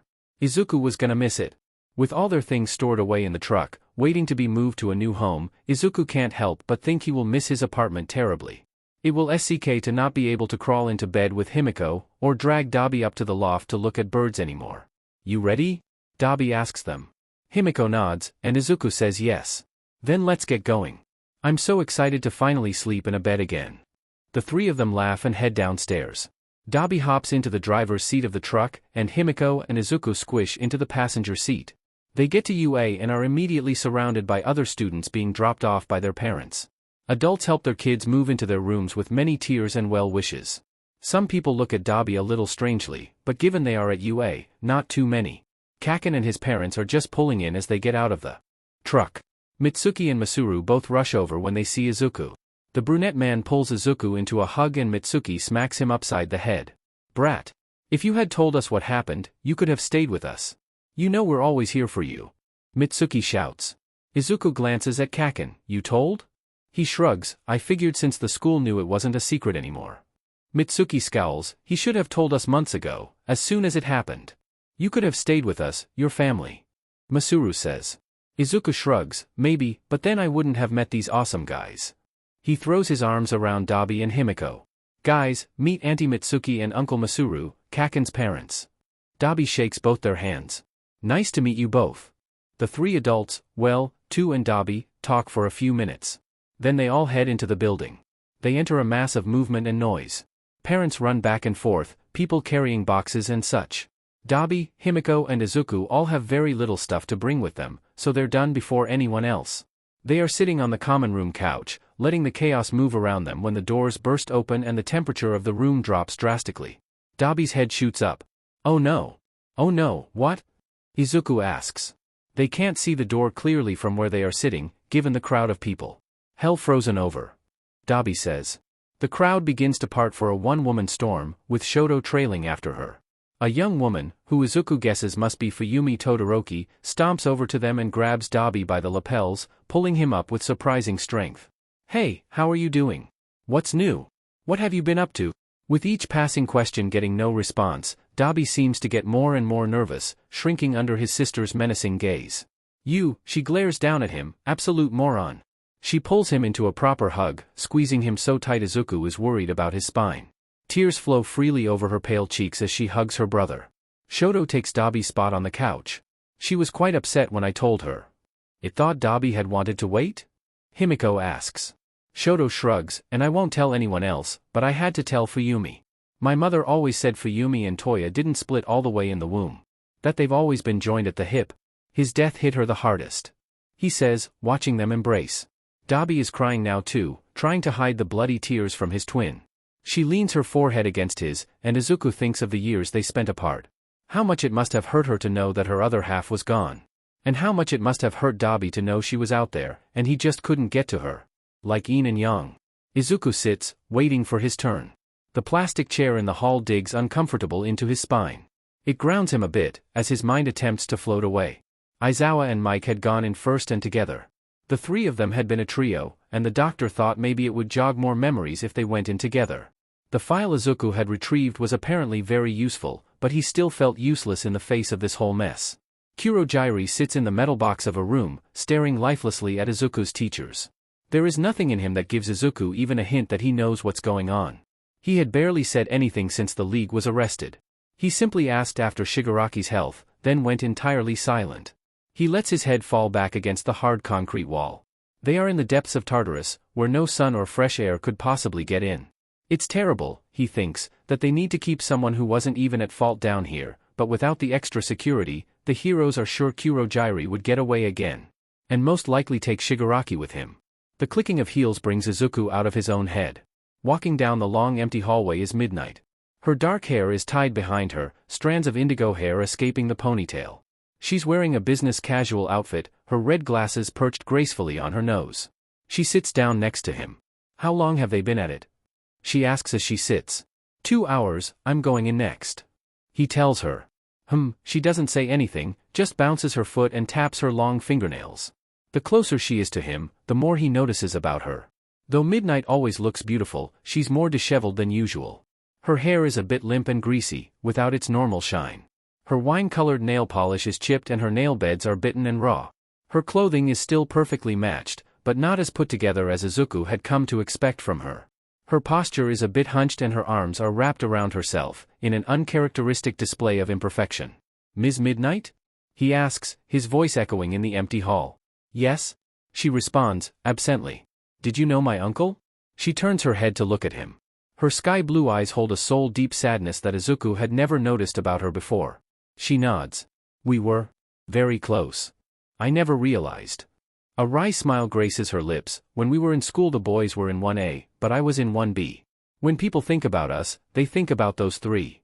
He can't help it, despite how inappropriate it may be. He leans over and gives her a hug. She wraps her arms around him. You look so much like him. Especially your smile. She whispers. She lets him go, but keeps an arm wrapped around his shoulders. He reaches into his jacket, pulling out the picture he had planned on showing Kurojairi when they spoke. I found this in my uncle's jacket when I was younger. Maybe, if you wanted to, you could have it, something to hold on to him while we work on getting him back. He shows her the photo, attempting to hand it to her. The reaction he gets is unexpected. She barks out something that sounds like a laugh. She reaches into her own pocket and pulls out a picture of her own. In her hand she holds an identical photo, kept in much better shape over the last 15 years. You keep that one. I've got my own. You took the photo. He says with his realization. Midnight nods. How come you're not in it? He asks without thinking. Midnight sighs, believe it or not, I was really quite shy when I was younger. I much preferred taking pictures rather than being in them. I had planned to go underground. When I told Oboro, he was aghast. He said, and deprive the world of the brilliance that is Kayama Namuri? No, you were born to have a spotlight on you, duh. She smiles at the photo in her hands, rubbing her thumb over Oboro's grinning face. He watches her for a long while before speaking again. You were in love with him? She grins, still sad, still am. You don't get over a boy like Oboro Shirokumo. He's about to ask her more, then the door opens. Mike comes out with puffy red eyes and a troubled expression. He gives them both a quick nod, before rushing off. Aizawa comes out after him. His sadness is better hidden than his partner's, but Izuku can make out the tear stains on his cheeks. They're ready for you, Midoriya. Izuku heads into a little room, between the hallway and the cell. He removes his shoes, jacket, his phone, wallet and keys. The guard briefs him on the safety procedures, then lets him in. There is a plastic wall between Kurojairi and Izuku. The man sits in a metal chair, with a straitjacket keeping him tightly bound. Izuku sits down on one of the metal chairs on his side. Kurojairi's blank yellow eyes stare at him. Izuku fiddles with the pictures he had brought. Do you know who I am? Izuku asks, not really knowing what to expect. Yes. Kurojairi answers, you are Izuku Midoriya, a subject of interest for both my master and Shigaraki Tamura. A student at UA, in class 1A. That's it? Izuku prods. You are a suitable candidate for being turned into a high-end Nomu. My master and the doctor had plans for you before you took apart their organization. His voice is emotionless as he speaks. Izuku notes he says, their organization. Hopefully that means something about Kurojairi not truly being part of the league, at least in his own mind. That's all true. Izuku says. Over the last week, in between the raid in Kamino and the first of many visits to see Kurojairi, he had run through dozens of different strategies for getting through to his uncle, trapped inside Kurojairi.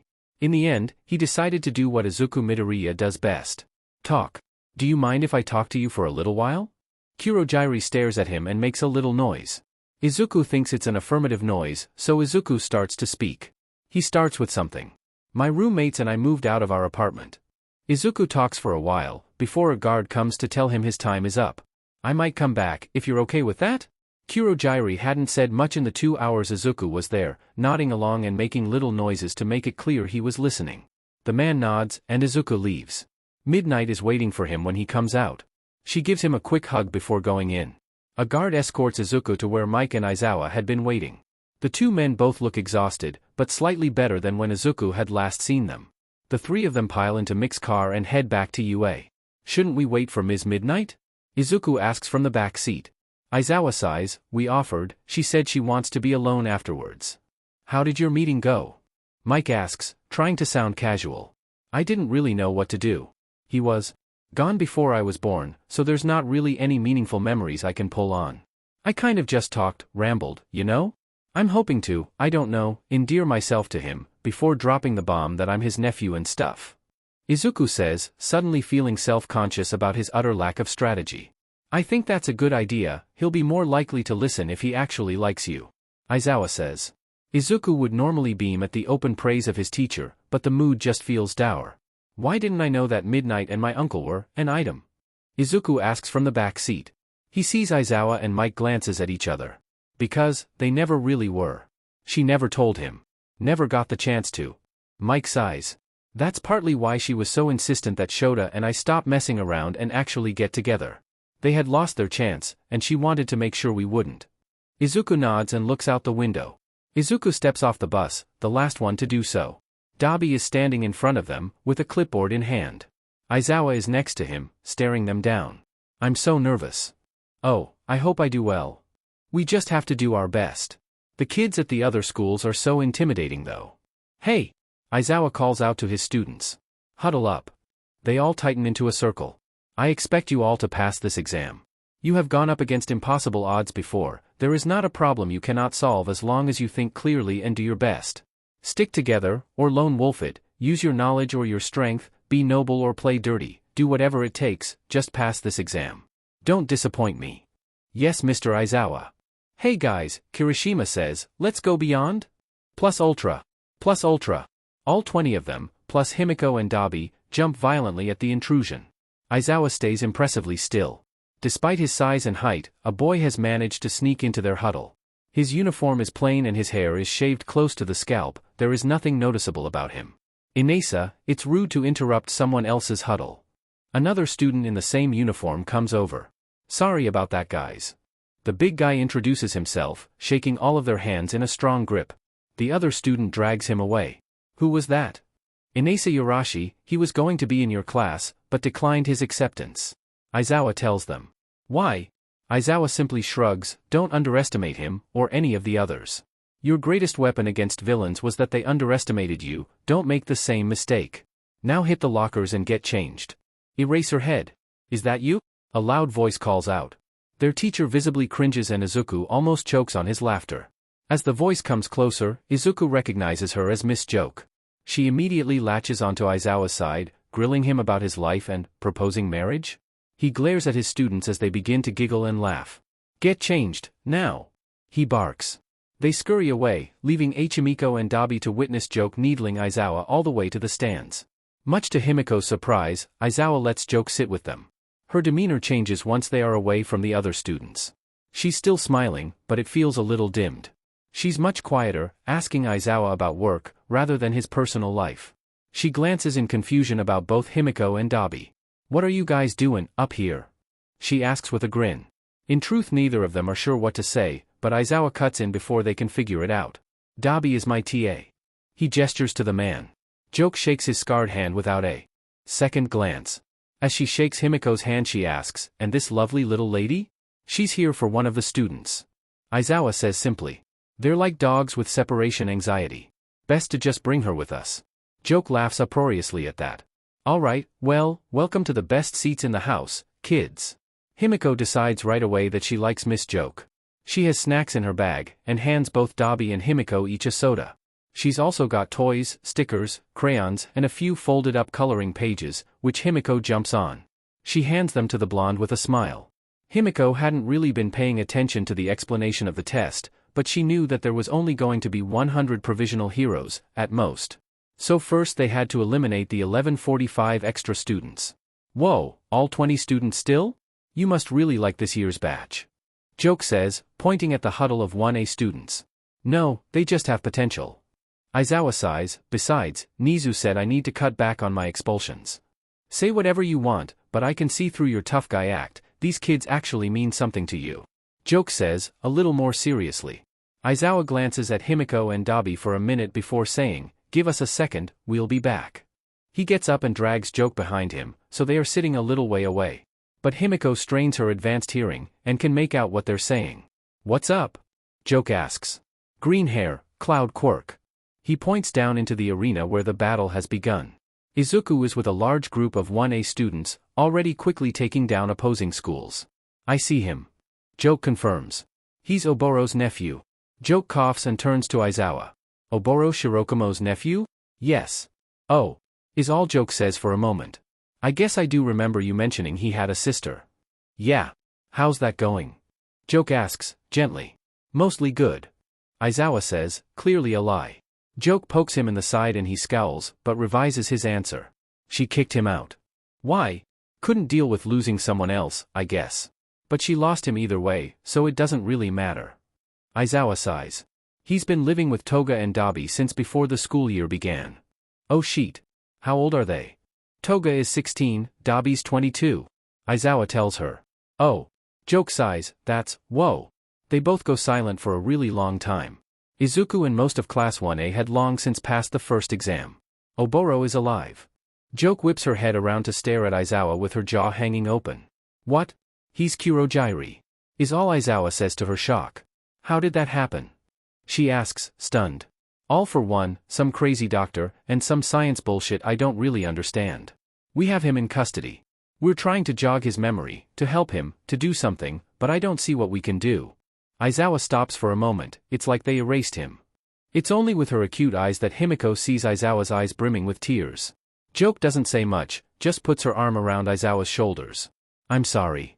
They stay like that for a little while, before coming back to sit with Dabi and Himiko. Shoto kicks at the floor in an empty hallway, silently fuming at the words Inesa had spoken to him. You have the same eyes as your father. The same cold glare. You're just like him. Shoto had been so shocked by Inasa's words he hadn't even been able to respond, giving the BSTRD a chance to walk away. He growls again and punches the wall next to him, uncaringly about the way his knuckles sting. So much work, so much progress and growth, yet I cannot escape him. Hot, angry tears threaten to leak from his eyes. Sho? A familiar voice calls out. Toya rounds the corner, zeroing in on Shoto's angry and frustrated look. What's wrong? Izuku said you wandered off. It's nothing. Shoto says, fighting to smooth his expression out and calm down. He doesn't want to cry in front of Toya again. He doesn't want to look weak in front of one of the strongest people he knows. I took a walk, that's all.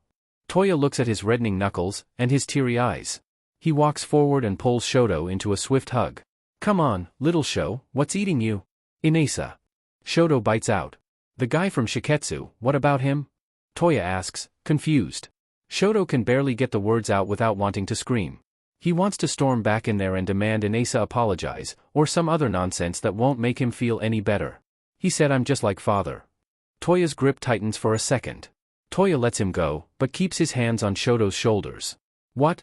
Apparently he met Endeavor, and he was? Well, Endeavor. Shoto looks at the ground. He said I have his cold eyes. Toya is very quiet for a long time, the two of them just standing there. Toya looks to be debating how much trouble he would get into for beating the crap out of a high schooler.